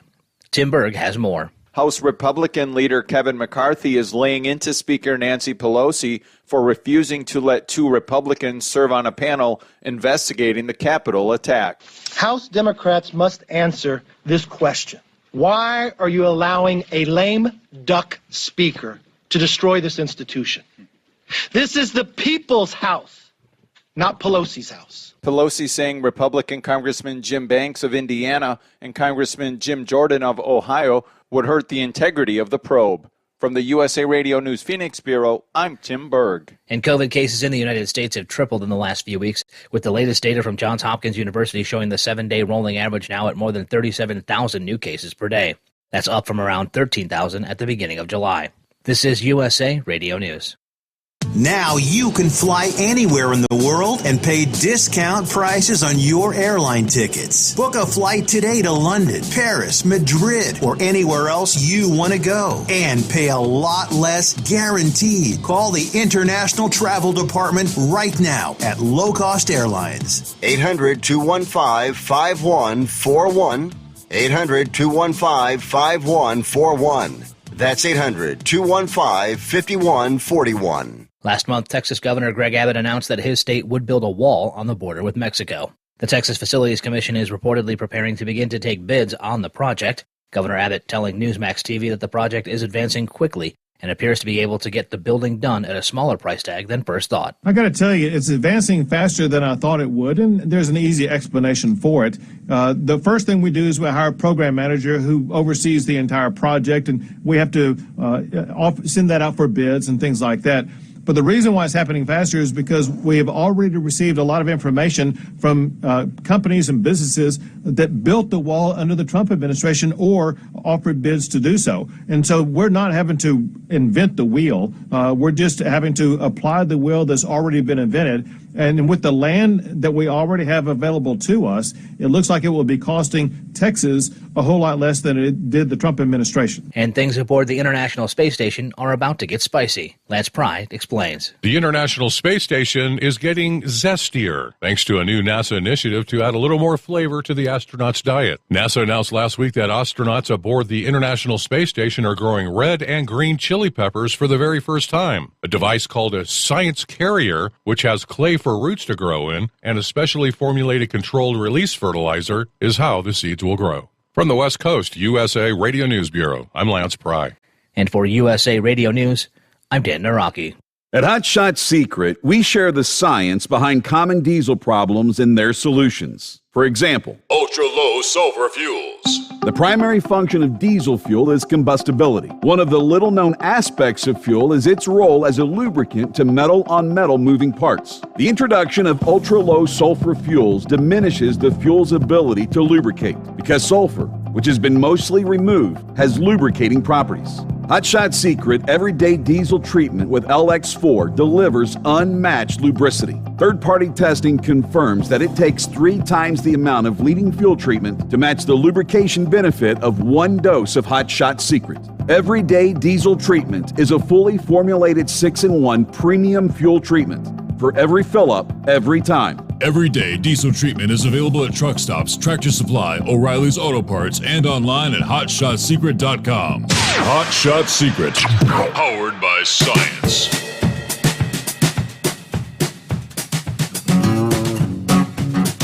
All righty, there we go. Final hour off and rolling. Got a Thursday. Here we go. Another update story earlier this week about the individual that had traveled from Nigeria. What made a stop in Atlanta, then on down to Dallas, Texas, and then identified with monkeypox. Centers for Disease Control and Prevention are monitoring, they tell us, more than 200 people across 27 states for possible exposure. They were in contact with the Texas resident, again, who contracted the disease in Nigeria. What is monkeypox? It is related to smallpox.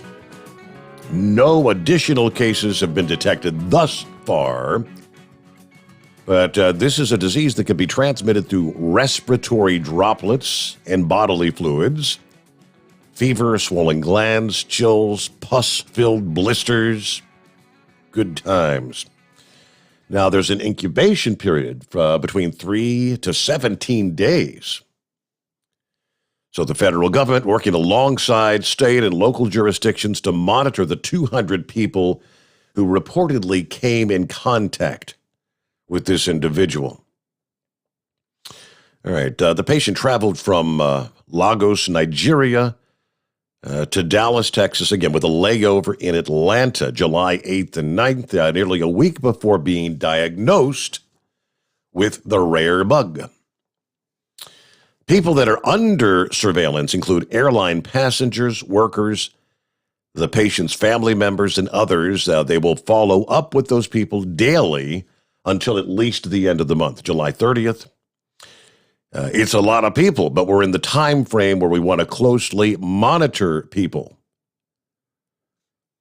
We define indirect contact as being within 6 feet of the patient in the absence of an N95 or any filtering respirator for greater than or equal to 3 hours.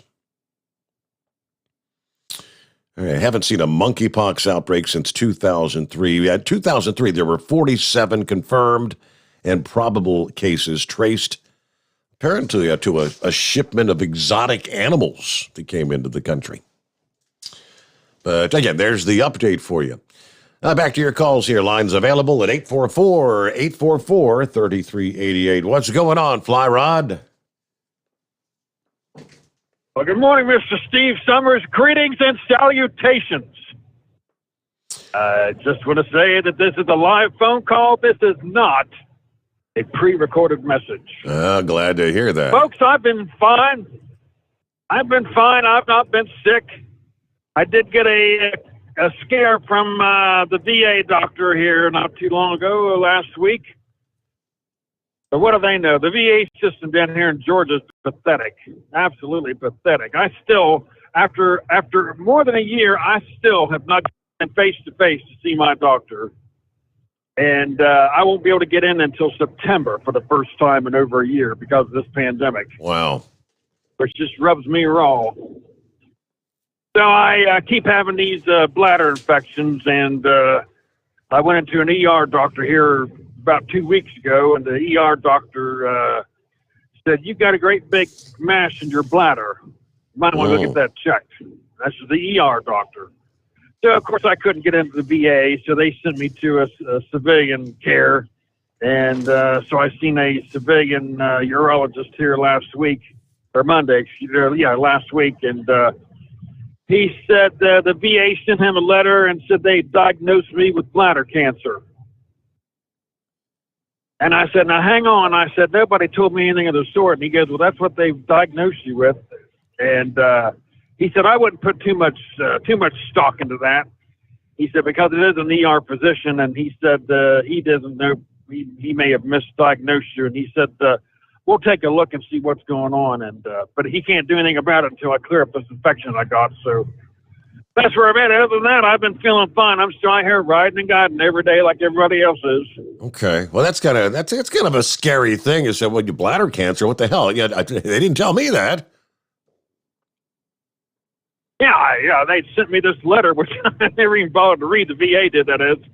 And right there in the report, it said that they had diagnosed me with carcinoma in the bladder wall. And because the nurse had come in when I was waiting for the doctor to come in, she goes, "How long have you been diagnosed with bladder cancer?" I just about did a 360, and I said, "What did you say?" Wow. And I said, "Nobody told me anything." And she quickly did an about face and walked out of the room like I just told her to leave abruptly. And she was pretty embarrassed, and she left. And then he came in, the urologist that is, and he goes, "Yeah, I'm looking at your report, and it says you've got bladder cancer." So my mouth about hit the floor. I could only imagine. So we'll have to wait and see. Yeah. Yeah. Me too. But yeah, we're doing all right. I got to say, Steve Sommers, I'm so disappointed with our listening audience. So many people are drinking the Kool-Aid poured and mixed by none other than the Big Goose. Uh-oh. That red diaper doper, baby. He's nothing but a two-bit hustler. Folks, now pull up your chair just a little bit closer, because once again, I'm going to expound on who the Big Goose is. First of all, he's about 5'7". He weighs about 154 pounds. He drives a yellow AMC Pacer. He works at the Mr. Slushy's ice cream bar down there behind the London truck stop. That's why he's down there all the time. and he's still sucking on the baby bottle. And he lays the little head down and a little nest. So him and his evil band of doers, that is Gilligan and none other than Pony Feathers, they're all mixed up with the biggest narcissist that ever walked the planet. So all the Photoshop photos you see of him, perpetrated by none other than Big Ed, Big Fred, it's all publicity stunt, folks. He doesn't have all those cars. He doesn't drive a truck. All the stuff he spills about trucking, and he reads it out of a textbook. He watches Smokey and the Bandit, reruns of Smokey and the Bandit. So that's where he gets all this information. So, folks, just like I heard just a little bit ago, Eskimo Mom, they're the real woman who knows trucking. So more than the big goose does. So my hat's off to her. So, folks, quit drinking the Kool-Aid, stirred and mixed up by none other than the big goose. He's nothing but a yellow-bellied sapsucker. And one day, we will have a squaring off, but we'll settle this once and for all. And with that, Mr. Steve Sommers, I thank you for taking my call. What do you say, the Mr. Slushy? Is that down at the London Auto Truck? Mr. Slushy. Oh, that's fun. Let me see here. Just got an email from our friend there up in Michigan. If I can get it off the printer. There we go. I guess that's not the best news. General Motors is going to halt regular production of the profit-rich trucks for the first time next week. We're still dealing with the semiconductor shortage issue affecting the entire industry. GM canceled production of the light-duty Chevy Silverado and the GMC Sierra pickups at the Fort Wayne assembly plant in Indiana and its assembly plant in Mexico during the week of July 26. The Flint assembly plant, where heavy-duty Silverado and Sierra trucks are built, is going to go down to one shift that same week, so that's next week.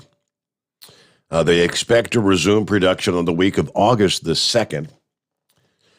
Now, they've been able to mostly protect their full-size truck production this year, as the crosstown rivals Ford and Stellantis NV have both had to halt production at various plants. The semiconductor shortage that has rocked the industry since the start of the year, sending inventory levels to record lows. Experts expect billions in revenue and millions of vehicles to be lost as a result. The impact visible in sales and earnings figures at the automakers. Ford, for example, hit so hard in the second quarter by the chip shortage that their F-Series franchise fell behind the Silverado and Stellantis Ram after a long-time domination of the Detroit 3 truck wars.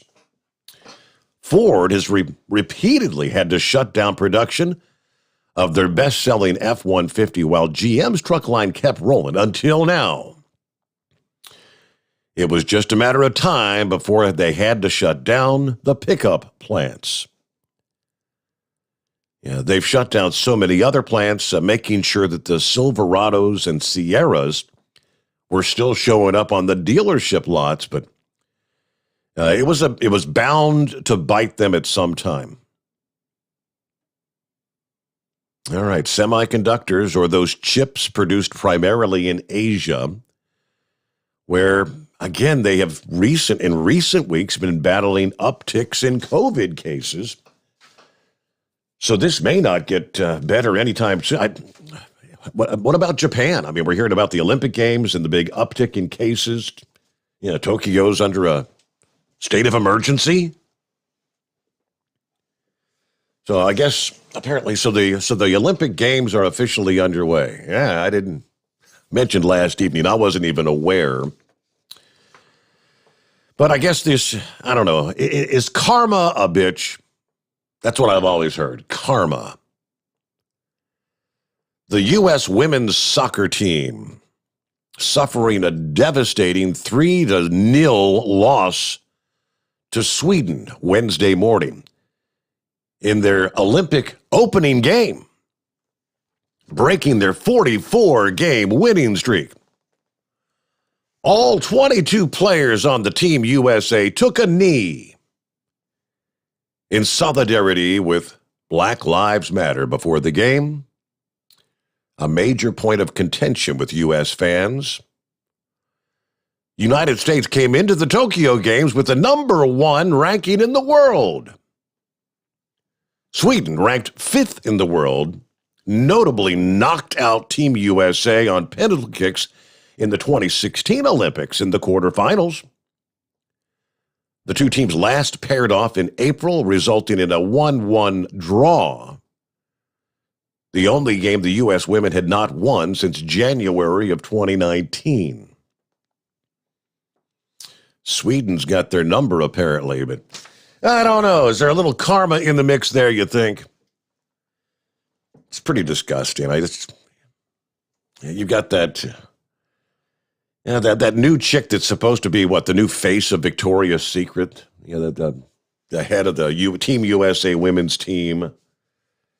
All right. I hope they don't win any games. It would serve them right. Right there, though, 21 past the hour. We'll get back to your calls just ahead. Lines available at 844-3388. The Steve Sommers Overnight Drive live from the Hot Shot Secret Studios. You're listening to the Overnight Drive with Steve Sommers. Pure Flow Air Dog, your leader in fuel air separation system technology. Our systems filter out water, particulates down to 2 micron, and remove all of the air out of your diesel fuel. This allows for nothing but pure, clean diesel fuel to reach the expensive injection system equipped in your vehicle. Not only do our fuel systems protect, they also come in a variety of flow rates to meet your performance needs. Our systems are compact and use OEM-style fittings for an easy installation. Learn more about our product at www.pureflowairdog.com and be sure to follow us on Facebook and Instagram. Protect your investment with Pure Flow Air Dog. Drivers, you demand that your equipment's reliable and dependable, and that also applies to your headset for communication. Well, our friends at Stellar Electronic have you covered. The Pluto Duo headset bundle is the best communication headset you can find in the industry. No matter the challenging environment you're driving in, the Pluto headset will make you sound crystal clear all the time thanks to their 99% noise cancellation.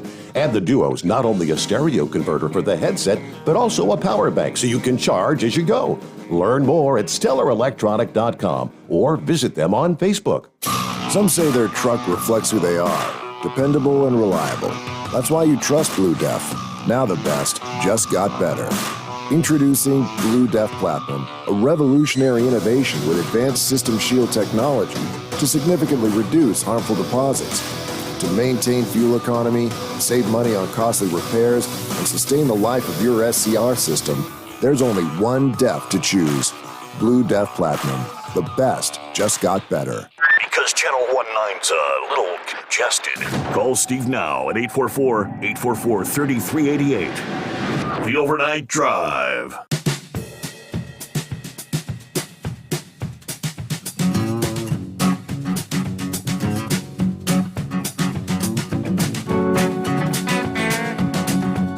Just scouring through some of our other listening friends checking in here. Perfect Strangers on board. Good to have you with us. 57 clear in southwest New Hampshire. All right, yeah, so have a great day. Yeah, I did do my reset. We were able to successfully take care of that. Thank you, Barry. He tries to remind me every morning. Danny said, I'm looking at a blood red moon here in Charlottes Village, Virginia. Yeah, it was a little before 4 o'clock as the moon was setting. Yeah, the lower it gets on the horizon, yeah, the more particulate matter that you're going to be kind of looking through. And yeah, the last several mornings, yeah, for many in the east, the moon taking on a deep orange or even a red kind of hue. Let's see. Hello, Larry. Larry's on board with us this morning. Norman checking in. No trucking tonight. Fixed my clutch linkage and delivered yesterday, but I'm off duty today. Been going after a steam engine on Friday. Yeah, more tractors for the tractor show. I guess that's coming up in September.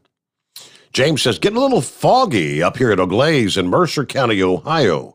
Everybody be safe riding this morning. Great show again. Been a great week for the show. Love it. Thank you so much, James. Who else checking in? Okay, let's see. MOON. Morning, Steve. Moon is in the house. After being unable to tune in yesterday, hope all is well with you, the family, all your listeners. All right, good to have you with us. MOON, that spells party. Norman says, yeah, I will say that wreath behind Steve looks like the COVID-19 virus. Hey, that's my red, white, and blue wreath. Wife bought me that for 4th of July. Yeah, we had it on the door outside the secret bunker. And I thought, that probably looked pretty nice, hanging on the Eiffel Tower there. I like that. Hello, Big Moose. Slushies here. Get your slushies. Oh, my. What's going on, Gilligan? Good morning. Good morning, Steve. Thank you for taking my call. Yes, sir. Well, I normally wouldn't advertise this normally, but I got a funny way. Today happens to be the 25th anniversary of my 29th birthday. Well, happy birthday. I thought that was kind of a funny one. Thank you. Well, I want to touch on a couple of things. I was talking about driver training earlier. I know that's a kind of an old spiel. I mean, I've been out here a little bit over 20 years. When I come out, I spent 8 weeks in a 12-week course, truck driving school and all that. Everybody downs the truck driving schools. Not all of them are like that. I don't know whether there's any more like I went through. They closed that one down. But, there was a time where, you didn't learn a lot in truck driving school, but you learned more than it seems like you do today. Talking about these lease purchase guys, it's just, I've never owned a truck. I had that opportunity numerous times, obviously, and stuff. And one thing I've noticed, and I'm sure every driver out here, especially the owner ops like Big Moose and everybody, they can vouch for them. But yeah, but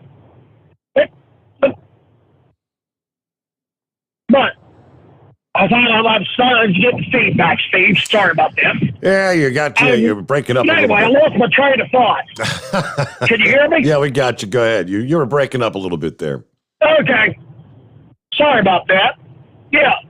But one thing I'm sure these guys have noticed, you see these guys, these big shiny trucks, a few years old, but they got a lot of money in them. They don't have bald tires on the thing. I mean, they got all the money in the truck, but they don't keep their equipment up. I'm sure every other operator especially has seen this. I've seen guys that have all these different things all over their gauges, the chrome and all this. And the darn thing's barely able to make it up and down the road. But I'm beating the dead horse on this. I'm going to touch on a little funny story. I don't know whether you'd seen this on Facebook. But was you aware of what happened in the 36 Olympics, how they released the pigeons? Did you hear about that one? I cannot say I'm familiar, no. Well, just after they released the pigeons, they fired a cannon, and, well, guess what? The pigeons pooped all over the crowd. Not a good thing. That's funny. Not a good thing. Well, I'm going to touch on Fly Rod. Now my family's thoughts and prayers go out to you. I hope that it's not bladder cancer. I thought a few years, seems like about every year in the summertime, if you're in a tract infection, I'm sure bladder infection can't be much different, maybe even a little worse. But, our thoughts and prayers go out to you. But on the flip side of that, now we know when it comes to the big match out there on Independence Day weekend, how him and Heatwave was coming up through Kentucky there at 160 kilometers per hour. Heatwave had that Camaro held to the floor because that's all that darn thing would do. And then I go down there, try to bail him out, and he's in there in that cell screaming, "He's wanted in Coolville! He's wanted in Coolville!" Because they knew I was going to take them bozos and darn clowns, dink and doink, by the ear and drag them to your place so me and Big Moose could monkey stomp.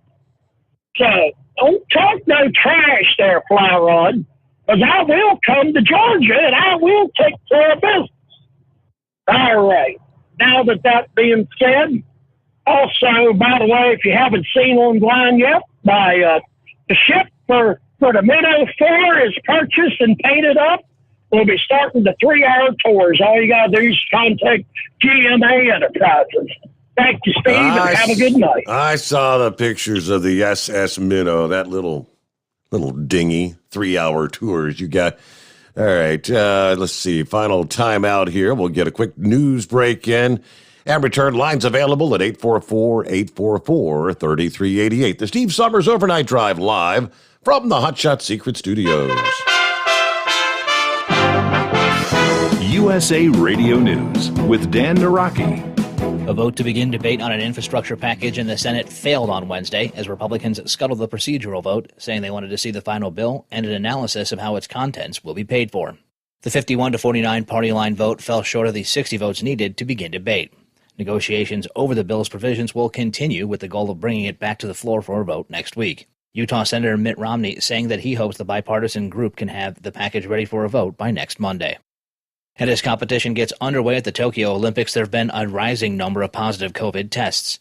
Since July 1st, 75 people connected to the Games have tested positive, with several athletes having their Olympic experience ended by the virus. The latest being American beach volleyball player Taylor Crabb being forced out of the competition by a positive test. Cases in Tokyo have hit a 6-month high, and the entire city is under a state of emergency until after the Games. This is USA Radio News. Hi, this is Dr. Joel Wallach, veterinarian physician and founder of Youngevity, and I want to talk about dementias. There's at least a dozen different dementias. Doctors call all of them Alzheimer's disease because when you look at the payout list, Alzheimer's disease pays the most. So no matter which of the 12 dementias you have, they're going to call it Alzheimer's disease, and there's no law that says you can't have 2 or 3 or 5 or 8 or all 12 of the dementias. And so you have to get rid of all the bad stuff. No fried foods, no processed meats, no oils, no gluten, no wheat, butter, rhinos, no sugar. And then I want you to take 1 Healthy Brain and Heart pack per 100 pounds of body weight. That's 1 Healthy Brain and Heart pack per 100 pounds of body weight. I want you to take the Ultimate Niacin plus 1 of those twice a day. Our De-Stress capsules, 3 of those twice a day. That's 2 bottles a month. Then I want you to take the Ultimate Daily Classic tablets, 3 of those twice a day per 100 pounds of body weight in case you have vascular dementia. And don't forget those 3 eggs twice a day, because remember, 75% of your brain weight is cholesterol. Contact us at usaradiohealth.com. That's usaradiohealth.com. Live from the Hotshot Secret Studios, the Steve Sommers Overnight Drive. You work hard. You deserve a seat that works just as hard as you do. The Bostrom T-Series seat has provided drivers with comfort for millions of miles over the past 3 decades.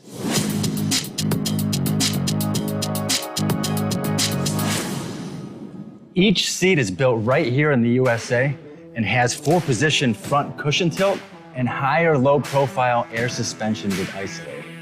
It's also equipped with many standard and optional comfort features, such as high and mid backrests, 9.4-inch 4-aft slide adjustment, adjustable armrests, and manual or dual air lumbar support system to keep you comfortable throughout your ride. Build your T-Series seat today at BostromSeating.com and ensure your ultimate comfort for wherever the road takes you. Bostrom Seating, the ultimate comfort for the open road. Whether you're a diesel pickup performance enthusiast or just looking for a small upgrade, when selecting common rail fuel system components, look no further than Exergy Performance. At Exergy, you'll find injectors, pumps, and more, engineered like no others on the market using state-of-the-art equipment run by people that have been in the business for decades. So if you're in the market for common rail components at any power level, contact Exergy Performance or one of the many dealers listed on our website at exergyperformance.com. The Hot Shot Secret Facebook page gets a lot of robust Q&A about diesel problems and their solutions. We listen to our customers. Here are their words straight from their mouths about Hot Shot Secret everyday diesel treatment. Our fans call it EDT. I'm John Sharp, a.k.a. Jay Sharp from Newburgh, Pennsylvania. Using EDT, my local fuel mileage went to average of 22 to 23, and my highway MPG went to 26 to 28. Hi, I'm Danny. I'm from Arizona. I drive a 02 Ford Excursion. I use EDT at every fill-up, and my mileage went from 12.5 miles to gallon to 14 miles per gallon. I highly recommend it. Everyday diesel treatment delivers a 6-in-1 premium fuel treatment for every fill-up, every time. Everyday diesel treatment is available at truck stops, Tractor Supply, O'Reilly's Auto Parts, and online at HotShotSecret.com. Hot Shot Secret, powered by science. Are you having trouble sleeping? Are you tired all the time? Growing older is a fact of life. Our skin starts to wrinkle, muscles get weaker, and our energy levels plummet. If there was a product that may help you slow down these symptoms of aging, would you be interested? I want you to go to getonthegel.com. That is getonthegel.com. Watch this 4-minute video that explains more about this amazing product. Or call us at Youth Fountain HGH today at 513-472-0699 for more information. Dean Michael, the tax doctor, here with Tax Help MD. As many of you know from Steve Sommers' show, I've been helping professional drivers solve their tax problems. I can help you too. If you've been struggling with back tax debt, call me now at 888-557-4020. Let's face it, these problems aren't going away all on their own. You need professional help so you can sleep better at night knowing you're in good hands. It's like I always say, keep your eyes on the road, I'll keep my eyes on the IRS. 888-557-4020. For anything diesel, take it to Shy Diesel. They provide a wide variety of services and diagnostics to determine what the problem is with the latest technology. From simple oil changes and preventative maintenance to fuel system diagnostics and repairs, engine rebuilds and cylinder head repairs, and rebuilds with our in-house machine shop. They also have on-site DPF cleaning for exhaust issues and DOT inspections. If your diesel is asking for some attention, Shy Diesel has the specialist you need for anything diesel. Located in Terre Haute and Lafayette, Indiana, and Effingham, Illinois, Shy Diesel has you covered. The Overnight Drive with Steve Sommers. Live from the Hot Shot Secret Studios. Call Steve now. 844-844-3388. That's 844-844-3388. Now, let me see. Got an email from Vic checking in this morning. There you go. I said, Steve, recently you and others were commenting on Big Moose buying a vintage 1955 T-Bird for his grandson. Well, those of us who had a Ford Y-block engine back in the day remember well that when Ford switched from the flathead V8 to the overhead valve pushrod assembly, they didn't get the oil return galley system correct. The OHV engines were so bad in that aspect, the government mandated detergent oils for overhead vehicle engines. The 1955 T-Bird had 292 cubic engines. 56 and 7 had 312 cubic inches. Yeah, even then, to properly rebuild one of those engines, you have to get the serial number off the block because Ford used those engines in truck applications with slightly different configurations. I don't remember all the details, but the government got involved because of safety, and auto manufacturers couldn't sell race-ready vehicles. But NASCAR required so many cars to be sold to the public to qualify as a stock car for racing purposes. Ford went to the 4-seat T-Bird to avoid the sports car designation for insurance purposes. The 2-seater's speedometer went to 150 miles an hour. The early 4-seaters went to 140 and eventually dropped to 120. So unless someone put a top oiler on the valve covers on the T-Bird, liberal use of Hot Shot Secret's engine cleaning projects may solve a lot of grief. Chris will know, but I don't think that paraffin-based motor oil is still used. They also gummed up the works. All right. And I guess listening to the conversations earlier said Redstone Arsenal developed the Nike family of surface-to-air missiles used in missile batteries around our major cities. Then Sputnik and captured German scientists were switched to the Saturn rocket program. All right. Interesting show tonight, he says. Well, thank you very much, Vic. Good to have you with us. What's going on this morning? Larry, hey there. Good morning, sir. I'm just listening in, and a couple things I wanted to kind of throw out there. The one gentleman that talked about the loss of drivers because of cameras. Well, buckle up, Buttercup, because they're not going away, and insurance companies are pushing their use. Now, maybe an owner-operator may never have to use a camera, but I'm sure that his insurance company is going to influence that because of the escalation in insurance costs. I think we just talked about last week that the cost per owner-operator is going to go up to, what was it, Steve, $2 million? That's the proposal, yes. And if it does, boy, that's a steep increase. Yeah, that's gonna influence those insurance companies to, if you're going to get a discount at all, on the premium, to put some cameras in. And at the end of the day, I'll support that cameras only identify bad behavior. And so it's a culture change to change the bad behavior. Now, secondly, driver shortage. I've got a guy that I have been trying to get tested for his written test now for 3 weeks. In the state of Kentucky where he lives, you go online and they're booked out almost all across the state for 3 weeks out to take the written test. What you have to do is you get online at 8 o'clock in the morning and you find openings or cancellations. And so far, I've been only able to find a opportunity within the next week, 2 hours away. So the struggle to get people tested is a challenge today. Going forward, when they put in the requirement that was put on the table, off the table, about everybody has to go through some sort of accredited school, man, oh man, that's going to make it even tougher to field new drivers when they've got to consider a $5,000 to $6,000 payout to go to one of these schools. So we're shooting ourselves in the foot with a lot of these changes in rules, regulations, and the government. Very interesting. Just a thought. Yeah. I mean, it's not looking positive. On one hand, we're all touting the lack of drivers. I was down in Florida, and one school, and I really don't know the name of the school, and I don't care to mention them. I just know they were in southern Florida. I had 3 drivers that came from that school. I guarantee you those schools were checking the box. In other words, they weren't creating safe, knowledgeable drivers.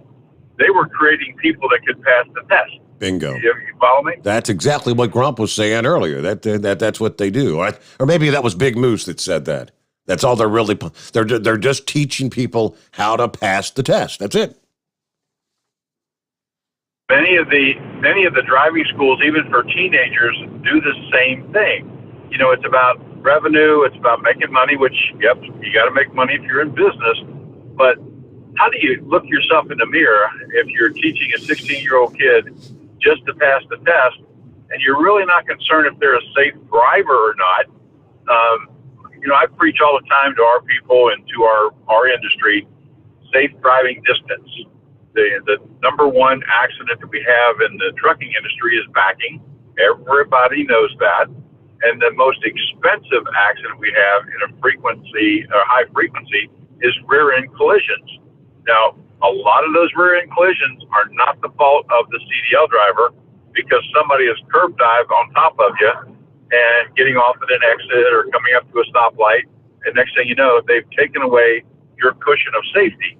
But to that point, I always try to teach stopping distance and feet per second when you're driving a vehicle, especially a commercial motor vehicle. But those things are not taught in the driving schools. And it seems like in an awful lot of the driving schools, many of these drivers are coming out not knowing a whole hell of a lot about how to back a truck up. Oh, you're exactly right. I had one here locally that went through a driving school that he couldn't back up a semi to save his butt.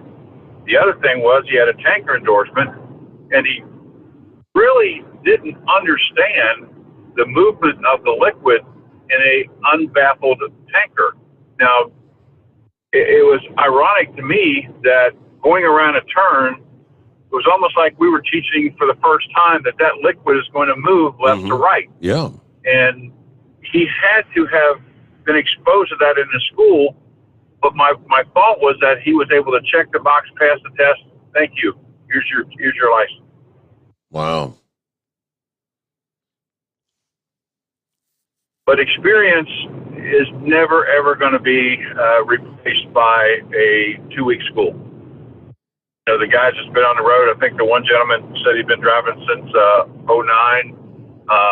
You know, he probably learned a hell of a lot in the last, 10, 11 years, as opposed to what he thought he knew when he first got into business.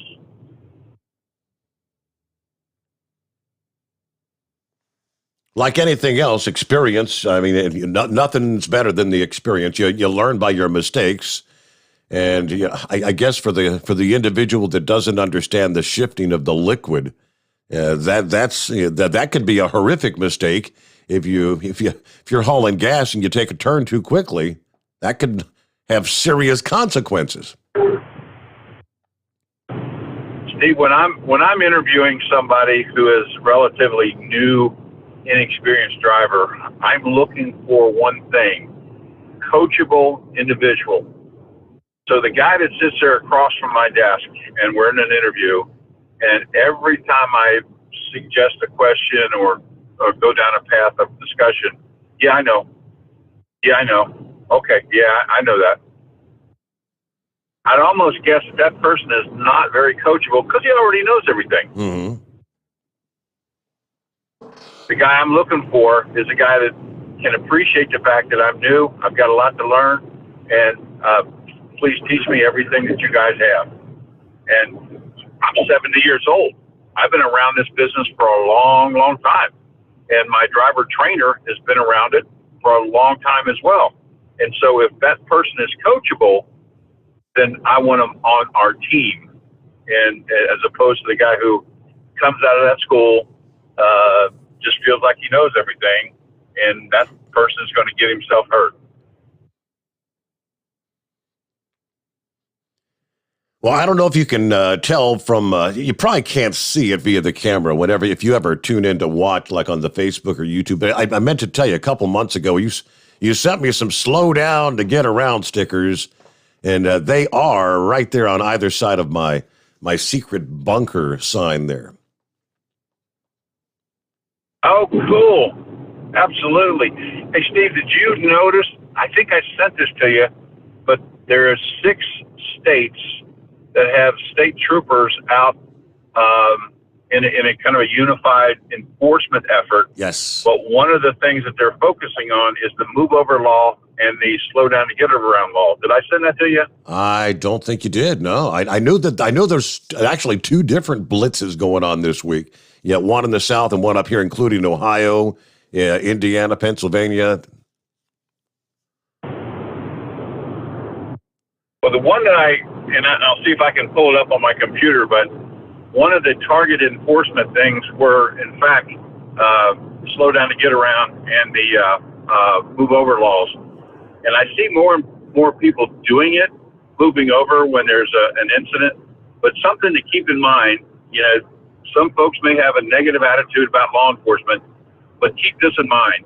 One record driver is killed every week in our country in that scenario. Wow. To where he's on the side of the road trying to hook up a vehicle, whether it's a truck or car, and today's record driver wears all kinds of reflectivity. but nevertheless, one record driver is killed every week in our country. So if you don't have any appreciation for anything, at least think about that when you're looking at the move over law or the slow down to get around law. Very good. I didn't realize that's 52 deaths a year in the tow truck operations. Wow. All right, let me see here. I got an email from Frank. He says, "Morning, Steve. Been a long time listener to you and your father." He sends me a photograph. This is my 39 Chevy pickup. Had some problems with the automatic 700R with overdrive shifting a little hard. Well, I put the Hot Shot Secret Shift Restore in, and now it shifts like a dream. Thank you for turning me on to Hot Shot Secret, and thank you, Hot Shot Secret, for putting Steve back on. Have a wonderful night, and God bless America. That's a nice-looking 39 Chevy pickup, I got to tell you. It's fully restored. And Truck and Phil checking in this morning. Morning, Steve Sommers in the Hot Shot Secret Nation. Happy Thursday. Yeah, we all knew it was a matter of time before GM felt a fool or a fact from the chip shortage in the auto industry. And everywhere else I heard, you read that story I sent you. I appreciate that. Next week will actually be a welcome week off for me. They extend more than that. We shall. So we get alive every day just got to live every day to the fullest. Okay, so he's going to be not moving freight from Fort Wayne to Sterling Heights, at least next week, a week off. And we'll return into the Steve Sommers Overnight Drive live from the Hot Shot Secret Studios. Live from the Hot Shot Secret Studios, the Steve Sommers Overnight Drive. Some say their truck reflects who they are, dependable and reliable. That's why you trust Blue Def. Now the best just got better. Introducing Blue Def Platinum, a revolutionary innovation with advanced system shield technology to significantly reduce harmful deposits. To maintain fuel economy, save money on costly repairs, and sustain the life of your SCR system, there's only one DEF to choose. Blue Def Platinum. The best just got better. For anything diesel, take it to Shy Diesel. They provide a wide variety of services and diagnostics to determine what the problem is with the latest technology. From simple oil changes and preventative maintenance to fuel system diagnostics and repairs, engine rebuilds and cylinder head repairs, and rebuilds with our in-house machine shop. They also have on-site DPF cleaning for exhaust issues and DOT inspections. If your diesel is asking for some attention, Shy Diesel has the specialist you need for anything diesel. Located in Terre Haute and Lafayette, Indiana, and Effingham, Illinois, Shy Diesel has you covered. You work hard. You deserve a seat that works just as hard as you do. The Bostrom T-Series seat has provided drivers with comfort for millions of miles over the past 3 decades.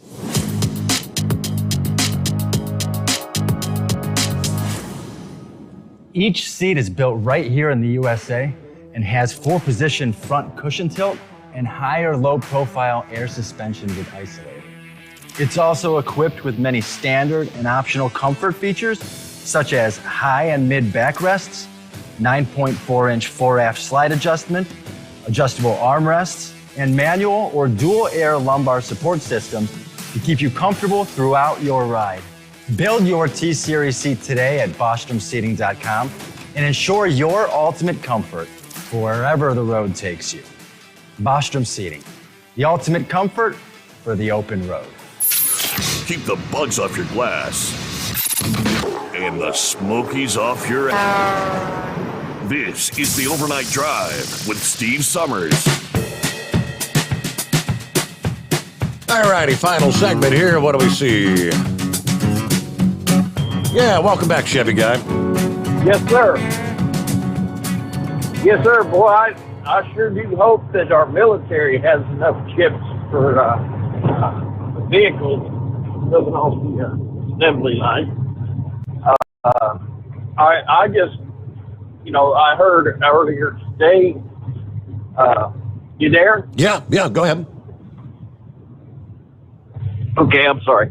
I heard earlier today that the government is getting on utilities, public utility or private utilities and everything, making sure that they have protections against hacking. Well, we need people to start calling for. We need these chips made here in America. Yep. It's just, have we learned anything? Okay, shame on them right now. But if we don't get something done after this mess, shame on us.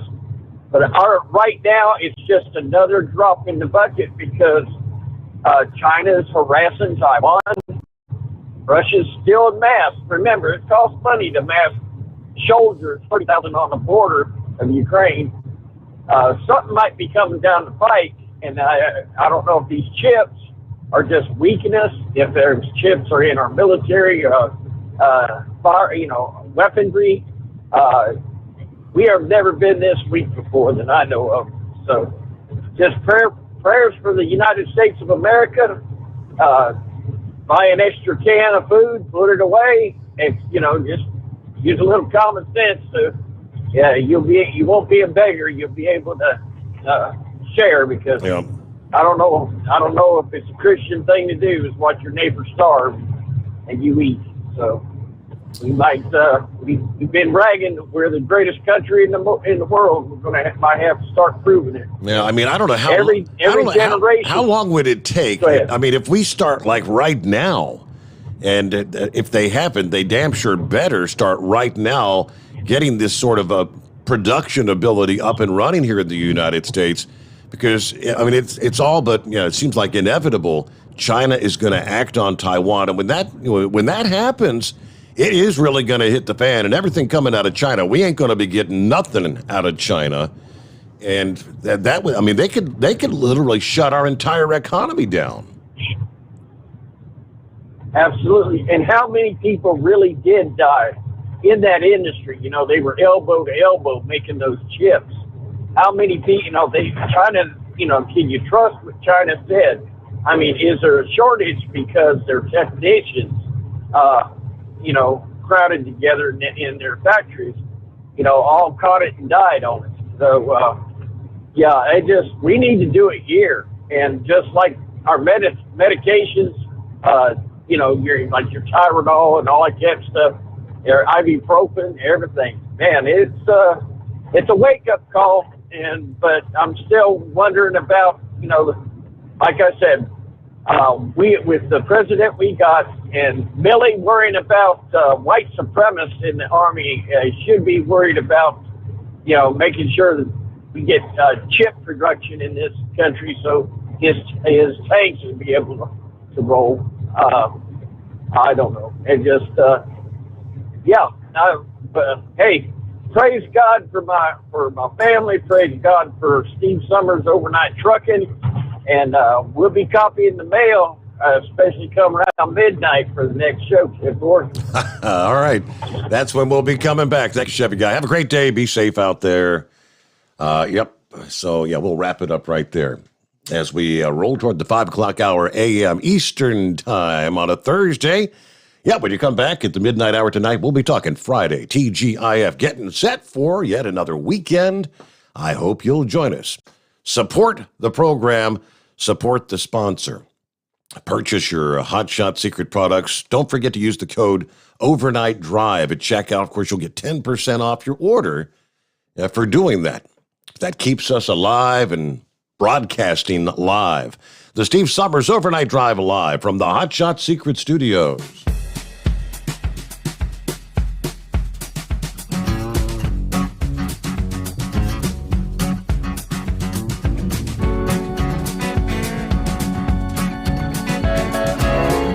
Guess the places that I've been. You never guess the places that I've been. 'Cause everything is like a dream, yeah, but only in that dream that I live in. I'm never gonna let the day begin. Never gonna let the day begin. 'Cause everything is like a dream, yeah, but only in that dream that I live in. Oh, don't wake me